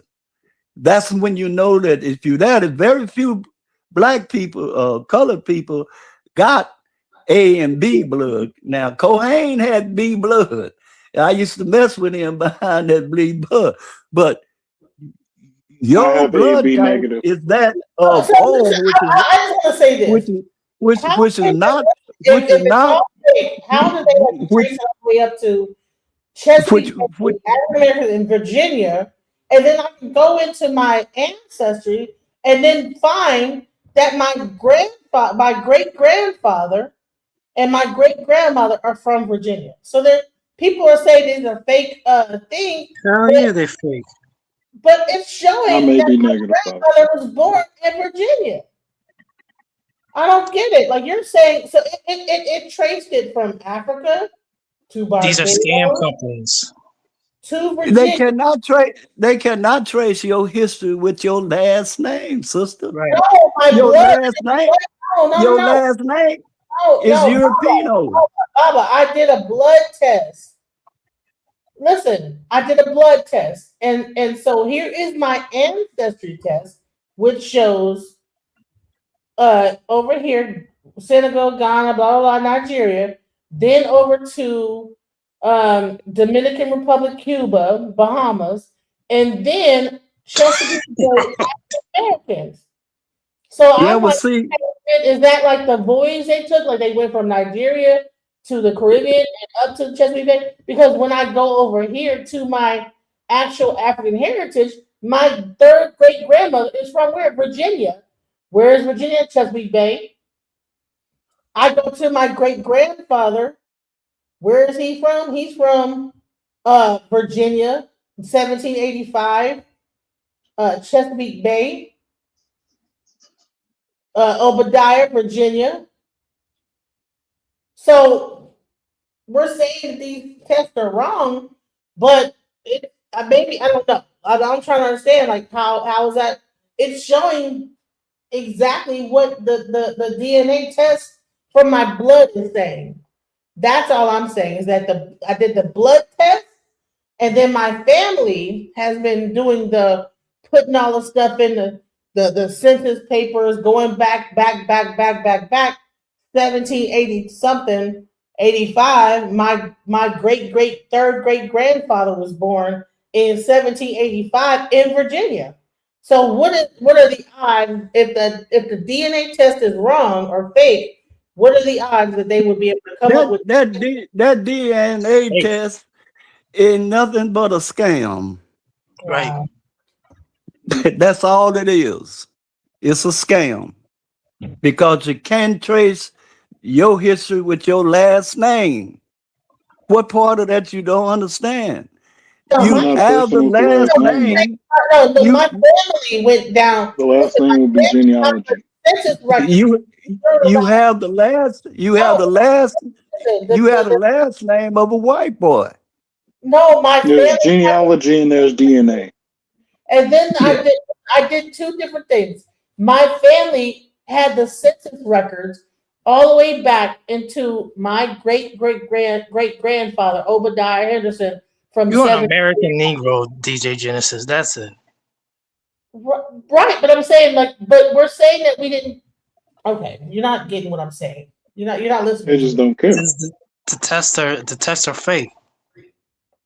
Yes, absolutely. It's saying that Obadiah Henderson came from Virginia, and my grandmother came from Virginia, and then this test right here is saying that Chesapeake Bay African Americans from Virginia area, because that's where Chesapeake Bay, the Virginia area. How is it fake? I don't understand. I'm confused. Maybe please explain it to me if this is lining up like this. It's lining up, bro. It's based on my family's records of the census. You see this? These are the United States federal census records of my great third something grandfather of 1782. That is the census of when he died and lived, whatever, 1800 census. Recording him as a person, right? But then I do a blood test and it says Chesapeake Bay African Americans, but it also said, hey, Bahamas, Dominican Republic. What year did you become an African American? Ain't nobody know nothing about African America till Nixon put it on the census. African American. He laid some heavy stuff in 1972. He say, "Is you a Mexican? Is you a Chicano? Or are you a Hispanic?" All of them was racial. Because see, the Chicano think he's better than the Hispanic, and then nobody want to be an old Mexican.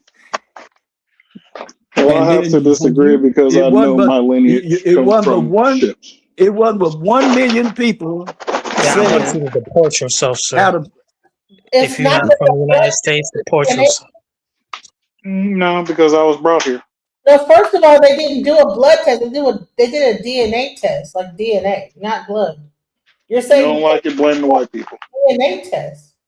So DNA is not the same thing as a blood test. You know? Hey, Mr. Baba, how you feel about these Somalians? How do I feel about them? Yep. They came over here. See, America, the Democratic Party let all of these different people. See, when I was growing up, it wasn't nothing. Wasn't no foreigners over here. This country was was built on foreigners, and once that you get over 100,000 people over here, that's foreigners, they got a voice. See, in 1960, there wasn't no Somalians over here, wasn't no Africans over here. It was some over here, but not that many. But in 2025, everybody that's over here that's a foreigner got a voice now because there's over 100,000 people over here of different races of people. The only people that was over here was the old European and the indigenous people that was here from the beginning. And the Somalians, they weren't over here. The Nigerians, each year, they came over here, just like with the boat people. 1970, the boat people came over here. Wasn't no Vietnamese over here.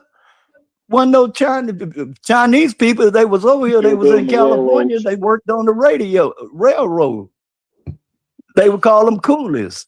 So, Bob, I have a question, all right? Because we're going to get back to the actual original subject, okay? Single mothers, just an African problem? I mean, just an American problem? Somali single-parent households are rising, and polygamy. So I asked the question, all right, Baba, can you hear me? Yeah. Could we make polygamy legal and taxed in the United States in order to control it? The reason why I'm asking that is that you have a lot of Somalian immigrants that have come over to America, and now they are on welfare because as Muslims able to have multiple wives, the husbands are leaving the wives with 5 and 6 kids alone. And now we have these women on welfare in Minnesota on welfare. Well, see, sister, and this is what I'm glad Trump brought this out. Thank you, Trump. You ain't no citizenship was only for the emancipated slave. The children that was born would become citizens of the state because you're not a citizen of America. See, America and the states is the federal carries you carries somebody look like me and you as an emancipated slave. You are a citizen of the United States, but the federal carries you as an emancipated slave with certain rights. That's the reason it was integrated, segregated for so long. You got certain rights. You didn't have full rights that the white boy had. And see, when over here now, you got everybody got a voice now because it's over 100,000 people of every race of people on the planet now. I mean, they got a voice. You got a voice, but they finna take your voice. They finna take your voice away from you, because when we go into what is called the New World Order, which is nothing but the old world order coming back, is you ain't gonna have no voice because we're gonna go up under federal control. See, the federals finna take over everything. Kennedy in 1960 wrote 12 executive orders that they killed him for.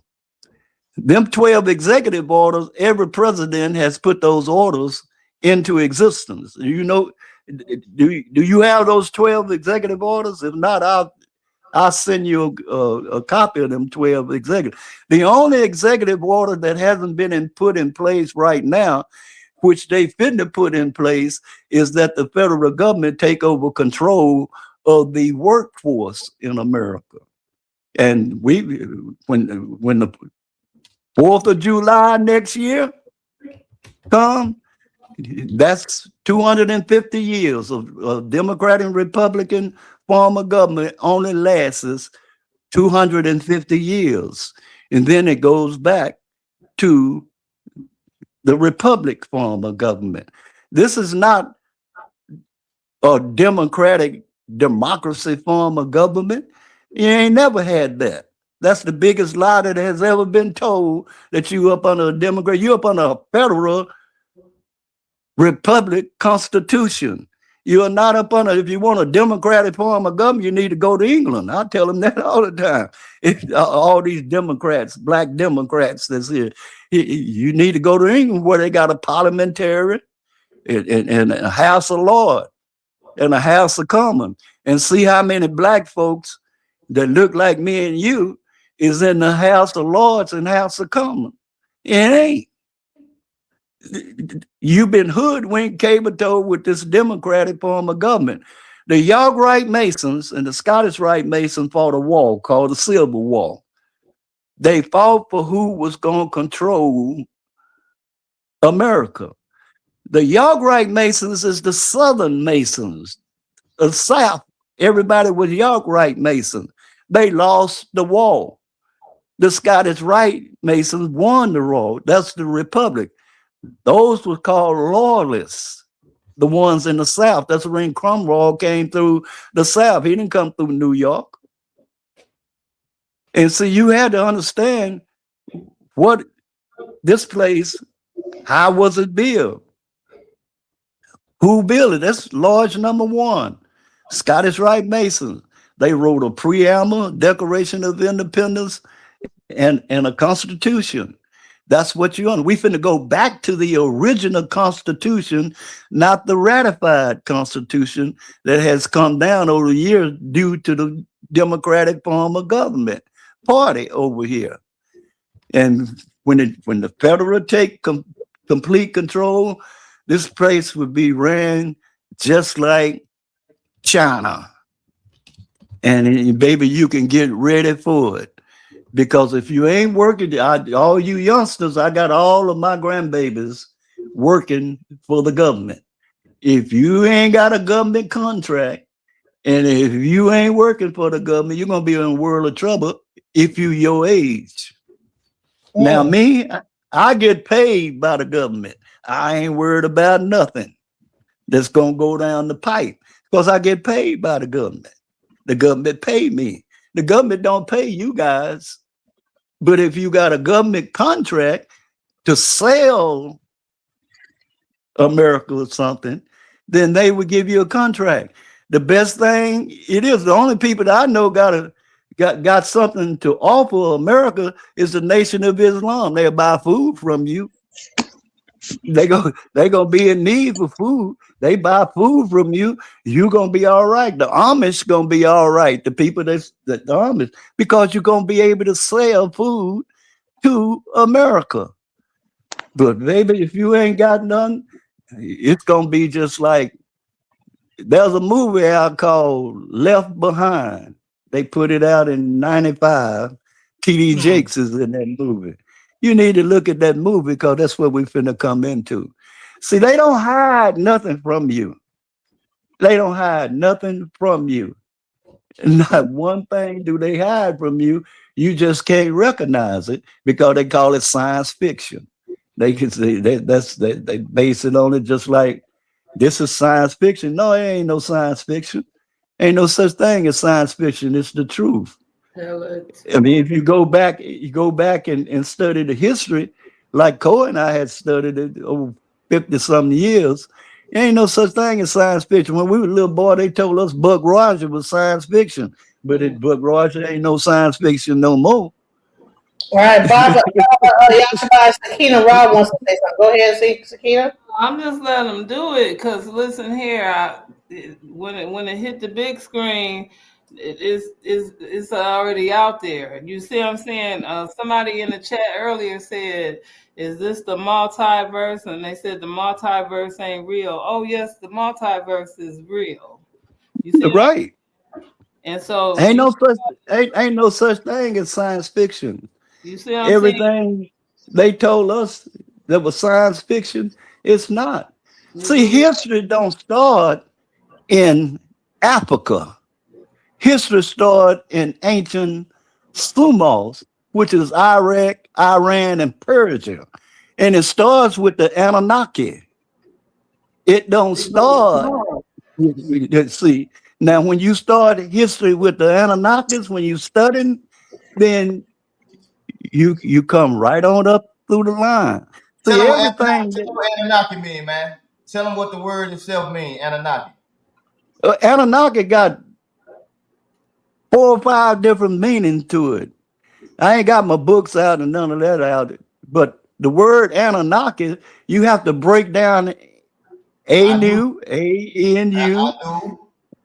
Right. You break them down in syllables and trace that history. That's what we did. Because I knew see, if you go into I think that now it's a funny thing that me and Cole found out. Everything is put in the 1881 King James Bible. If you go into that book, you'll read about the Anunnakis, 2nd chapter of Deuteronomy. They call it Anak. If you go, Right. If you go on YouTube, they putting all the history out on YouTube. I laugh like, oh hell. I say, Cole, I used to call Cole. I said, Cole, go to YouTube. They done put the shit out again, or the real stuff. You can, the Jews, the Zionist Jews, not the Yehudas, I call them. There ain't no such thing as Jew. Jew is a name that his cousin called him. See, you have to go into the history of the children of Yaphat, Magog, Gog, Tubal, Tyre, and Javan. Who are those people? Who are those people right now? Because they done changed the name. See, I used to say it's just like y'all might not remember a show on TV called Dragnet. Oh, I love Dragnet. Well, you know what on that where it say the name has been changed to protect the innocent. Yes. No, the name has been changed to protect the guilty. Right. That's what I felt, that the name has been changed to protect who is the guilty one. And see, if everything is in it, is they don't hide nothing from you. Ain't nothing hid. It's right there in front of your face, but you can't recognize it because they program your mind to think different. You are a program. I mean, a big old computer, and so they can program your mind to believe anything. I mean, because you people. What is the definition of believer? I used to ask people that all the time. What's the definition? To rely on something besides yourself. Break believer down. You believe a lie. And see, you can't have no religion not unless you're a believer. And every religion is man-made. You ain't got a religion that ain't man-made. It was created by man, but the only way that you believe, they can get you to believe in that is you have to be a believer. That's why they say we're the believers. We're the believers. You believe what a man said. You ain't got a religion. In the history of religion, they got a book out called The History of Religion. I got it. The oldest religion is Hinduism. It was started at 4000 BC. Then Yehudaism, which you call Judaism. Judah, when you say the word Jew, that ain't nothing but a slang word that the Germanic race of people call their cousins. They cousin, the Jew call him a Goin, which means non-believer in Hebrew. And all of this, you had to understand this. If you don't understand that, you can't trace the history that Cole and I had traced for over 50-some years. But you had to understand what has been given to you. And the way you study esoteric knowledge is with the 5 W's, the 1 H, who, what, when, how, why, and where. In a chronological order using etymology, the study of the origin of the word. Where did this word God come from? The word God is a Germanic word, is a 6th century Germanic word. So what did white folks call, you can Google this, you can Google it, they tell you on Google, what did they call and they believe in the 5th century? They call him Guten. In the 3rd century, they call him Wooten. And in the 1st century, always have been Odin. They didn't go to heaven, they went to Valhalla. They didn't go to hell, they went to Hades. But you think it's a heaven and you think it's a hell. All right. Wait, Infinite Light has a question. Give me 1 second. Here we go. Go ahead, Infinite Light. No, I was asking them the word Yahala because I just remember the FBI director getting up on national TV saying that's what Charlie Kirk going. It's an island outside Wheaton somewhere. And that what you said, Yahala? Bahala is what they call. Oh, they got 1,000 movies out now. The Barbarian, the Vikings. They got them on Netflix. If you got Stick, you can see it. They all I laugh like they got all of the history of them of who they are. Who they are, pagan, ancient pagan. When you say I'm blessed, they show you in the movie of the kingdom of heaven. But you know what, brother? When that's a blood.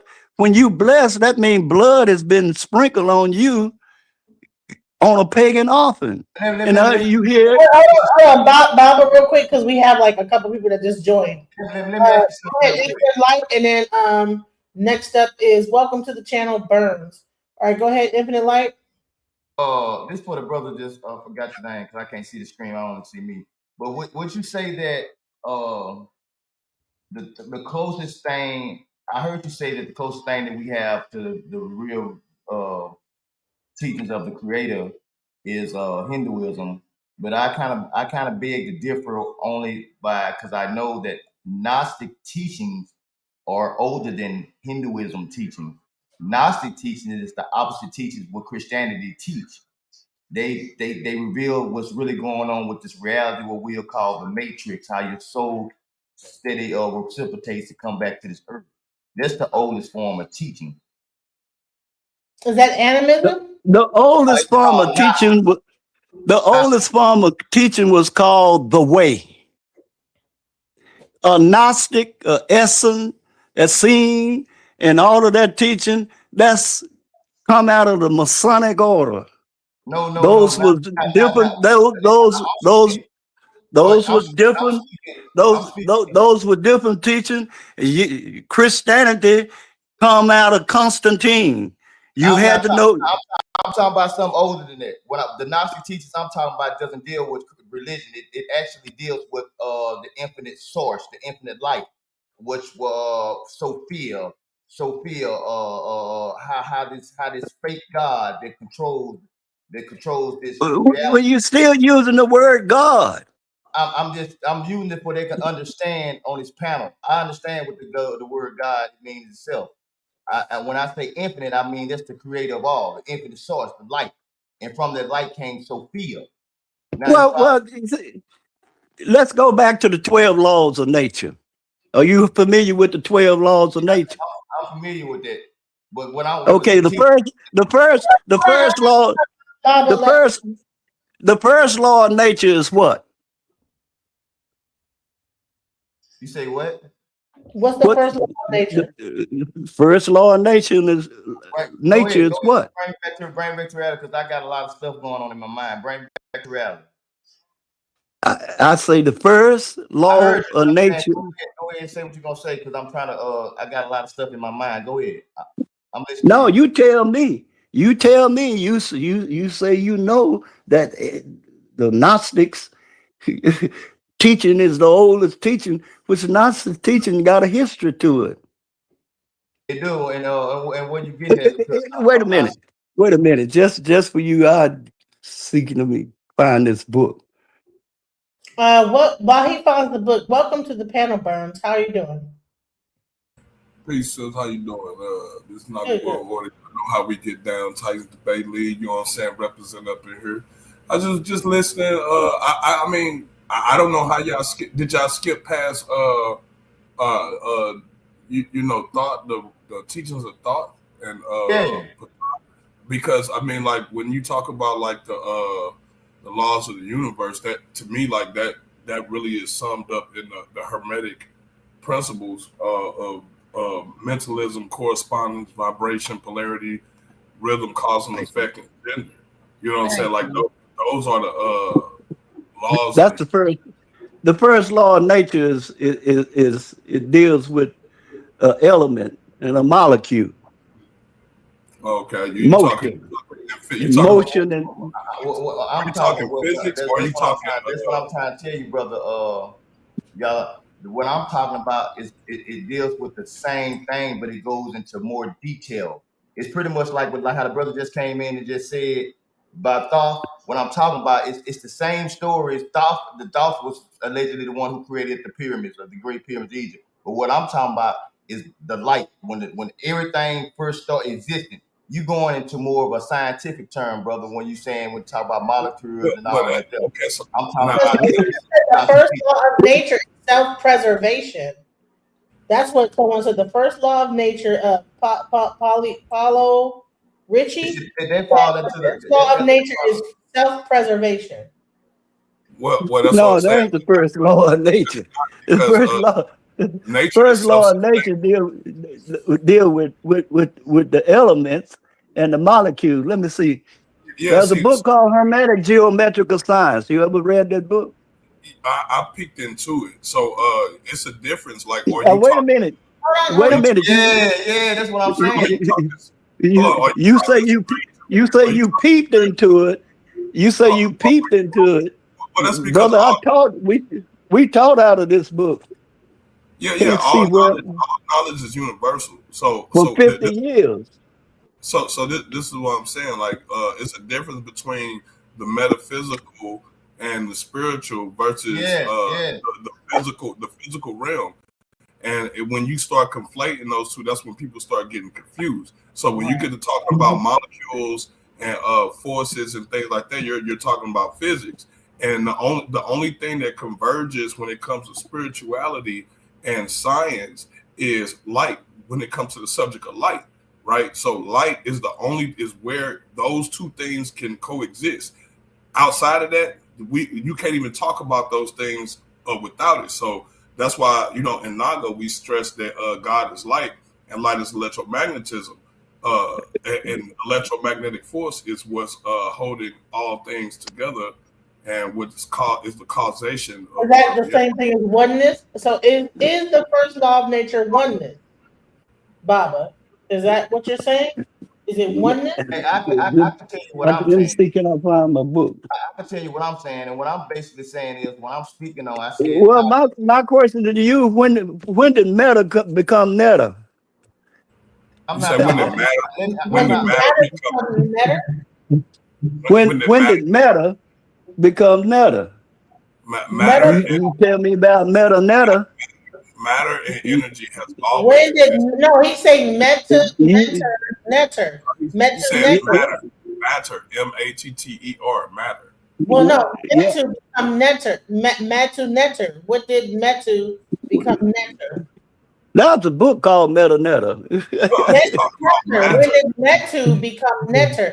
M-E-T-U become N-E-T-E-R. Now, I think that Sakina Ra should be able to answer that. When did the metal netter was the translation, because it was the natural nature translation. So the netter, or the netter was the all, right, natural, and the nature, and the madhu, right, was the all in one, like a spiritual, right.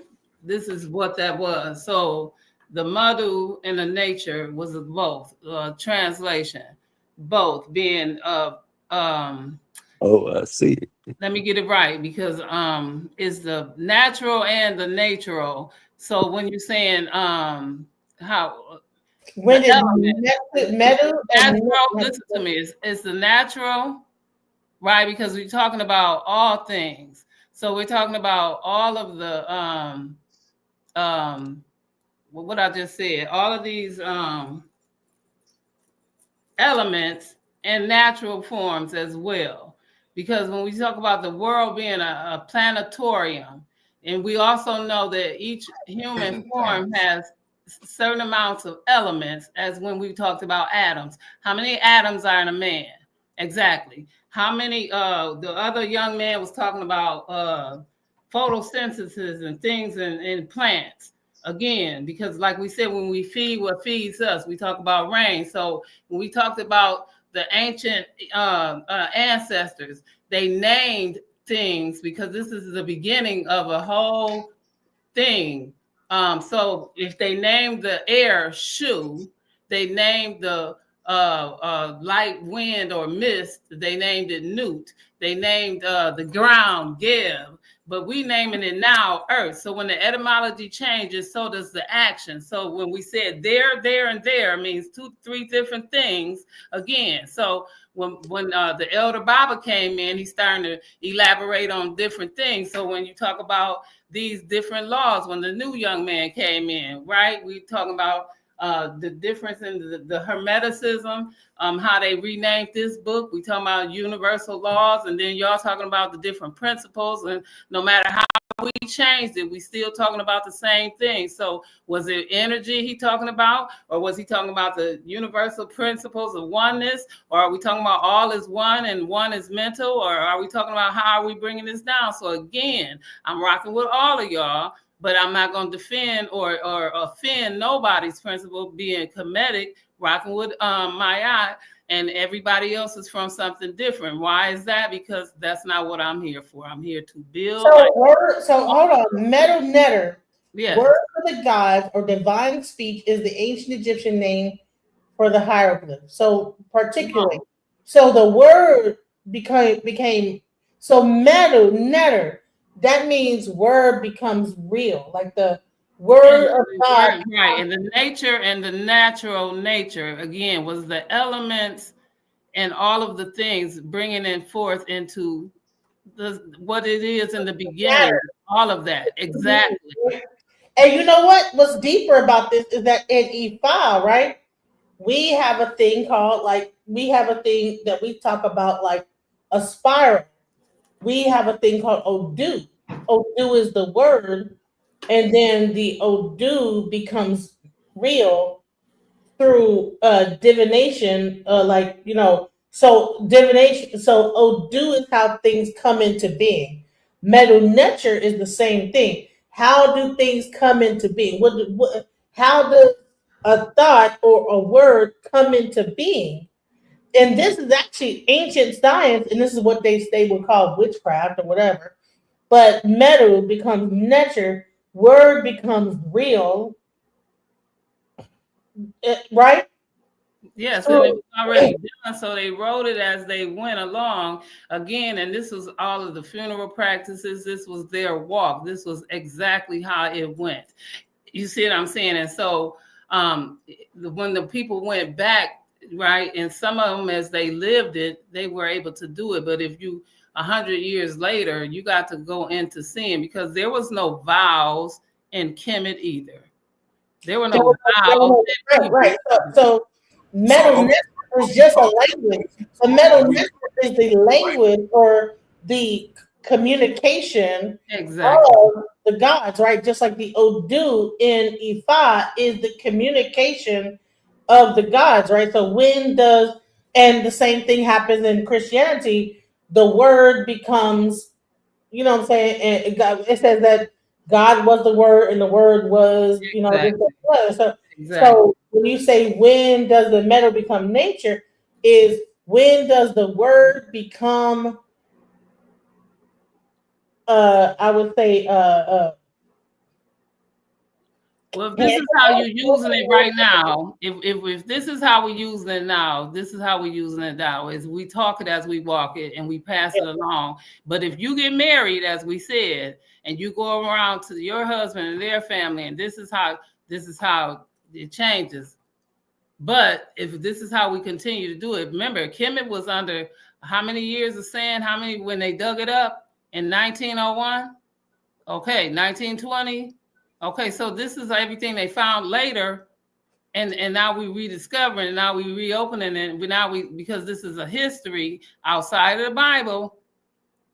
Everything now that we know now, right? But this is still a history now. So now that we uncovered this tapestry, we're into it now.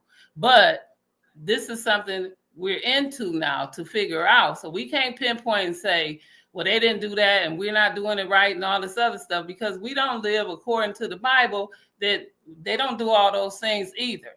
So I'm not here to I'm confused. Like, what are you talking about? A solid mass. When does vibration become solid? When does what makes something that you say or a vibration become real or become an actual possible matter? That's what I believe he's asking. But Dwyer, is that what you mean, Baba Dwyer? You say now? When you're asking when does metal become nature, because metal nature, when I think about is when do things come into being, right? Because in Ifa we have Udu. In Egyptian we have metal netter. So both of them are like the word. In the Bible, you would say the scripture. When does the word become actual matter? Right? But he said when does matter become matter?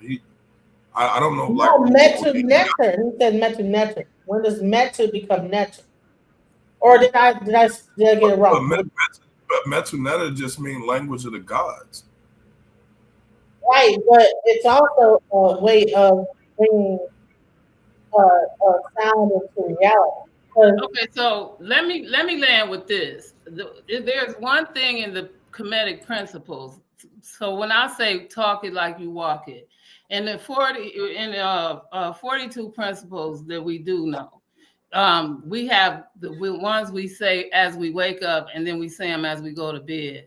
And so some of them are that I have not, and you do those in the beginning in the morning, you'll say I will not, right? And so you will not hurt people's feelings, and you will watch the things that you say, and you will not make nobody cry. And at the end of the day, you before you end that night, you'll say, I have not done these things. You see what I'm saying?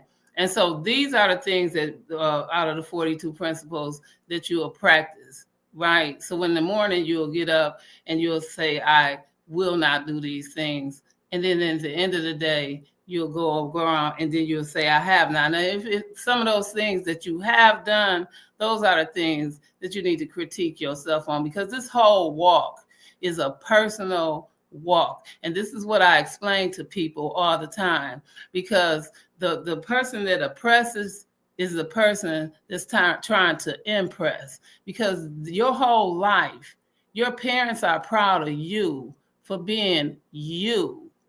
If you're trying to do all of this to impress somebody, trying to prove them wrong is going to prove them right. You only have to prove it to yourself. You are your biggest critic. You make it harder on yourself than it needs to be, right? Everybody needs somebody that they can lean on, to even cry to, even talk to, even vent. But trying to prove something to somebody else, why? When you don't have to. Because they're not going to go out their way to prove something to you. The only thing they're going to do is show off. And sometimes the toughest, the showing off person ends up in the grave. And that's what they prove to you, that they didn't make it. So don't be that person. Be the other person. And just prove it to yourself so that you can show your children how to make it. I have a question, sister. In the Egyptian thing, do they have something similar to the Odu? I don't know what the Oduns do. So Okay. I don't judge like that. So because every person is for that person, you have to meet a person where they at.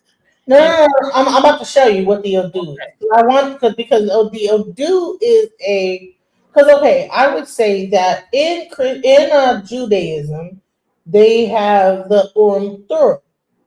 In I would say sacred Jewish mysticism, they have the Kabbalah, but they use the tarot. What is the divination system of ancient Egyptian philosophy? Because I want to show you in Ifa what the divination system actually is made up of. And is there something similar to this in Egyptian? Because But is that for me to judge though? Or am I just am I supposed to be with somebody or kick it with somebody based on their religion, or am I just trying to hang out with that person just to be hanging out with that person? What? I'm asking. I'm trying to understand. Like, it did the Egyptians? You say you practice Egyptian Okay. spirituality. You're learning Egyptian. Did they have something close to like a Ifa, like I would say a divination practice like Ifa? Like, so Ifa has this table that you can see right here. This is someone made this. Can you blow it up so I can see it, please? Can you see it? I'm gonna blow it. Okay. Okay. So what it is a binary system. Let me see if I can like. Oh shoot! Let me see if I can like go down here. So it's a binary system where you throw like a puele and it comes out with a number, and each of these numbers, this is the whole like all the odus. It equals out to a pataki. So if it comes out this one, there's a pataki for that. That one pataki for that. So let me just give you an example. Can you see the screen right here? I see it, but you haven't blew it up. Maybe I need to. Let me see. I can zoom it in probably further. All right. So it probably won't go any further because this is the Odu. So it's like, let me show you probably a better. Okay. Odu Ifa. Hold on. I don't know. Somehow, like Chat GPT took over my search. So every time I search, it opens up Chat GPT. I'm like, bro, I'm not. We'll go back to Google. Okay. Ifa. Wait. Odu Ifa. But Brother Dewar, you still there? Yeah, I'm here. Oh, okay. Because I was trying to understand. Okay, so this is an example of the binary code of Ifa. So each of these, this binary code, equals out. This is like the 16 major Odu. Now each 16 has a. So when you get like a reading, this sign comes up, right? And so when the sign comes up, there's a pataki that matches with the sign. So say you got Ejiogbe, right? Right. So let's look up Ejiogbe. So say that when you go to a priest, Ejiogbe Odu comes up, right? So what happens is that particular Odu equals a specific sign. So and there's like a whole like a lot of stuff. So it'll tell you like, okay, blessings, long life, fulfillment, victory over adversity, consider obstacles that require specific rituals, and those such as bathing with such as Those soap. particular divination systems exist all over Africa, but specifically, if you're talking about ancient Egyptian, they would do scrying, they would do dream interpretation, they would read stars, uh, uh, like that. They would use those type of divination systems, which are similar divination systems from West Africa, the Congo, and other places in Africa. There's not very much difference. The only difference is the medium in which they do it in. You know what I'm saying? And that varies culture to culture. Because when you go into let's say the Dogon, they got their divination system is a little bit different, but it's based on the same principles. All of that stuff came from about the Nile Valley system. You know what I'm saying? It came from all of the divination systems. So that's when you go around the world, you will see that it's universal around the world, especially when you go into traditional societies. Yeah. That's where the opening of the way came from. Exactly. It came from the Metal Nature. Yeah. All of that stuff stems back because you got to understand under the 18th dynasty, the priesthood went underground. So a lot of that stuff, the priesthood broke up in different systems, went with different tribes and different bloodlines. So you got various different bloodlines up and down the Niger Valley different bloodlines, all scattered all throughout North Africa, all throughout East Africa, Southern Africa. You know what I'm saying? All in the Arabia.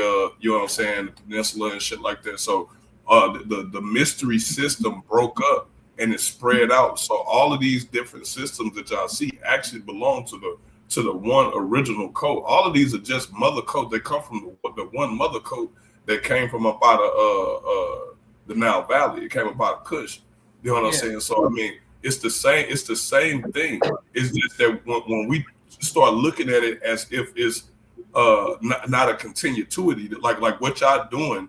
Oh no, I'm trying. No, look, trust me, I'm not trying to say. I'm not saying. I'm really genuinely asking a question, like, because I don't really know about Egyptian stuff.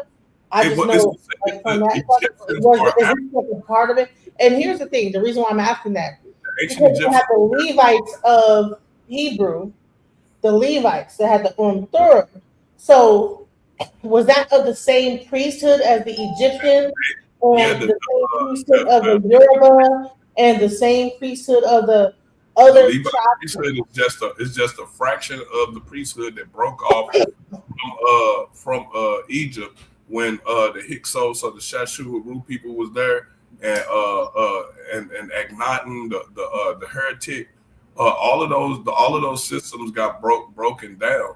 And yeah, that language, that writing system that comes up out of that priesthood, that's just part of it. That's just one divination system. You see what I'm saying? Like you talking about thousands of different divination systems in the priesthood. I know. Trust me. So here's the question. Okay, so listen, I'm not asking to debate. I'm asking because I really. I'm not debating. I want to make it clear. So, all right. So you have Egyptian, you have like the bomb and the sand divination. You have all these things throughout Africa, and they all came out of the Egyptian like school, like what? Probably like Alexandrian. That people learned this and then went throughout Africa and like they took parts of it and then they scattered. I don't even know. Maybe they like because of like war or conquest, they had to like. Thinking way before exactly. Alexander. This was prior. This is way before Alexander. Right, it was prior to Alexander. It was prior to because Akhenaten was like the fourth. It was him. He changed his name to Akhenaten. So you got to go back to the second way. You got to go all the way back to Khufu. Yes, you got to go all the way back. So these things were way back because the Khufu towers go back to way prior to even Moses and. So that is like the same thing as Hecate or Hecate. How do you say Hekate? Hecate? Is that the same thing too as well? Hecate?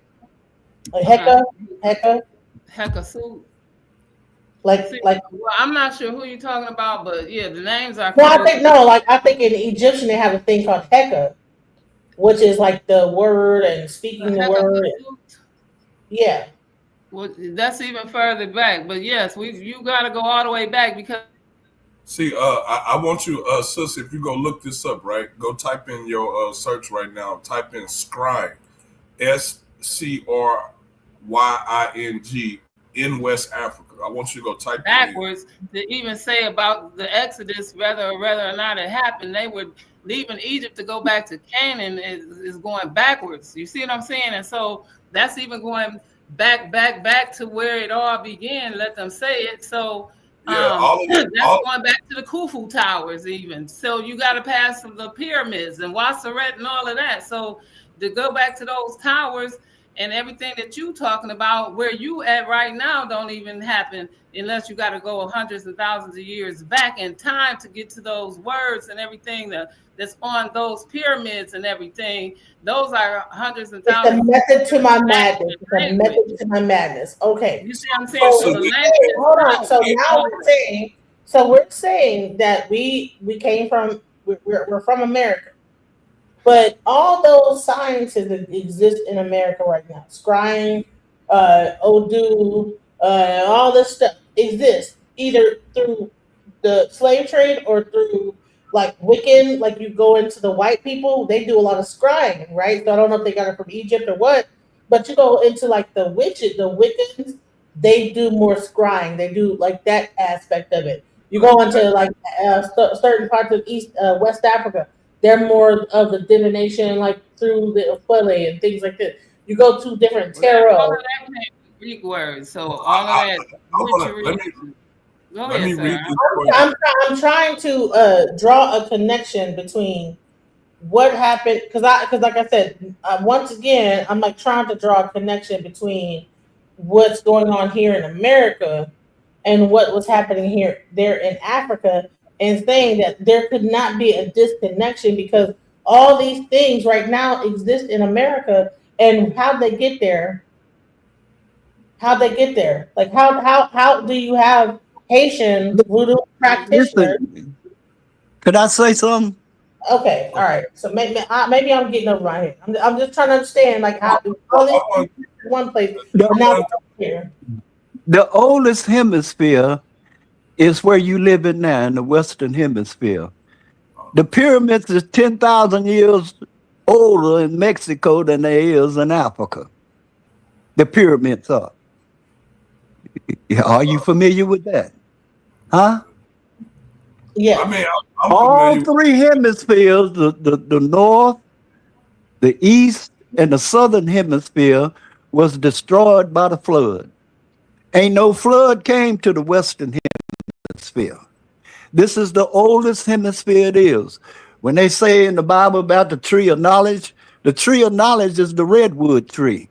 It grows in Seattle, where known as Seattle. They call it the Pebble Indian back when they renamed it, is the redwood tree. It only grows in one place. That's where the tree of knowledge is. That's where when the Scottish Rite Masons came over here, they say that this tree here is called a tree of knowledge. All history begins in the Western Hemisphere, and you guys don't know anything about the Western Hemisphere. You starting your history off in Africa, ancient Kemet, Cathay, Kufi, with all the beautiful names that it's been named over there in Egypt and stuff. History don't begin over there. The oldest history is in the Western Hemisphere. You got to know that history before you can understand what you believe now and what's been given to you. Now, the 12 laws of nature starts off with the law of motion. The second law is the law of opposites. The third law is what you ain't never been. You're talking to my big mama now, and that's the law of balance. You never been balanced. The fourth law of nature is the law of rhythm, the music of the fear, the rhythm of life, the rhythm of mind, the key note, the esoteric meaning of colors, the building of the cosmos, the fourth dimension of space, and the fifth dimension of space. Those are the 12 laws of nature that you never been taught. And me and Co taught out of this book for over 50 years. And when you talk about the Gnostics is pagan Christianity. The Gnostics was the first school of thoughts to create a schism in Christianity. You had the Essenes, you had the Essenes, you had the Kabbalists, you had the Cabalist, and then you had the Kabbalist. All of these were secret societies. These was cults that was over across the water. Now, I don't know. I know a lot. I agree with Cole when I was with him about Ephi. Ephi teaches you about nature. White boy thought that all of the deities that you was gods and you was worshiping, and that's a lie. And so I have no problem with a person believing in Ephi, because when you believe in Ephi, understand Ephi, then you ain't doing nothing but talking about the laws of nature. and you're not up under that white man's belief system.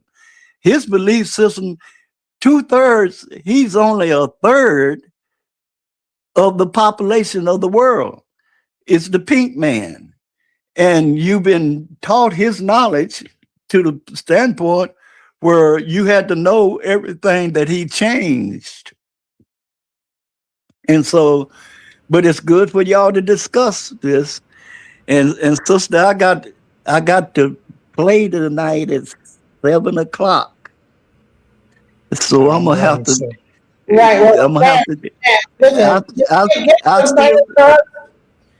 still play the. Have to get out of here. Give some final thoughts before you go. I love, man. This is great. Thank you. But it's great that you guys are dialoguing with each other. See, in ancient Greek, there was 12 schools of thoughts, and the first school of thoughts they got rid of was dialogue. If you can Google this, America is up under the Sophite school of thought. The Sophite school of thought taught LOVE, love. There's Eros, Philo, Agape, and Snowgate. Eros, the love of man and male and female. Philo, man and man. Snowgate, woman and woman. Agape is the love of God. And that's the school of thoughts that America teaches. Love. Love your neighbor as you love yourself. Love your enemy as you love yourself. Pray for those that spitefully misuse you. That's a damn fool. But you believe. Look how many people believe in that system. You believe in love. I don't love nothing. I respect everything. And the reason I respect everything is my daddy say, because you a danger to yourself and everybody else around you. So that's the reason I have only respect. I don't love Lord, God, or mama, but I respect. Nowhere in the Bible it tells you to love your mama. It tells you to honor. Honor means respect. I don't teach love.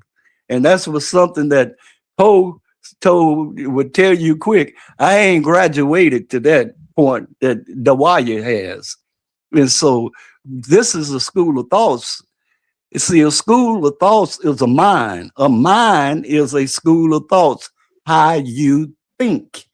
And then you teach that school of thoughts to your child.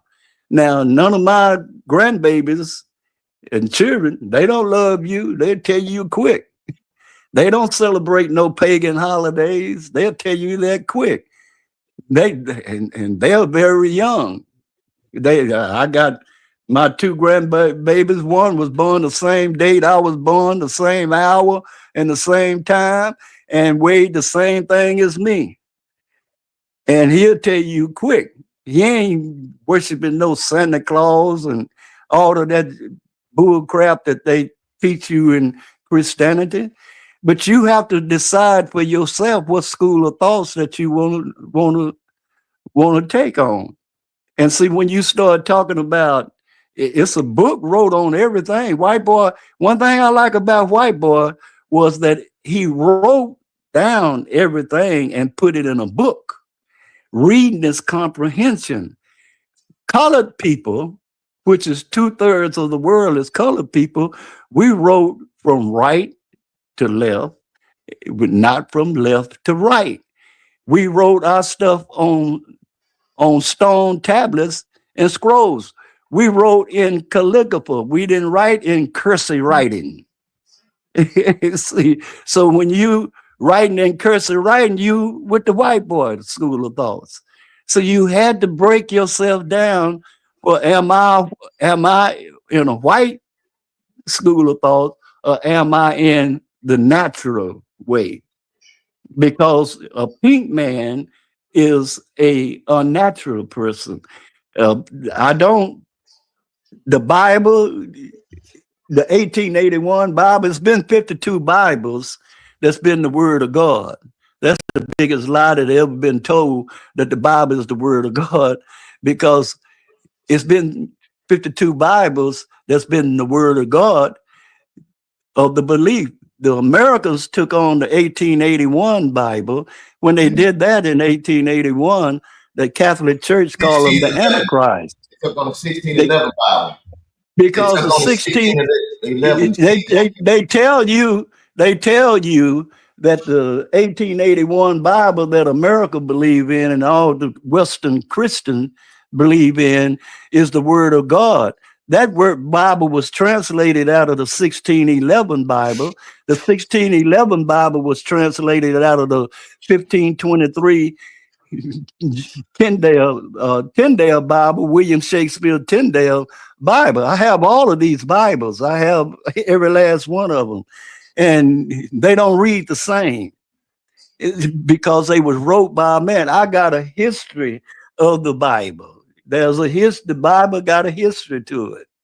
So once you study what's been given to you, then you'll come up with complete understanding. I mean, it takes a long time, but it takes what you guys are doing. You have to debate with each other and talk. In other words, you have to reason with each other. And by reasoning, then you bring about understanding. And Could I I ask got you a to get question, ready sir? to. Yes, Before you sir. leave, there's a discussion that comes on this panel a whole lot. Now, if an older person disrespects you, are they your elders? Well, here's what I'm not an elder.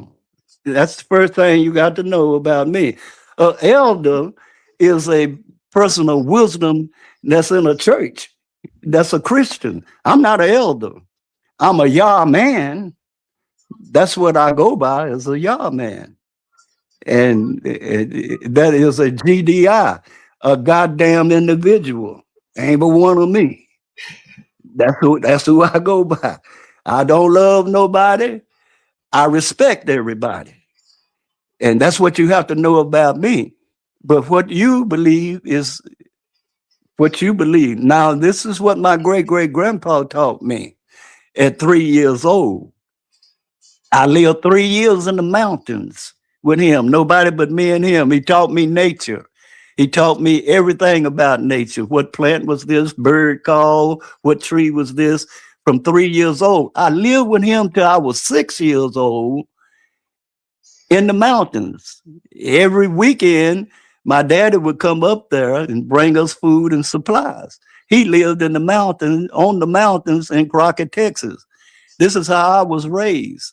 He taught me how to make, how to kill, how to make bow and arrows, how to make hooks, how to do this, how to do that, how to skin an animal and do this.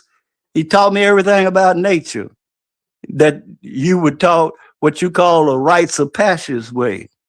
At 7 years old, I was taught the Masonic order, but not the white boys' Masonic order. At 12 years old, which the number 12 is complete, I was complete with this knowledge.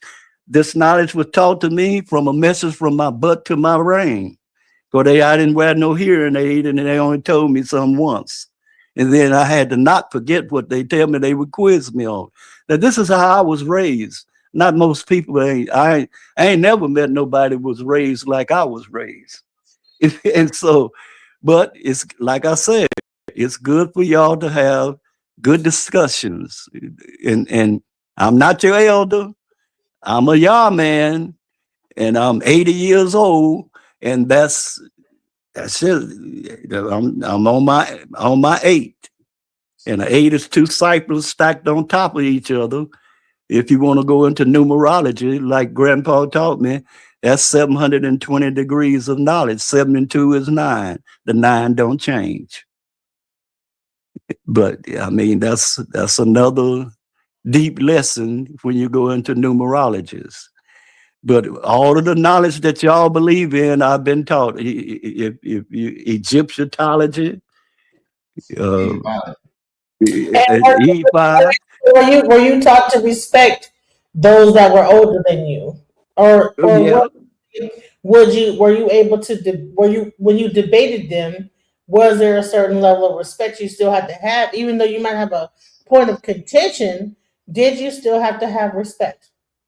Right. I mean, we was taught respect, but I know when you say elder, when you say this and that's what you mean, but I'm not that. I mean, and I will get you straight real quick. You have to ask me who I am. You can't describe me. Only me can describe me of what I believe in. Because I have a lot of people tell me, "Oh, you don't believe in that? You're a fool. You can't tell One me more what time. I Why are don't you not believe our in." elders? Why are you not my elders, sir? What is the definition of elder? I know A it's a person Hebrew that word. Go ahead. it's no, see, etymology, deal with etymology. Elder is a person that has great wisdom in a church. That's a Christian. I'm not a Christian. I'm not a Muslim. I'm not Gotcha. no religious. I'm not no religion. I'm a Yah man. And we dance. Hey ya, hey ya, hey ya, hey ya, hey ya, hey ya, hey ya. What are we saying? Are you a What are we saying? Genesarian? we are saying we when we dance what is But called a that's ghost dance. not the etymology of the word elder, though. Are you Of a what? Genesarian? Are you a Genesarian? The etymology of the word elder is more old or elderly person, senior, chief, or prince, ancestor, parent. Like that. That's what the etymology is. Like Christianity ain't even attached to this word. Yes, it is. I don't know where you reading that. In what sense? I have a I got an etymology dictionary of English and Yeah, that is of modern day English. See, that's an English word, well, and you it's had not. to see now whose dictionary are you using? Are you using Noah Webster's dictionary, or are you using Daniel Webster? See, because of Noah Webster, and I doubt if you got a Noah Webster dictionary because it cost $1,200 20 years ago. You got a Daniel Webster's dictionary, which is modern day English. This language we speaking is English. It's Slavic and Teutonic. It ain't I'm even glad you English. said something about language because that's what I was going to get at with the whole thing, overall conversation throughout the Yeah, whole couple hours we've been talking. If we yeah. don't know And our so, original language, you Yeah, cannot but say or verify any elder kind is of not information attached to because that. you don't have knowledge of the yeah, original language. so I go by what I have studied over the Yeah, period of years. And see, what dictionary are you using? Are you using the Noah Webster dictionary, or are you Etymological using, dictionary. uh, or are you using the Daniel Webster dictionary? So The etymological Daniel dictionary. Webster dictionary is the one that they teach you in school. The Noah Webster, most people ain't never heard of Noah Webster But they, they, dictionary. they also they also brother, they have information that predates the information that even you have. And I was trying to speak Yeah, on that earlier, but we got off the subject. Information you do yeah. have, not saying that is wrong or right. They have information that predates even what you even been talking about. Because when I spoke about Gnosticism, you said that the oldest religion is something pertaining to closer to the creator. What a Gnostic was the Gnostics come out of. I I ain't got a book finished. called Secret Societies. All the secret societies in I a want chronological order. The Gnostics was a secret society. It was a cult. no, Only no, it certain wasn't. people. That's the Oh understanding. yeah, That's the the understanding that Gnostics, you have and what you The Gnostics was a secret society. When you still get through with it, it was a secret. It was a sect known under the generic name of Gnosticism. It is pure. It is in its pure form. Gnosticism aimed at supplementing faith of knowledge of eternal birth and giving a wider meaning of Christianity. I'm not a that's Christian. that's what your And see, understanding of it is. You read once you believe in and Gnosticism, then you you're telling me you're a Christian. no, that's not. That's why I'm sitting up here trying to tell you, but you keep cutting me off. What I'm trying to tell you, what you read is what you read. The Gnosticism teaching what I've read don't have nothing to do with even you talking about. When I spoke about Gnosticism, I said one word, and while you're not responding to that word that I said, let me know that we're not talking about the same Gnosticism. Right. I mean, when you, I'm gonna tell you, I'm gonna say that word again.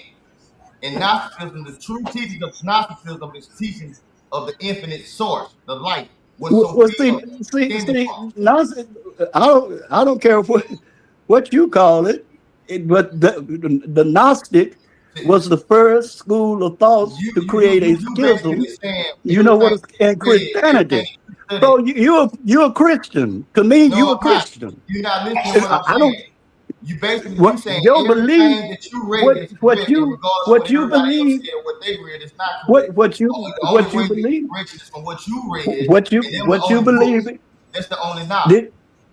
Did you hear what I said? Because I've been talking, you're hearing it, and then you hear. You don't hear what I'm saying. I've been hearing what you're saying. Everybody on the panel been hearing what you've been saying for the last 2 hours.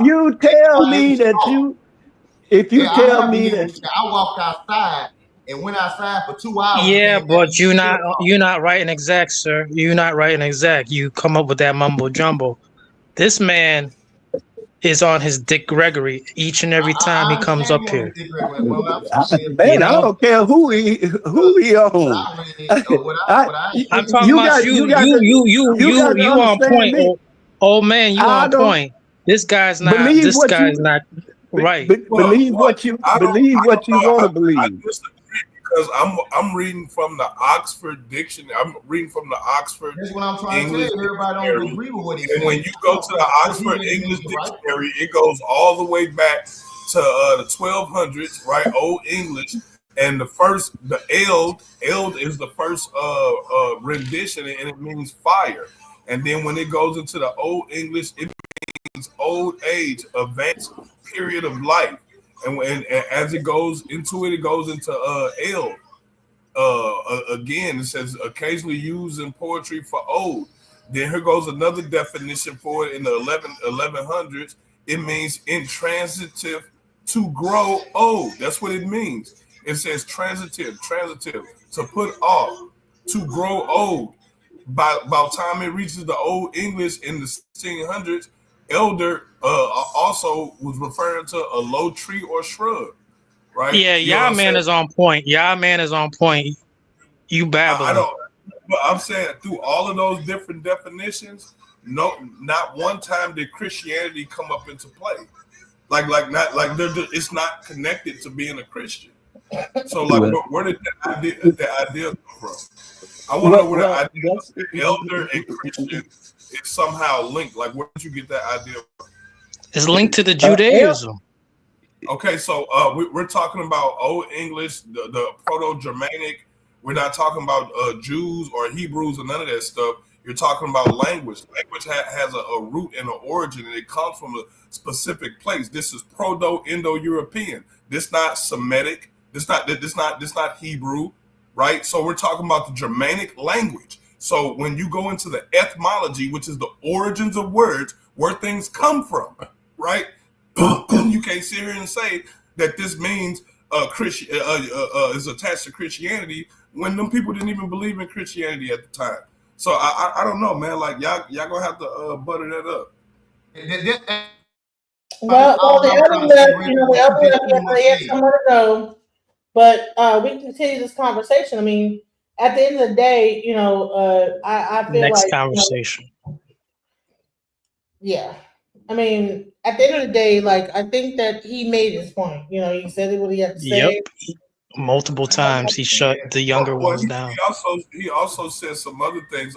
When we was talking about those laws, and I brought up the principles of Hermes, and I brought up mentalism, correspondence, vibration, polarity, rhythm, cause and effect, and gender. Then he turned around and read those 12 laws, and they were the exact same things. They were the exact same things. Same thing. So that's why I said in the beginning that the knowledge is universal. You know what I'm saying? You try to put a white or black label on top of it or something like that is doing disservice to knowledge and consciousness. There's no such thing as white man science. You have evil white people who do evil things for the white supremacist system, but science itself is not color or race bound. Like, you know what I'm saying? So it's like a lot of our elders come from that era of radicalized black radicalism. So a lot of them is just hard for them to evolve from that mind state. You know what I'm saying? It is. I mean, like, we got to just bless them and just send them on their way.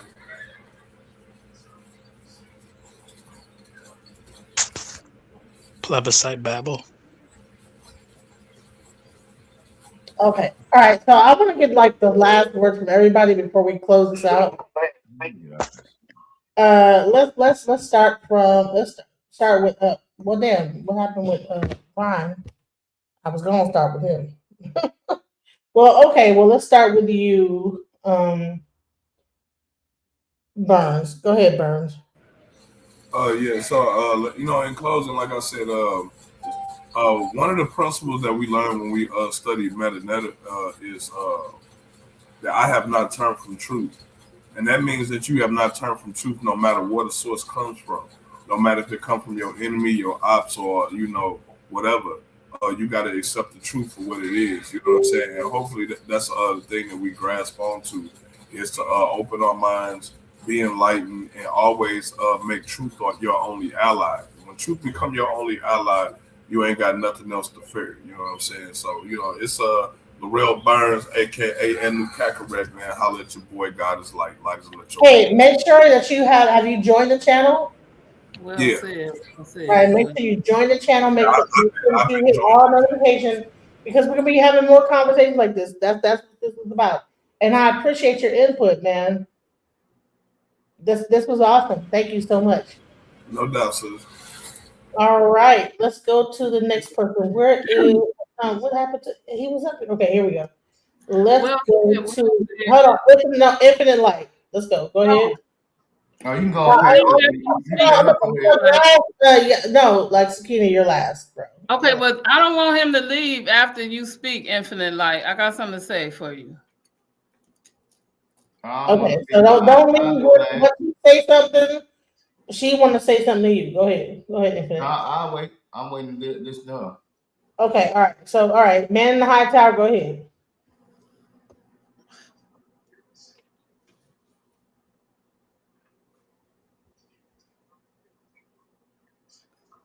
Greetings, Americans. I want you to be healthy. Be very vigilant out here. And also understand that there's going to be a lot of cleaning up in the United States of America. These illegal immigrants have been scamming and usurping our resources. The Man in the High Castle is just not a television show. He's an online character. And in this dystopian future, we do what we need to do. The Civil Rights Act in the 50s allowed these illegal immigrants to crowbar their way in and usurp the 14th Amendment. Now that we have more information, we're going to do justice under this administration with the best president that we've ever had in the United States, President Donald Trump. And we're going to be competitive and formidable nation once more. God bless. All right. It's a story, and I'm gonna refer to the Quran. It's Surah 18, Taha, and it's talking about a time during when Moses was he met Melchizedek, but he was called something else. And Melchizedek told him, "I'm gonna do three things before you, and I don't want you to ask no questions as to why I do these three things." During that time, according to the story, Moses thought he was the most smartest man, and he couldn't nobody tell him nothing because of the knowledge that he had and what he obtained through his experience. And I'm saying that to say, just because your right is right in your mind, from your understanding, your perception, doesn't mean that it's right in my mind. And for me to perceive it the same way that you perceive it. Not saying that you're right or wrong, because I believe right and wrong, good and bad is taught. It's a condition. And what you consider right, like I said, is wrong for somebody else. And I'm saying that to say, knowledge comes from every area, whether you be old and whether you be young. Just because this person is younger than you doesn't mean you can't obtain any knowledge or understanding from him.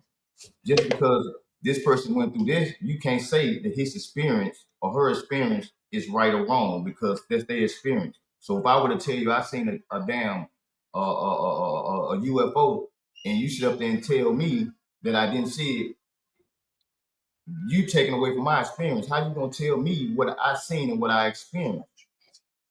And one thing that we kept on touching bases on very shortly while we was talking this whole time was the language. And the brother just touched on it before he got off the mic. If we don't know our original tongue, the original language of mankind, because at one point, you got to keep in mind, humanity spoke telepathically. And with that being said, when they brung the words out and started speaking, communicating with the words verbally, what was that language? And that's how I'm going to end what I have to say. Do we still know the original language of man? Because if you don't know the original language of humanity, how can you call your creator if you're looking outside of yourself? Because a lot of people don't know how to look and see into themselves and know that they are a part of the creator, the infinite source. Thank y'all. Wow, don't leave, because I think that Tahina Ra wanted to talk to you. Go ahead. Oh, I like your hat. That's so cute. That's so cute. Listen, I love stuff like that. Like hats with like bows on them. Oh my god. Not the hat with the bow on top. I love that type of shit. Trust me. I'm sorry. I had a moment. I'm sorry. I like that type of stuff. Like, hats with bows. Yes. So let me appreciate you for having me, because I was scrolling when I popped in, and this was a wonderful conversation. Even though we didn't talk about single mothers, but hey, it was a good conversation. When I'm thinking about what the world making about. Right, but it was still a good conversation all the same. And so we did get to build, right? And so that was the bigger picture. And so I do want to apologize for my Taurus showing up. But she did. And so, but she came back, and we still built, because it is what it is, But I did want to say, because the young man that I told him to wait, because they were conversating on the Louisiana Purchase, and he was saying something about his people and the tracing and the Louisiana Purchase, and I do want to say this, because of you need to do some research on the Louisiana Purchase and the Missouri River, and I told you the Mississippi runs through here 4 times. I told you about that war. And that uprooted some people. It uprooted some a branch of people, of Indians. So I'm not sure if this list is called the Dawson Indian list, because the elder spoke. So there's a list, and it's online now, because I'm gonna come back through here and I'm gonna see you again. So I might have to look into some of my stuff. So there's a Dawson Indian list or something, and it has all these names. So if you might can trace back before they erase it or whatnot, but I'm gonna help you look for it too. So the Louisiana Purchase was a purchase that had a lot to do with not just the land, but some other stuff too. But that river that connects with the Mississippi, then the Red River. Wait a minute, let me land. So all of these somehow or another connects to the Pacific, right? And so because of that, there's there was a Pacific trade that they don't want to talk about, okay? And so Indians traveled by water, even if they walked. Okay, so because of this reason, the Dawson Road. Thank you so much, person in the chat. I can't pronounce your name. I don't want to disrespect you. So that's the name of the list. It's called the Dawson Road, right? So when you they traveled by water, even when they got to Ohio. It was somebody on here not too long ago that told you that they were from Ohio, and Genesis says she went there. So one of the things is because when you talk about the Great Lakes, the 5 Great Lakes, right? Lake Superior dried up as well, not just in Wisconsin Dells, but Lake Superior dried up, and it's one of the biggest salt fields left in America. So when you want to go get salt, the salt mine, that's one of the biggest salt mines there. So dig into that, because there's a lot of Wichita Indians and they spread it out. So you might have to dig this way for your people due to the Louisiana Purchase. Get what I'm saying? And because you brought that up, that made me remember. So start into that, but remember the Louisiana, the Missouri River, because that travels here. We connect with that. I think they're probably one of the oldest tribes. Ain't it? The Missouri, I forgot what they called, but ain't they some of the old, one of the oldest tribes?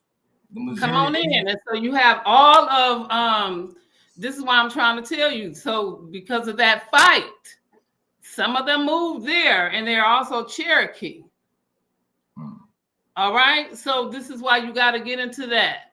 And so this is how you're gonna find your people. So they don't always have to be there. They could be here too. Oh, I wasn't looking for my people, but thank you. Well, all right.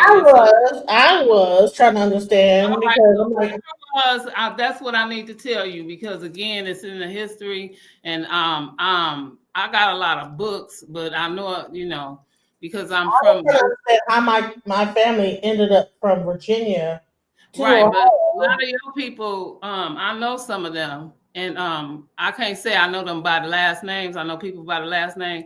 Some of them are from Detroit, where you said you were, but some of them from California too. So you might need to talk to your peoples. All right. And that's what I can tell you. Genesis. The Murrays, the Fletchers, and the Hendersons, and then the ones that start with the P. Yeah. I can't. The name is it's almost French, and I only know a few of them. But what you call them? Hold on. California. I only know they come out of California and they're in Detroit. Yeah, California. Really? That last name is a Detroit last name? I know they're in Detroit. So like there's so mine's is like Murray, Henderson, and see, that was another thing I was going to say earlier that when the brother was talking, because like some of the things I was saying, I was like, because I was going to get to the point where the woman was on the planet longer than the man, and that the man was here before the woman thing. I don't agree with that, but he never let me get off into it. Well, see, a conversation nobody really want to have is her Methodism existed. Oh. Okay. That's a subject or a conversation nobody wants to hold. And yeah, they don't. They knew that the water and this, they knew that the people didn't live that long. And they knew the reasons why was because of the water and the X, Y's, and Z's. And that's the reason why that disease itself existed. And they knew why the people didn't live that long, but yet you don't want to talk about that. So do you think that her Methodism is also what leads to transgenderism? It could have been, but again, because at that time, when you don't know that type of stuff, we can sit back and go, ugh. But if they don't know that, that's not ugh. That's But just the a thing life. is, the soul don't have a gender. So we're Come on in. infinite. So now you looking at stuff going, ugh, but at that time, that's not ugh, that's just a life. Because at this time, you can say, I don't want my daughter to be both, and I'll cut it off. Or maybe at this time you can't cut it off or take one or the other because it might kill them. Like one time they had children with an extra finger, and they had to keep it on there. And then when kids see kid with an extra finger, they go, ah. And then later on, they invented a way where they could cut that extra finger off. Or you seen kids with two heads and things of this nature. But you don't get to see all them Siamese effects no more. Mm-hmm. See what I'm saying? So they say as you know better, you do better, you show better, and all. Yeah, listen, my finger right here. You see this? It can't bend. My daughter got the same. I cannot bend my thumb. See this? It can't bend. My sister said that's why I type so fast. So whenever I hit the space bar, I'll be like, pow, pow, because my thumb is so straight. Because it will. You see what I'm saying? We'll build and talk about it some more because this is what it's about. And I appreciated it, you know, and we this is what it's here for, so we can get it out here and start all over again and make this Genesis the best one. Yes. See, I don't want to have a debate. I don't want to debate on my channel. I want to share knowledge. I want this to be a place where we okay, we add on to what everybody knows. Oh, okay, so you said this. Guess what? Also in this, and then that, and then by the time we're through, people are like, "Damn, you know what? I got something from that." You know what I'm saying? I don't want this to be a debate platform. This is not debate. There's plenty of debates. There's so much debate platforms on here. It's always going to be a debate because everybody ain't going to agree on everything. That would lead I want it to be a knowledge transfer. I want this to be a platform where we just share knowledge with each other and say, it's a way to debate, as long as the debate respectful. Yeah. And when it falls out of the category of being respectful, it's good because you get knowledge within debate. Yeah, you're right. You're right about that. You know, I just want to That's why I was telling. I want to have a community of teachers, not so much a community of teachers. I want people that come here to be the teacher. You know how you say those that are something I debate, those that blah, blah, blah, I teach. The people that come here, I want them to be the teachers of the situation. I want Sakina Ra to come here and be able to teach.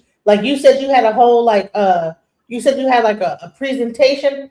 I want you to come here and show that presentation. I want people to come here and be able to say, listen, even how respectful it was, even for the Baba that got up here, and even though he's older and he probably saying the same stuff he just did.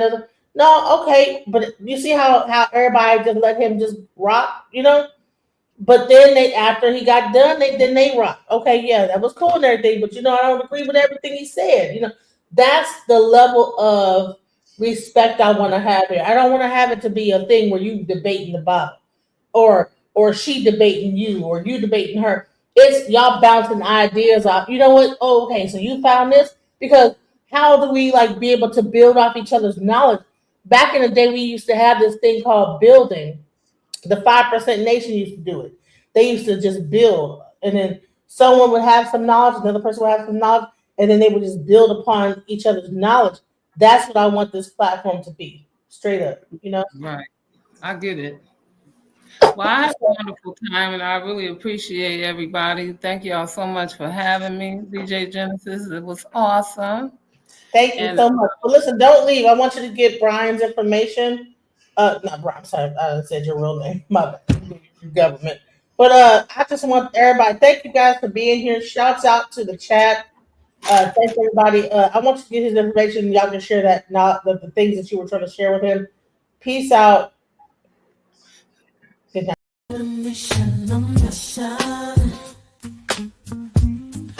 Trying to get it right. Transition. Changing way that I see life. Transition mind. I'm on a mission, trying to get it right. I'm transitioning my life, making a transition. Ooh, making a transition.